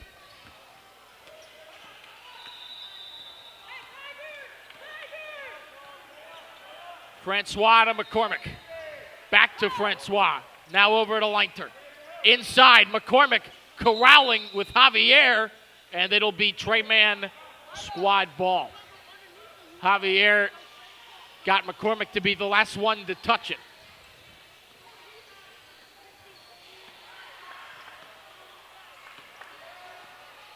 (32-4).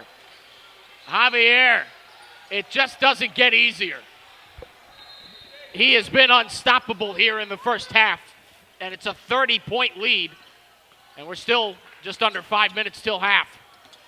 Francois driving. Now taking it back out.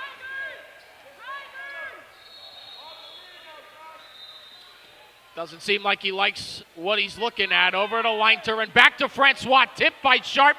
Coast to coast fast break. Easy layup. 36-4 now. Noah Sharp added to it.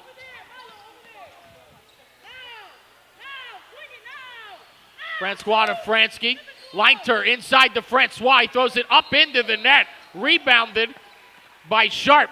Pass to Conyers and a hard foul.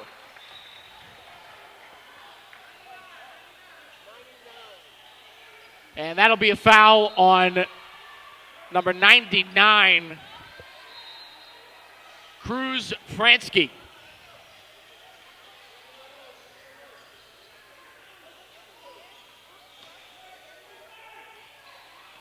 Conyers will shoot two at the line.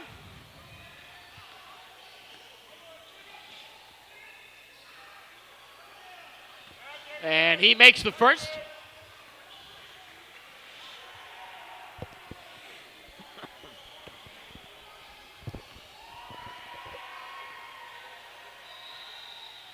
Less than 4 now in the first half. Conyers is second.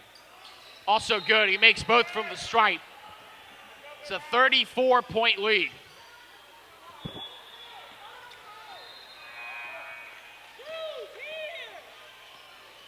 Francois bringing it up court. Pass to Fransky. Nearly a travel. Give to Leitner inside the Bossy. Back out to McCormick. Inside, Leitner tries to get it to Bossy. Has it stripped. McCormick is able to retain. Now a drive. And the foul there. Aiden Bigby commits the foul.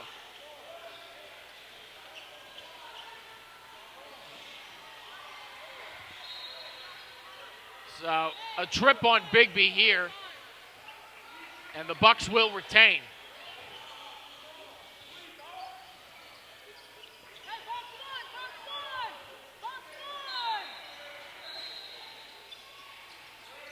Leitner pass gets away from Francois, corralled by Fransky. Now a drive off of Conyers. He regains it. It's a 2-on-1 fight. He has it stripped by Conyers. Now, a fast break. It's nothing but Trey-Man jerseys, and it is Sharp again. It's about a 5-on-1 after the fast break. As we get closer to the 3-minute mark here, excuse me, in the second.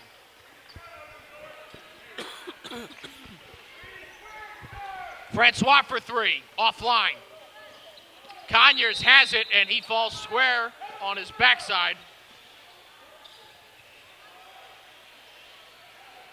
And that's going to be a foul on number 29, which, is Herbert Leitner Jr. First foul on him.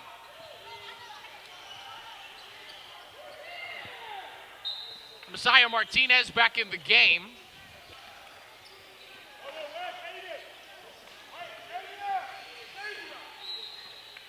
And he's working against Milo McCormick. Going to the rim, layup, gets the roll. Beautiful bucket by Messias Martinez. 2.5 remaining here in the first half. It's 42-4. Right back to Francois after the deflection, and a beautiful bucket there.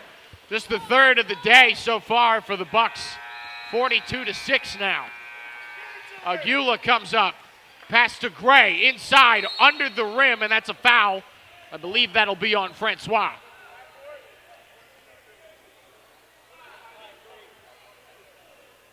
And it is.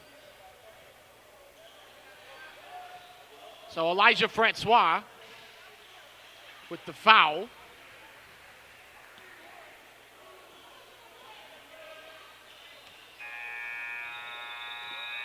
And Nicholas Gray makes his first from the charity stripe.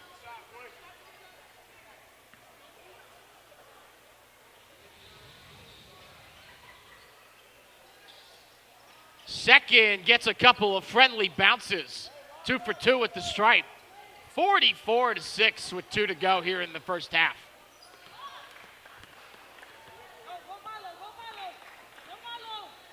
Francois driving on Conyers, kicks to Bossy, over to Fransky, working on Aguila. And he gives it right to Conyers. And a fast break, 2-on-2. Conyers inside Bigby, and he puts it right up and in. Aiden Bigby, everybody for this Trey Mann squad feeling it here in the first half. About a minute and a half to go here in the first. Francois too strong on the layup attempt. Bossy, strong rebound, back up and in, and a foul. Tough bucket inside for Bossy, and the foul is on Nicholas Gray. And we'll have a bunch of subs for the Bucks here now.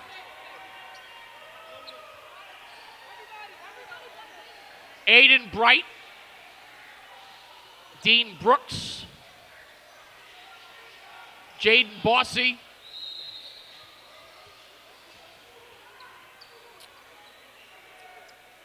Cairo Rios, and I can't tell exactly who that other fella is on the far side. I'll let you know as soon as I see his jersey number. But Bossy will shoot at one extra at the line, 2 short. And it's picked up by Gray. Kick out to Aguila.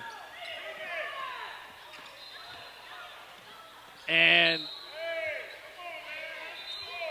Sharp caught from behind, and the ball is stripped.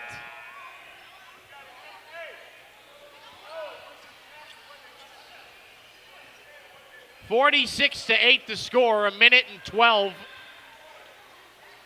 remaining.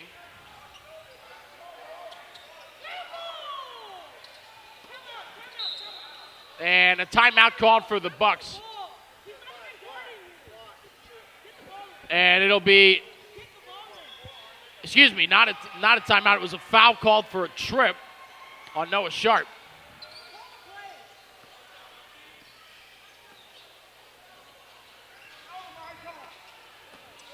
Devin Barrett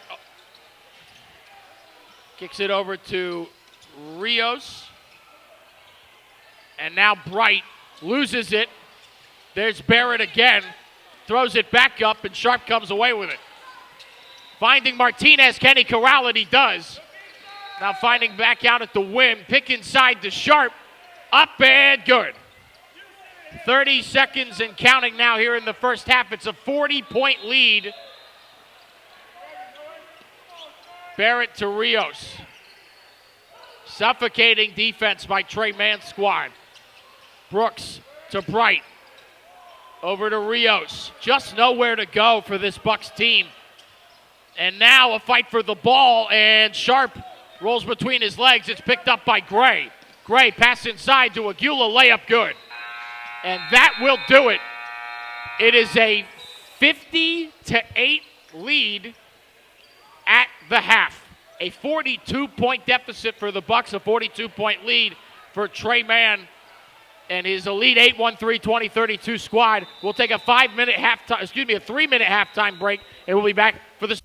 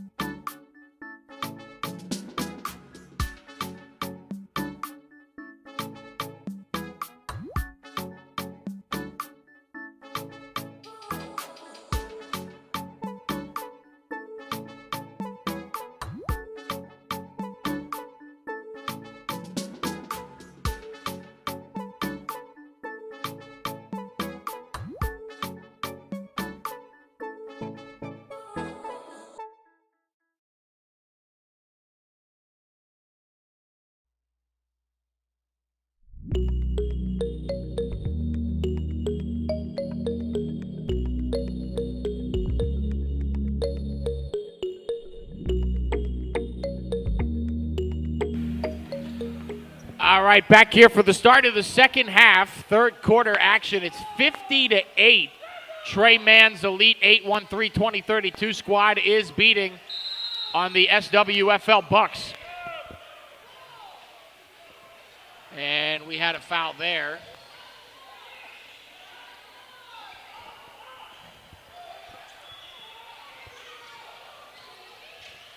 $50-8 to score. Aguila will inbound. Or excuse me, the Bucks will inbound. It's recovered by Sharp to the rim. Easy money. He's having himself a game. Noah Sharp and Joshua Javier done a ton so far in this one. They both start the third quarter out there. And, yeah, that's going to be a push on Messias Martinez, as he gave Dean Brooks a little shove to the ground there.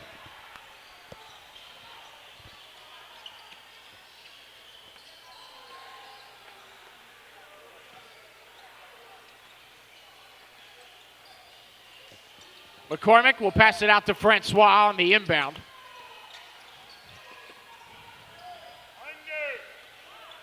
He'll slow things down at the top of the key. Pass to McCormick. Pass over to Fransky. And that will be a timeout called by the Bucks.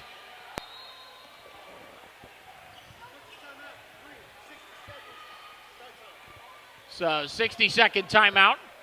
5 minutes and 17 seconds remaining here in the third quarter. And obviously, not a competitive basketball game, at least right now. None today have been, for being totally honest. Still lots of great young talent showcasing on all of these teams, even the ones losing badly. And still a great event being put on here by U.S. Amateur Basketball. And just a reminder that this is just day one of this tournament. Day two, the final day, is tomorrow, where we will be back here, me and my good friend Max, to let you know who's going to take home the championships in all the big games.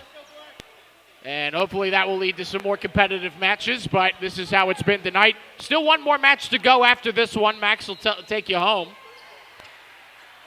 for that.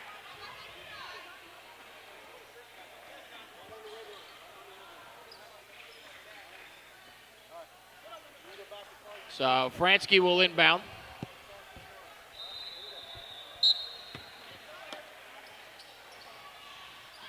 Pass over to McCormick, and he stepped out. So it'll be Trey Man basketball.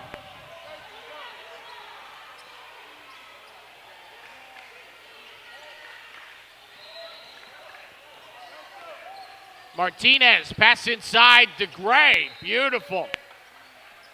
And up and good, Nicholas Gray on the assist from Martinez. 54-8 now with less than 5 here in the third. Francois blocked by Javier. Stolen by Aguila and then throws it off of Francois. Trey Man basketball.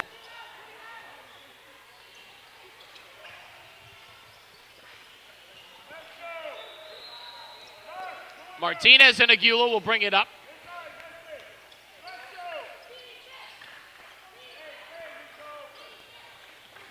And Aguila on the drive, floater, not good. Bossy trying to corral the rebound, can't do it. Francois diving for it, and he has it, and that'll be a jump ball.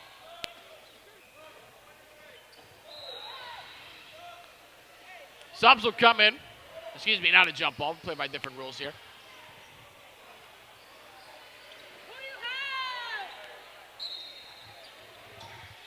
Bigby will inbound. Or excuse me, that's Conyers to Sharp. Up and in.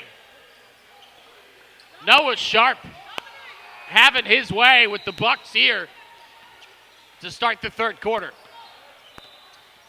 Francois, nasty step back. Oh, he couldn't hit it. Conyers.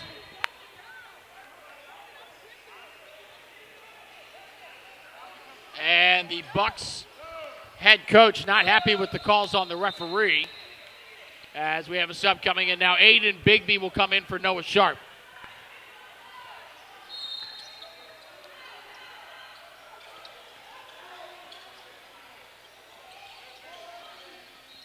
McCormick over to Francois, top of the key, guarded by Bigby. Tray ball offline.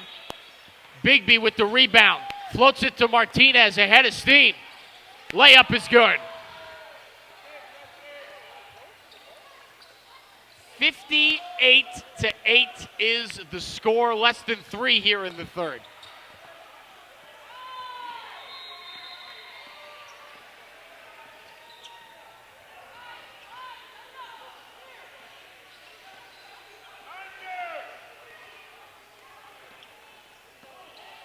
Francois kicks it over to Maldonado. And it is stripped. Javier comes away with it. Here comes Trey Mann and the squad, and right up and in. Joshua Javier getting back to his old tricks.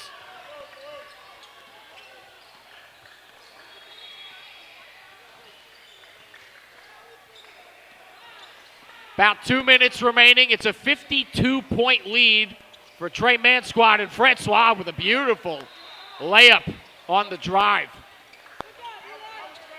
Makes it a 50-point game. There's Bigby. The nice dish from Martinez. And another timeout, 62-10.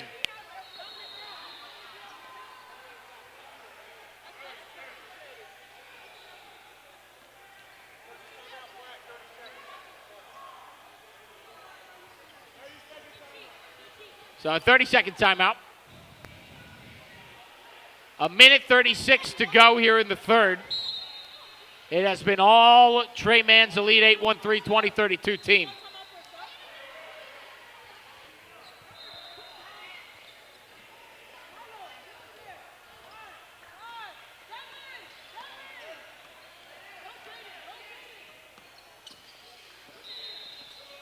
Francois on the drive, guarded by Conyers. Kick out to McCormick, thought about it. Back to Francois. Driving again, pass to Barrett for three, offline. Bossy kicks it back in. Conyers comes away with it. Now Sharp, pass to Martinez, wide open layup. 64-10. Clock continues to wind, less than a minute to go here in the third. Francois driving, and he is reached from behind. That'll be a foul. And that is a foul on Javion Conyers.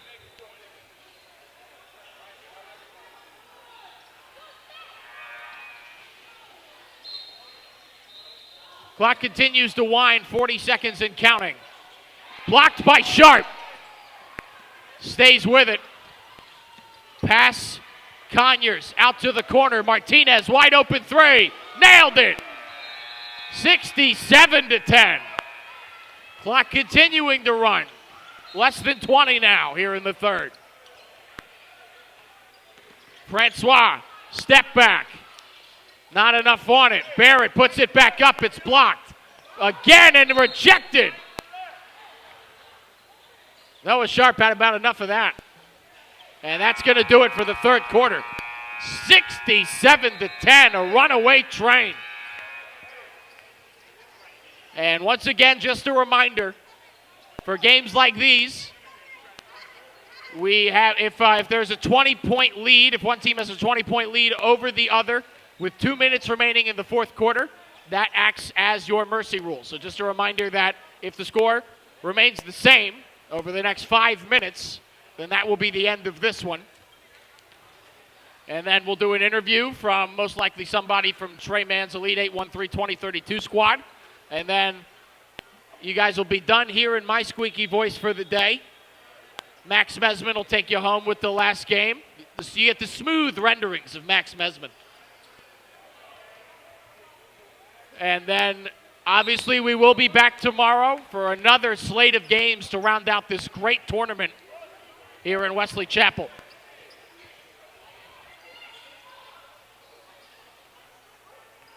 Wiregrass Ranch Sports Campus is where we are and where this great event's being held.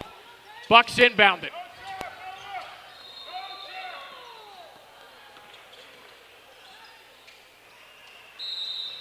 Well, that shot was no good. It'll be Trey Mann basketball.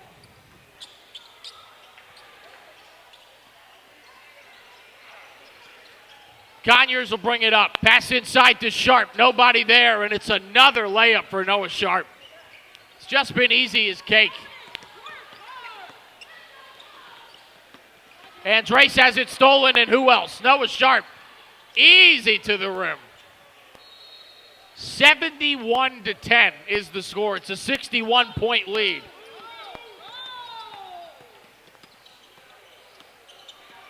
Rios working, has it stolen by Aguila. Pass to Conyers, or excuse me. That's Bigby.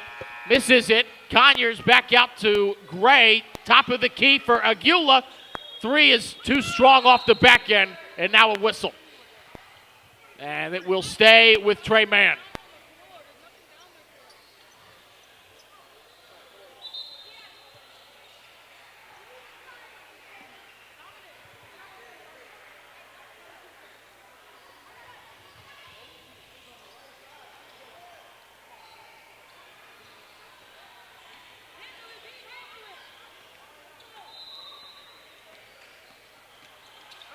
And Brooks has it stolen. I don't even have to say his name because you know who did it.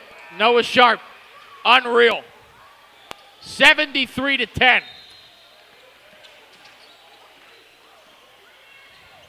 Brooks driving again.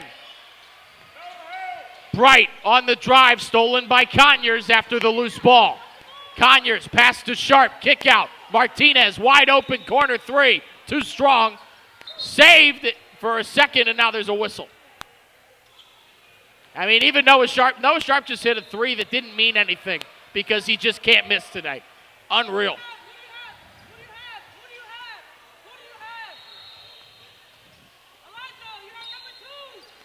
About 2 minutes and 40 seconds counting down in this one. Fransky looking for an outlet. Throwing it deep. Nearly intercepted by Martinez. Bright tries to save it, throws it right to Conyers. Pass to Aguila. He's three-point shot, not enough on it. Sharp back to Gray. Didn't have enough on it. Sharp gets it back again. Kicks out. Aguila on the drive. Kick. Gray drains the three. 76-10. Little over 2 minutes remaining. And now a steal, by Martinez. Sharp to Gray. It's automatic.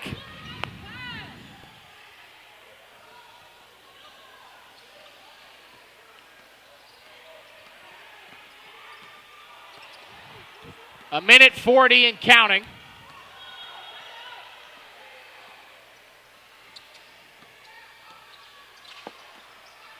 Maldonado, two-pointer, drained. Dominic Maldonado's first points of the game makes it 78-12. Martinez, kick back, Sharp, three. Oh, my goodness. Noah Sharp, don't touch him, he's too hot. Oh, my God, and now a steal. Just get the ball away from him. Conyers, I mean, he's got assists, he's got rebounds, he's got steals, three-pointers. He can do it all. And it's all on display here in this one. Less than a minute now. It's 83-12. They lead by 81.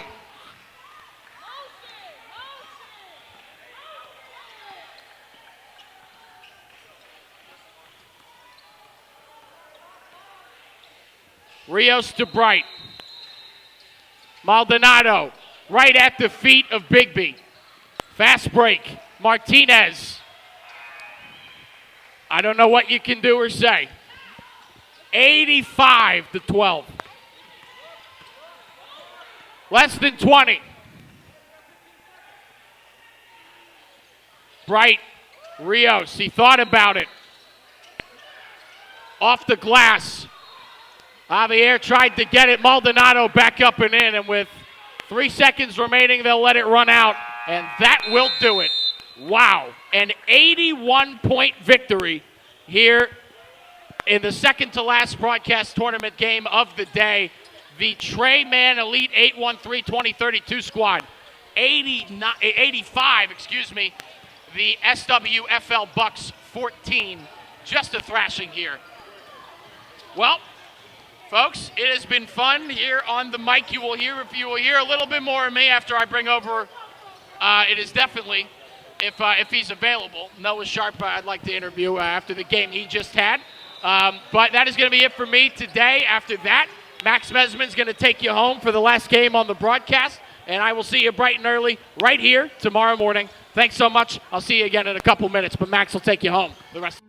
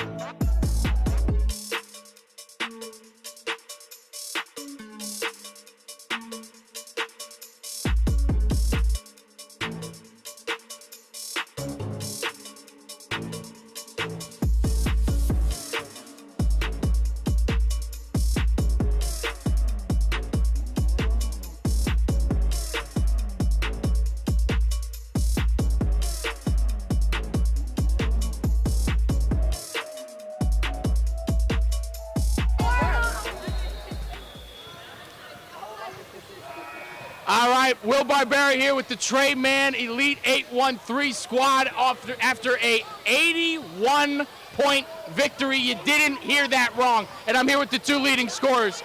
24 points from Noah Sharp. 20. They both had 24.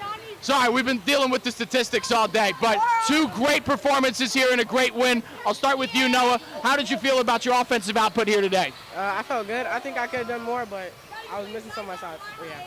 All right, cool. How about you? I think that I could have scored way more. I could have played way better, but I still played well, and yeah. How do you guys feel about your shot to win this tournament tomorrow after the way you guys have played here today? I think it's pretty good because we've beaten mostly all the teams in this tournament. This. How about you? We are a great team, so we should beat all these teams by a lot of points, and we have a great shot at winning this tournament. All right, last question for both of you guys. Are you a LeBron guy or a Jordan guy? Who's the GOAT? Jordan. Shea. Shay, get out of here, man. Jeez. Who's yours? Wemby. Dude, these are 14-year-olds. All right. It's Jordan. It's Jordan. No. LeBron. It is LeBron. Mike Kilius Jordan. Mike Kilius? Mike Kilius Jordan. LeBron. Wemby. LeBron Raymond James. Back to you.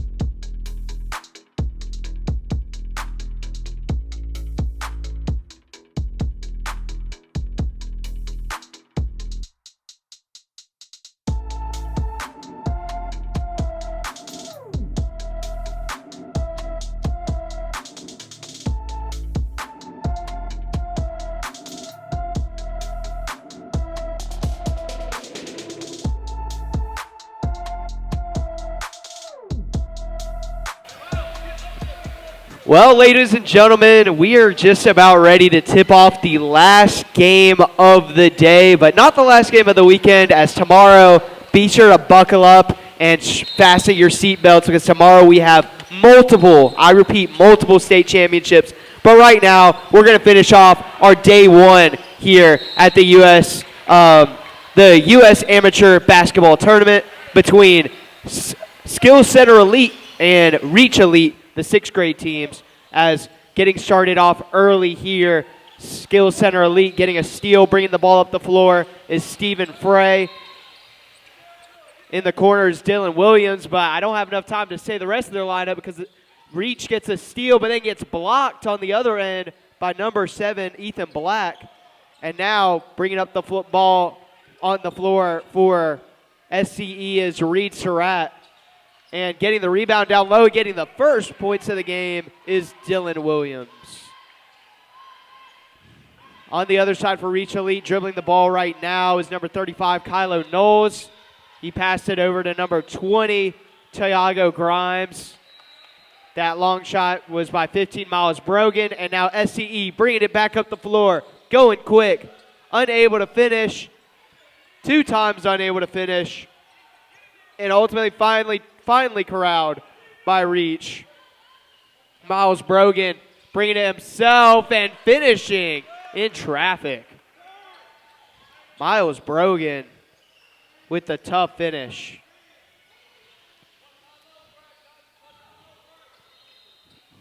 Stephen Frey with the ball. Now number 15 with it. He passes it down low to Ethan Black. That was a good feed from Connor Chapin. Now Reach bringing it back up the floor. Number 22, Blake Pickering. And down low, Knowles unable to finish. Black bringing it back up the court. Gives it over to Chapin. Chapin behind the back, trying to be too fancy. Now Knowles with a man behind him. Can't finish in transition. Now fighting for it. Good behind the back dribble. Spraying it to the corner, getting it stolen away by Williams. Williams coming the other way. Slows it down. Trying to beat the double team. Black saves it from a backcourt violation. Now for 3. Off the front iron. That was Reed Surratt. Rebound by Brogan. Brogan stops in transition for 3. Just not enough. Rebound. And an open layup is good for Tiago Grimes. And each of these teams trading punches early on. 4-4. 4:26 to go in this first quarter. It's a 30-second timeout by Reach Elite. But just going back over the day that we've seen so far, we've seen a lot of, to steal some of my partner Will Barbera's words, a lot of exciting emerging talent on the courts today. But we've also seen a lot of blowouts. The closest game that we have gotten was 16 points, and it was our 4th grade matchup between the Hoop for Christ as well as the Titans early on in the day was our closest matchup. But we've also had some stellar performances, including our last game. We saw 2 24 pieces in the same game from Noah Sharp as well as Gerald Hawquez. So now SCE back with it. In the corner for 3. That's number 4, Dylan Williams. Nothing but nylon. SCE back with the lead. Driving baseline, Brogan. And it is going to be a blocking foul on 29. Jeremiah Ramos. First time calling his name tonight. About halfway through this first quarter. Looking for the open man. Swinging it around. Thought about the 3. Driving in. Can't finish inside. Good defense by Chapin. Now Ramos trying to finish the layup, can't. Strong rebound by Pickren. Going the other way in transition. Knowles with it. Knowles, Euro step, blocked by Chapin. He passes it up to a strutting Williams, and he can't finish. Multiple blown layups by both teams. Now driving all the way. That's Pesicek. Now Pesicek with it in the corner for three. Too short. Another rebound for Chapin. Bringing it up the floor. Surratt, excuse me. It's a tie ball. Good job by Knowles getting physical. It'll be a throw in here for Skills Center Elite. Taking the throw in is Stephen Frey. Coming into the game for the first time tonight is going to be Trey Devlin.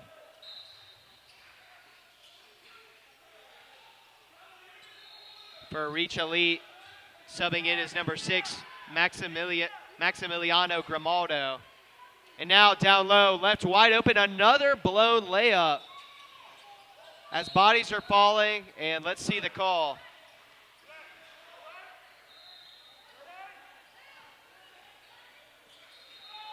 Devlin a little shaken up after that trip. SCE found a man open, and Ramos makes him pay. Jeremiah Ramos, his first points of the night. Now quickly the other end, Brogan, too strong. Nice rebound by Surratt. Reach will push back on defense. Skill Center Elite trying to get something going in the half court. Passes it over to Devlin. Takes the shot. Just rims out. Rebound by Knowles. Coming the other way. It's number 5, Easton Tomaselli.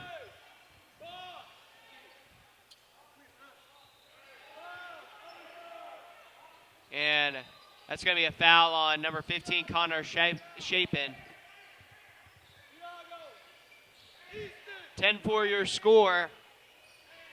Skills Center Elite with the early advantage. Nice pass inside. Can't finish the layup. The story of the game so far. Ramos strutting down the floor. He gets it stolen away by Knowles. 2-on-2. Tomaselli got away with an up and down, but doesn't matter. It's a turnover. Now Ramos going past the defense. Now back outside for his first shot of the game. Jackson Young. A quick start as soon as he checks in. Also checked in for SCE is Josiah Steele. And now Knowles facing undeniable pressure. Brogan got away with the travel. It's going to be a tie ball.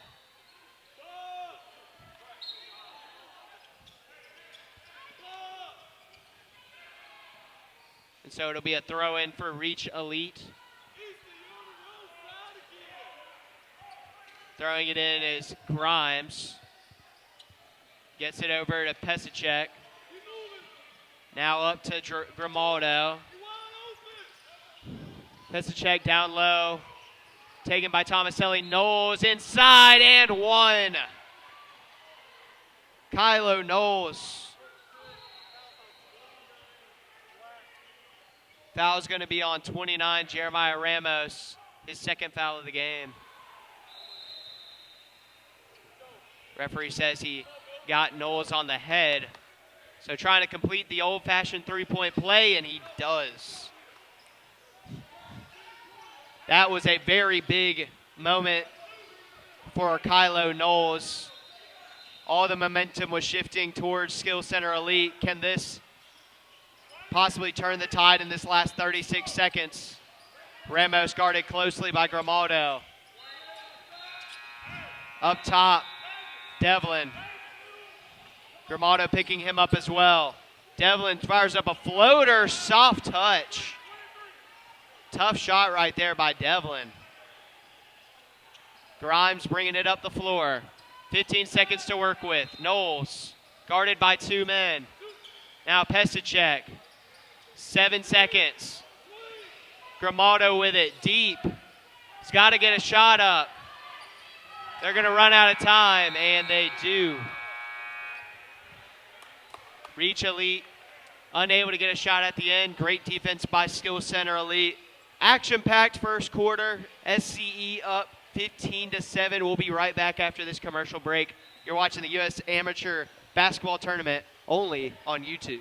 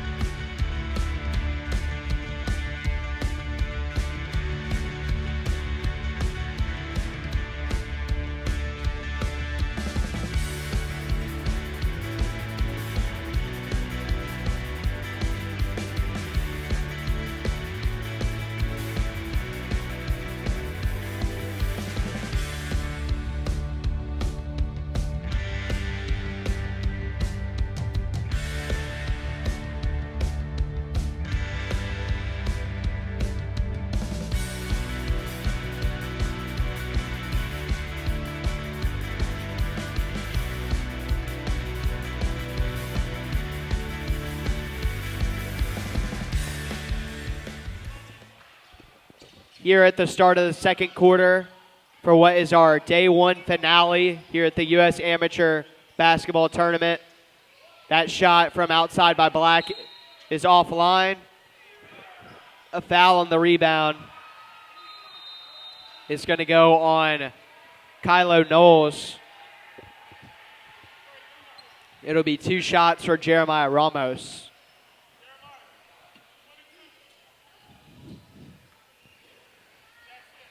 Interesting end to that first quarter. Kylo Knowles gets to and 1, and it seems like Reach Elite is building some momentum, but Skill Center has been able to answer with a nice floater by Devlin, and right here, a trip to the line.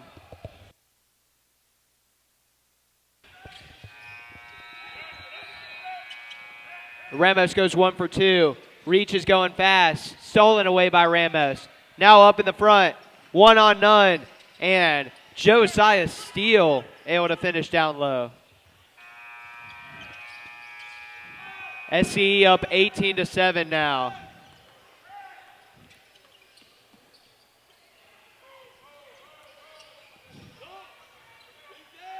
Now Grimaldo with it. Grimaldo kicks it out. McCoy in the game for the first time. Christian McCoy gives it up. Now Josiah Steele once again in the open court. Finishes at the hole.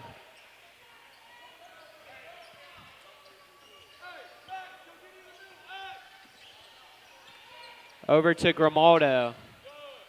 Down low to Tomaselli. Gets it stolen away by Ramos. Ramos coming down the other end. McCoy trying to take it away. Will be a throw-in for Skill Center Elite.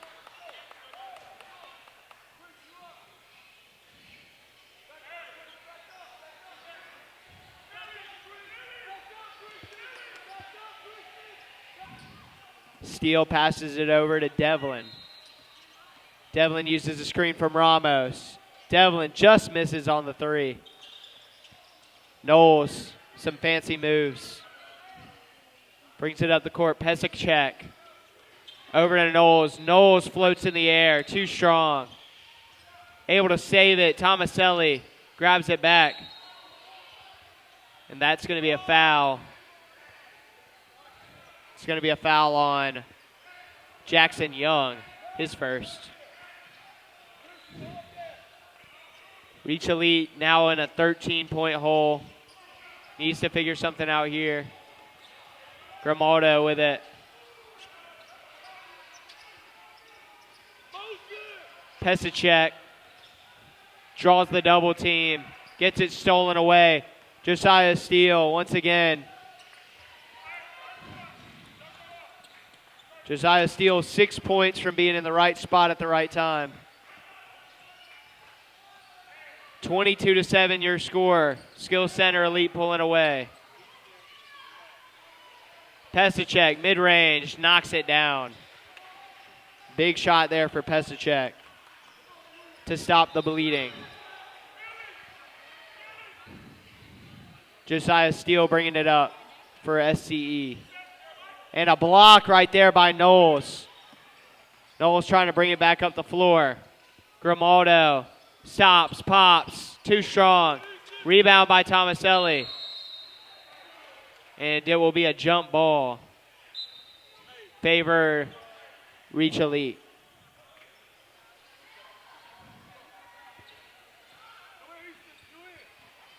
So far, Reach Elite being able to maintain striking distance, but after a while, they're going to have to start manufacturing some points. Passes it in. Pickering. And there's going to be a foul on Josiah Steele.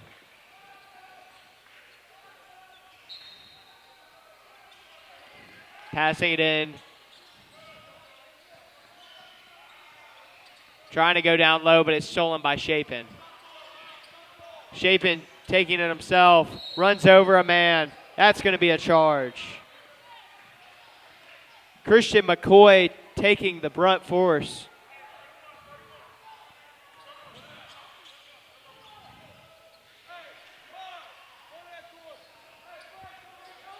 Around halfway through the second quarter. Pesacek might have gotten away with the backcourt. And that goes out of bounds off of SCE.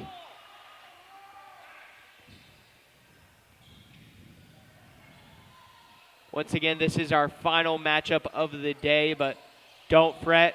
We have another full day of basketball tomorrow.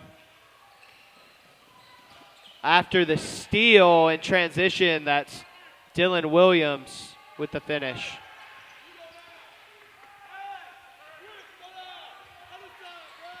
Grimes passed it over to Pesacek. Pesacek back over to Grimes. Two-man game here. Now Brogan comes over. Now over in the corner to Grimes. Good defense by SCE. Grimes puts up a floater, too strong. Rebound, McCoy. Pesacek with it. And a nice leaping steal by Dylan Williams. 2-on-1. And unable to finish. Williams fighting for the rebound. And outside three. No good.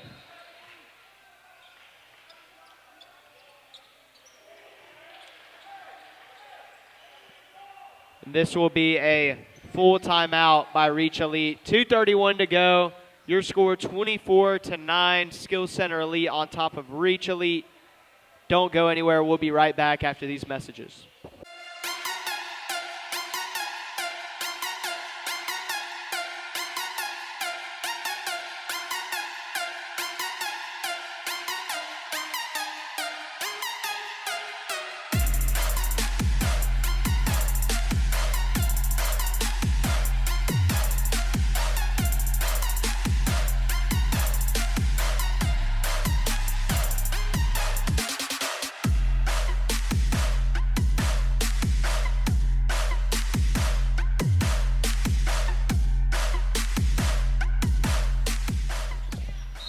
Back after the timeout.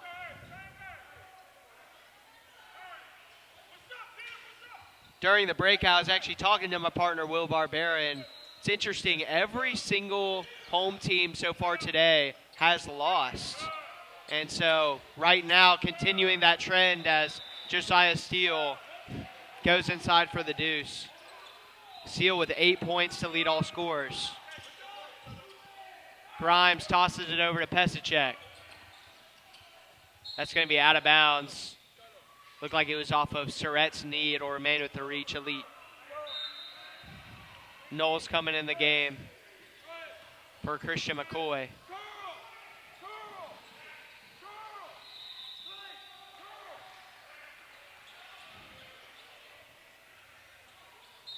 Knowles passing it in for Reach Elite.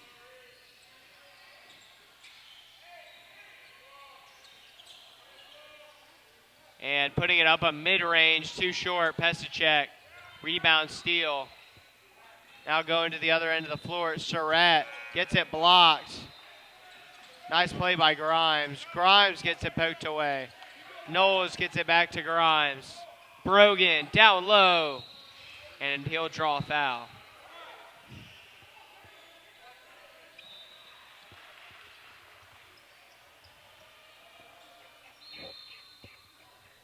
With 1:43 to go in this first half, Reach Elite got to try and start something.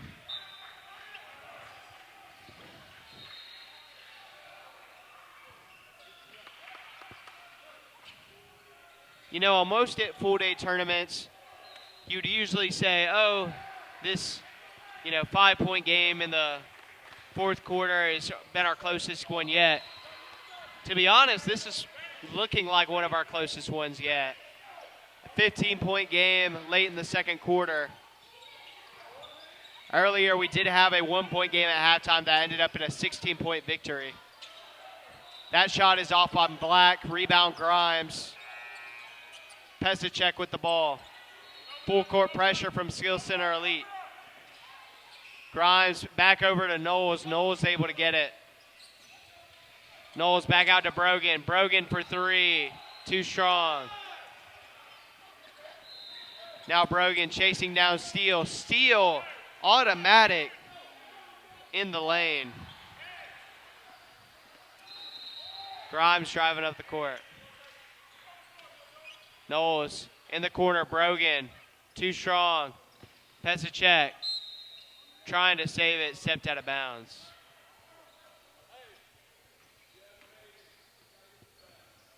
(28-11) your score. SCE up with under a minute to go in the first half.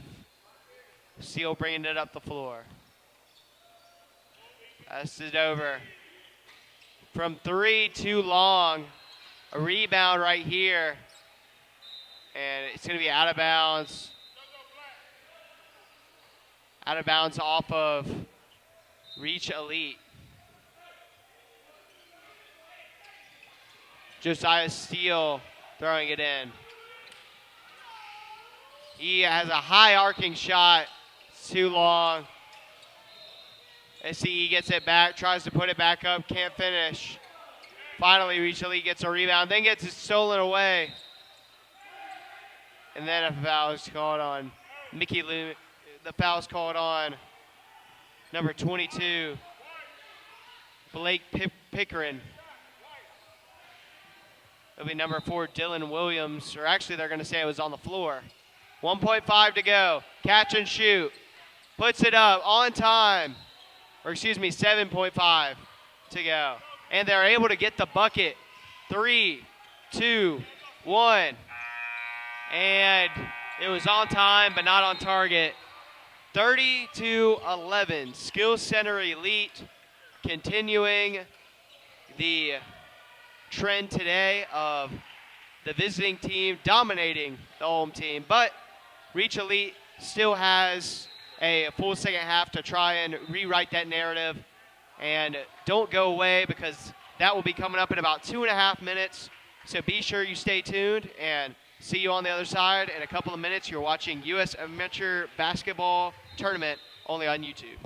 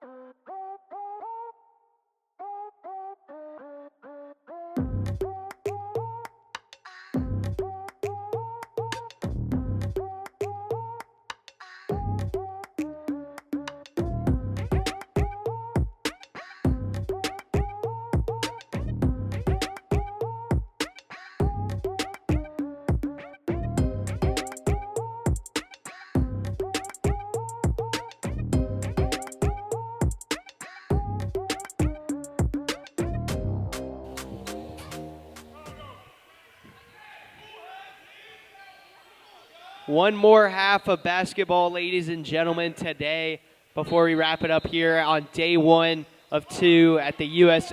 Amateur Basketball Tournament.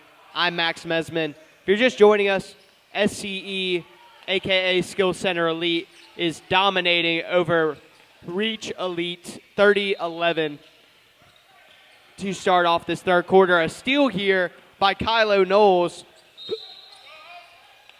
Drives all the way to the basket and gets fouled.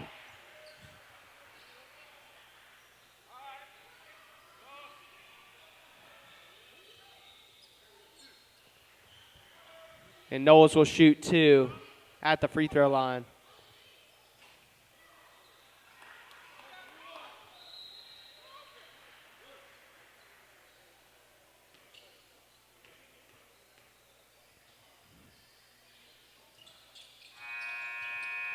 Kylo Knowles misses both free throws but gets his own rebound. Now Gramado with it on the outside, facing a double team. And it's stolen away by SCE. Devlin coming the other end of the floor. And steal over at the other end of the floor, his 12th point of the day. Grimes into Kylo, and a travel called. Another turnover for Reach Elite. Devlin bringing it back up the floor. Passes it over to Surratt. Surratt too strong. Rebound. Now Steele with it. Shoots it for 3. Too strong. Surratt keeps it alive. No, he doesn't. Out of bounds.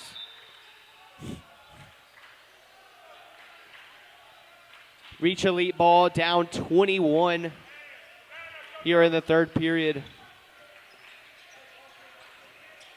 Grimes swings it over to Grimaldo, guarded by Surratt. Now a double team. And Easton Tomaselli gets tripped up by number 29, Jeremiah Ramos, his third foul. Tomaselli at the line, makes the first.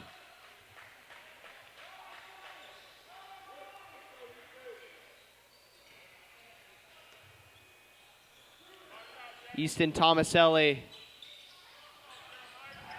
Kylo Knowles gets the rebound and is called for a travel.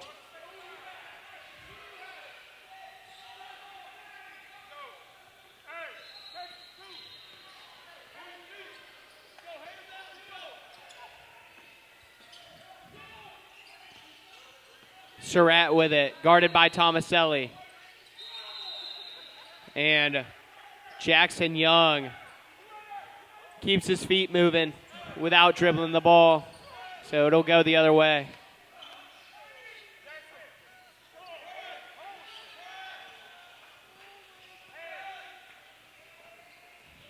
Reach Elite got their work cut out for them if they want to try and come back. Down 20 points. Pesacek.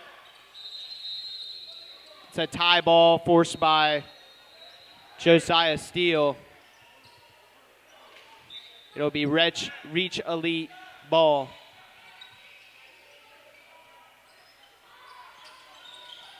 Knowles takes the inbounds pass. Grimaldo in the mid-range. Pass it to Knowles. Knowles takes it down low. Can't make the floater. Tomaselli also can't finish. Multiple chances. Out of bounds. It will be SCE basketball. Great defense by the team in orange and black.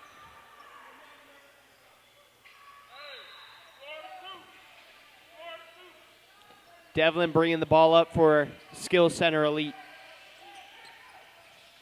Steele with it. Swings it over. Now inside, Ramos puts it up off of the back iron and out. Knowles trying to go in transition. He gets fouled. That will go on number 0, Jackson Young. His first.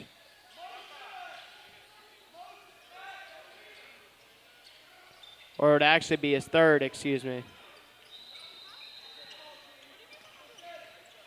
And now Grimaldo gives it off to Pesicek. Driving baseline. Knowles can't finish, but he will go to the line to shoot too.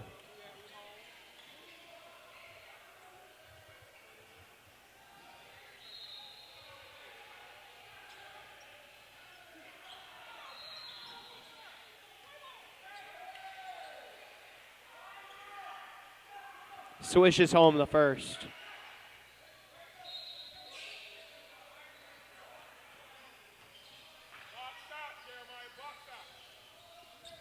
Knowles makes both.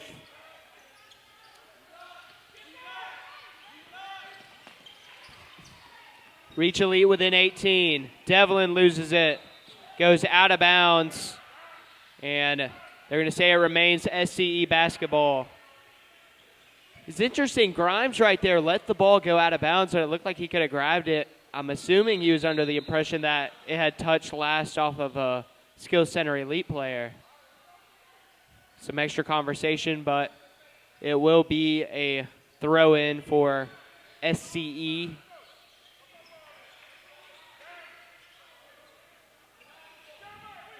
Taking the throw-in will be Devlin.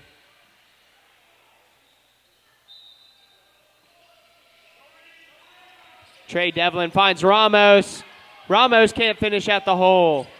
Knowles trying to dribble past him. Grimes now with it. Grimes over to a Pesicek. Wide open. Too short. Steele with the rebound. Steele going the other way. Steele gets it blocked. Knowles now trying to outrun the defense. Finishes at the hole.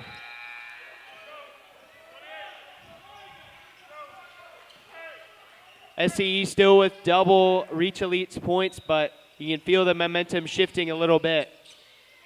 Ramos with it. Guarded by Grimaldo. Goes left. Passes both defenders. Rebound Knowles on the miss. Pesicek with 7 seconds. Toss it down to Tomaselli. Tomaselli puts it up and in.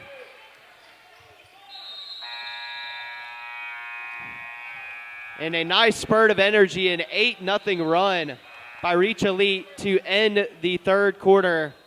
As we will head to the fourth, Reach Elite down 14, 32-18. The final 5 to 7 minutes of basketball here on day one of U.S. Amateur Basketball Tournament weekend. We hope you stay tuned. See you back after this break.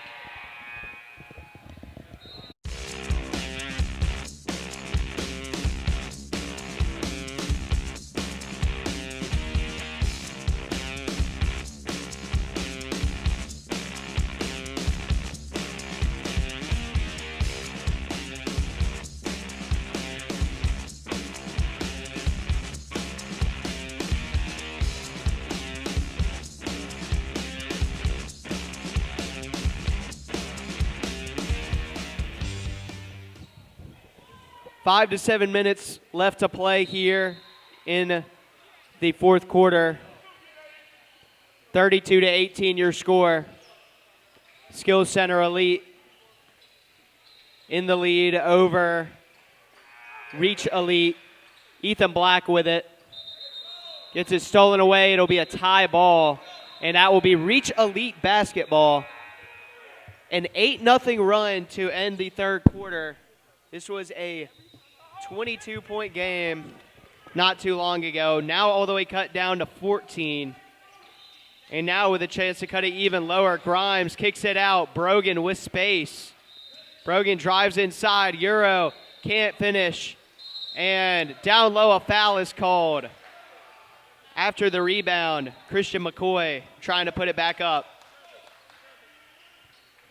So McCoy a chance to cut it to as low as 12 here.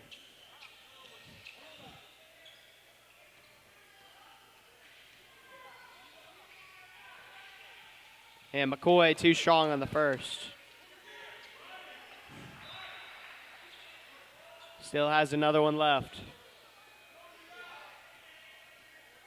One of the lowest scoring games of the day, as he misses both. And a rebound, McCoy gets his own miss, but gets it blocked by Chapin. And now going right to the rim, Josiah Steele unable to finish.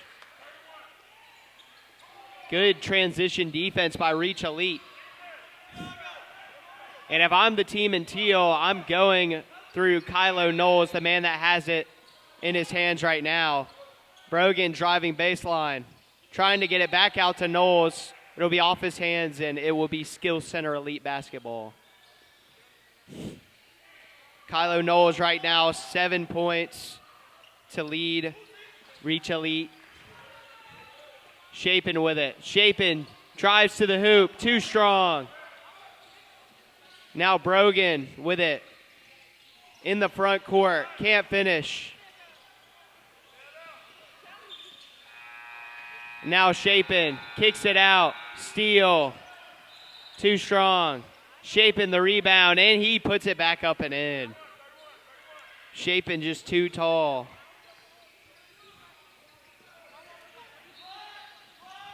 Grimes with it. Over to Knowles. McCoy. Double teamed, and it's going to be out of bounds off of Steele.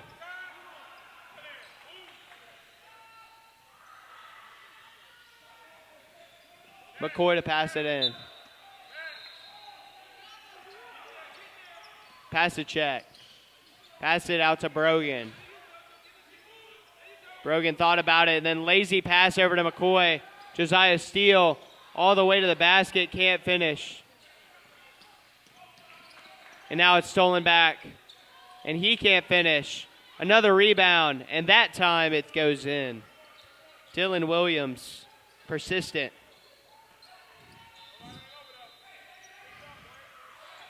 Braxton Pesicek, guarded closely, double teamed.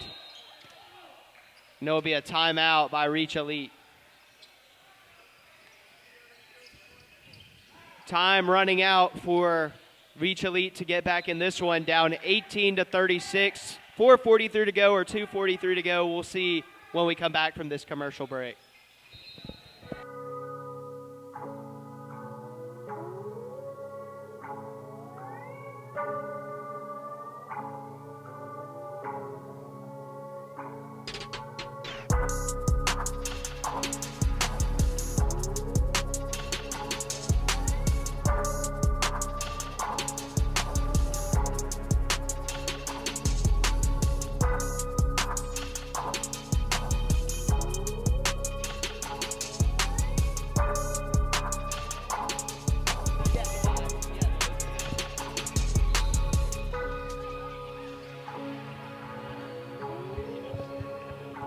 Oh my gosh. 4:43 or 2:43 to go. All depends on whether or not SCE can get out in front by 20. That will not help their case as Grimaldo fouled on his drive to the hoop. He'll go to the line to shoot two. Or it looks like they called it on the floor, so it will be Reach Elite basketball from the pass in. Looking for an open man. Able to find Grimaldo. Grimaldo driving around, stop, pop. Sweet touch. Maximiliano Grimaldo. Stephen Frey with it. Drives inside all the way to the hoop. That's Frey's first points of the game. SCE maintaining an 18-point lead. Reach Elite trying to make things interesting. Grimaldo. Tomaselli passes out to Pesicek. Pesicek guarded by Williams. Now Grimaldo with it again. Guarded by Williams. Williams almost got a steal. Grimaldo dumps it off. Tomaselli with it. Passes down low. And coming over like a defensive back to make the steal is Trey Devlin, but it will be a throw-in. Grimaldo with it. Passes out to McCoy. McCoy lines it up. Too strong. And Williams going the other way. Trying to go all the way to the hoop. Can't finish.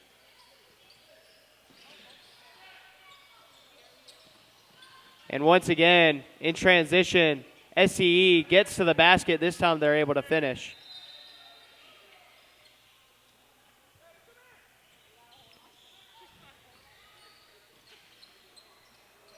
Grimaldo. Pass it off to Pasicek. Pasicek gets it stripped away by Williams. Williams 4-on-1. Passes it over to Black, who lays it up and in. And now up 22. A good chance that this ends within the next 50 seconds. Reach Elite needs a 3 here to keep the game alive. Grimaldo 1-on-1 against Davalo. Pesicek over to Grimaldo, guarded by Devlin. Grimaldo kicks it out to McCoy.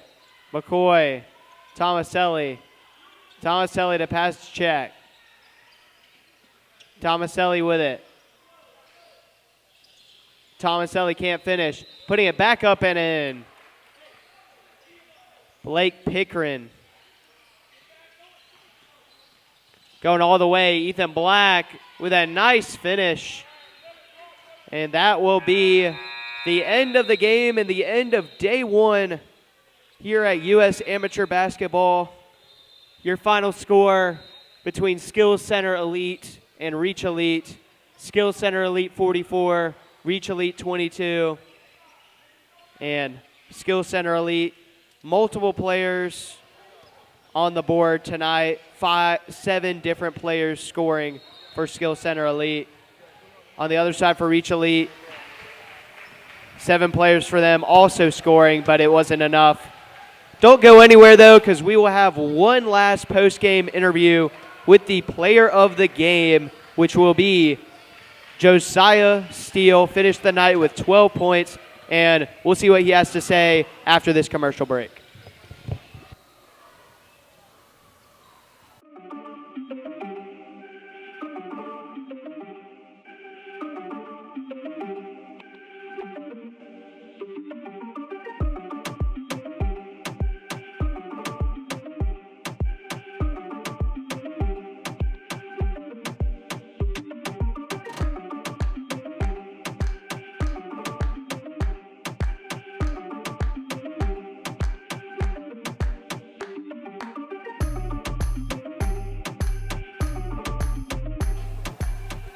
Testing 1, 2, 3.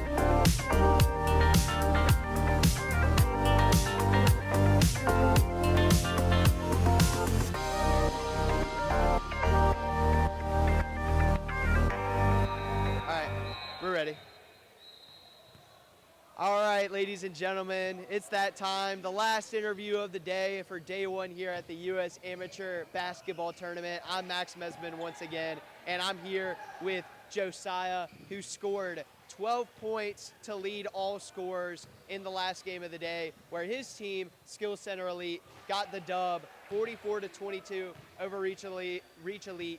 Josiah, how does it feel to get this win at the very end of the day? You know, it feels good because like the last game that we played, the first game that we played, we lost by 5, so yeah, it feels good. Yeah. Got you. Well, then that brings up a follow-up question for me. So the last game y'all played, y'all lost. What adjustments did y'all make going into this game that helped y'all get the win? We played better defense and we actually made our shots. Got you. And then last question before I let you go. What is your favorite food? Pizza. Pizza. Okay. Follow up. What type of pizza? Pepperoni. Pepperoni pizza. I got you. Any brand? Like Little Caesars, Domino's?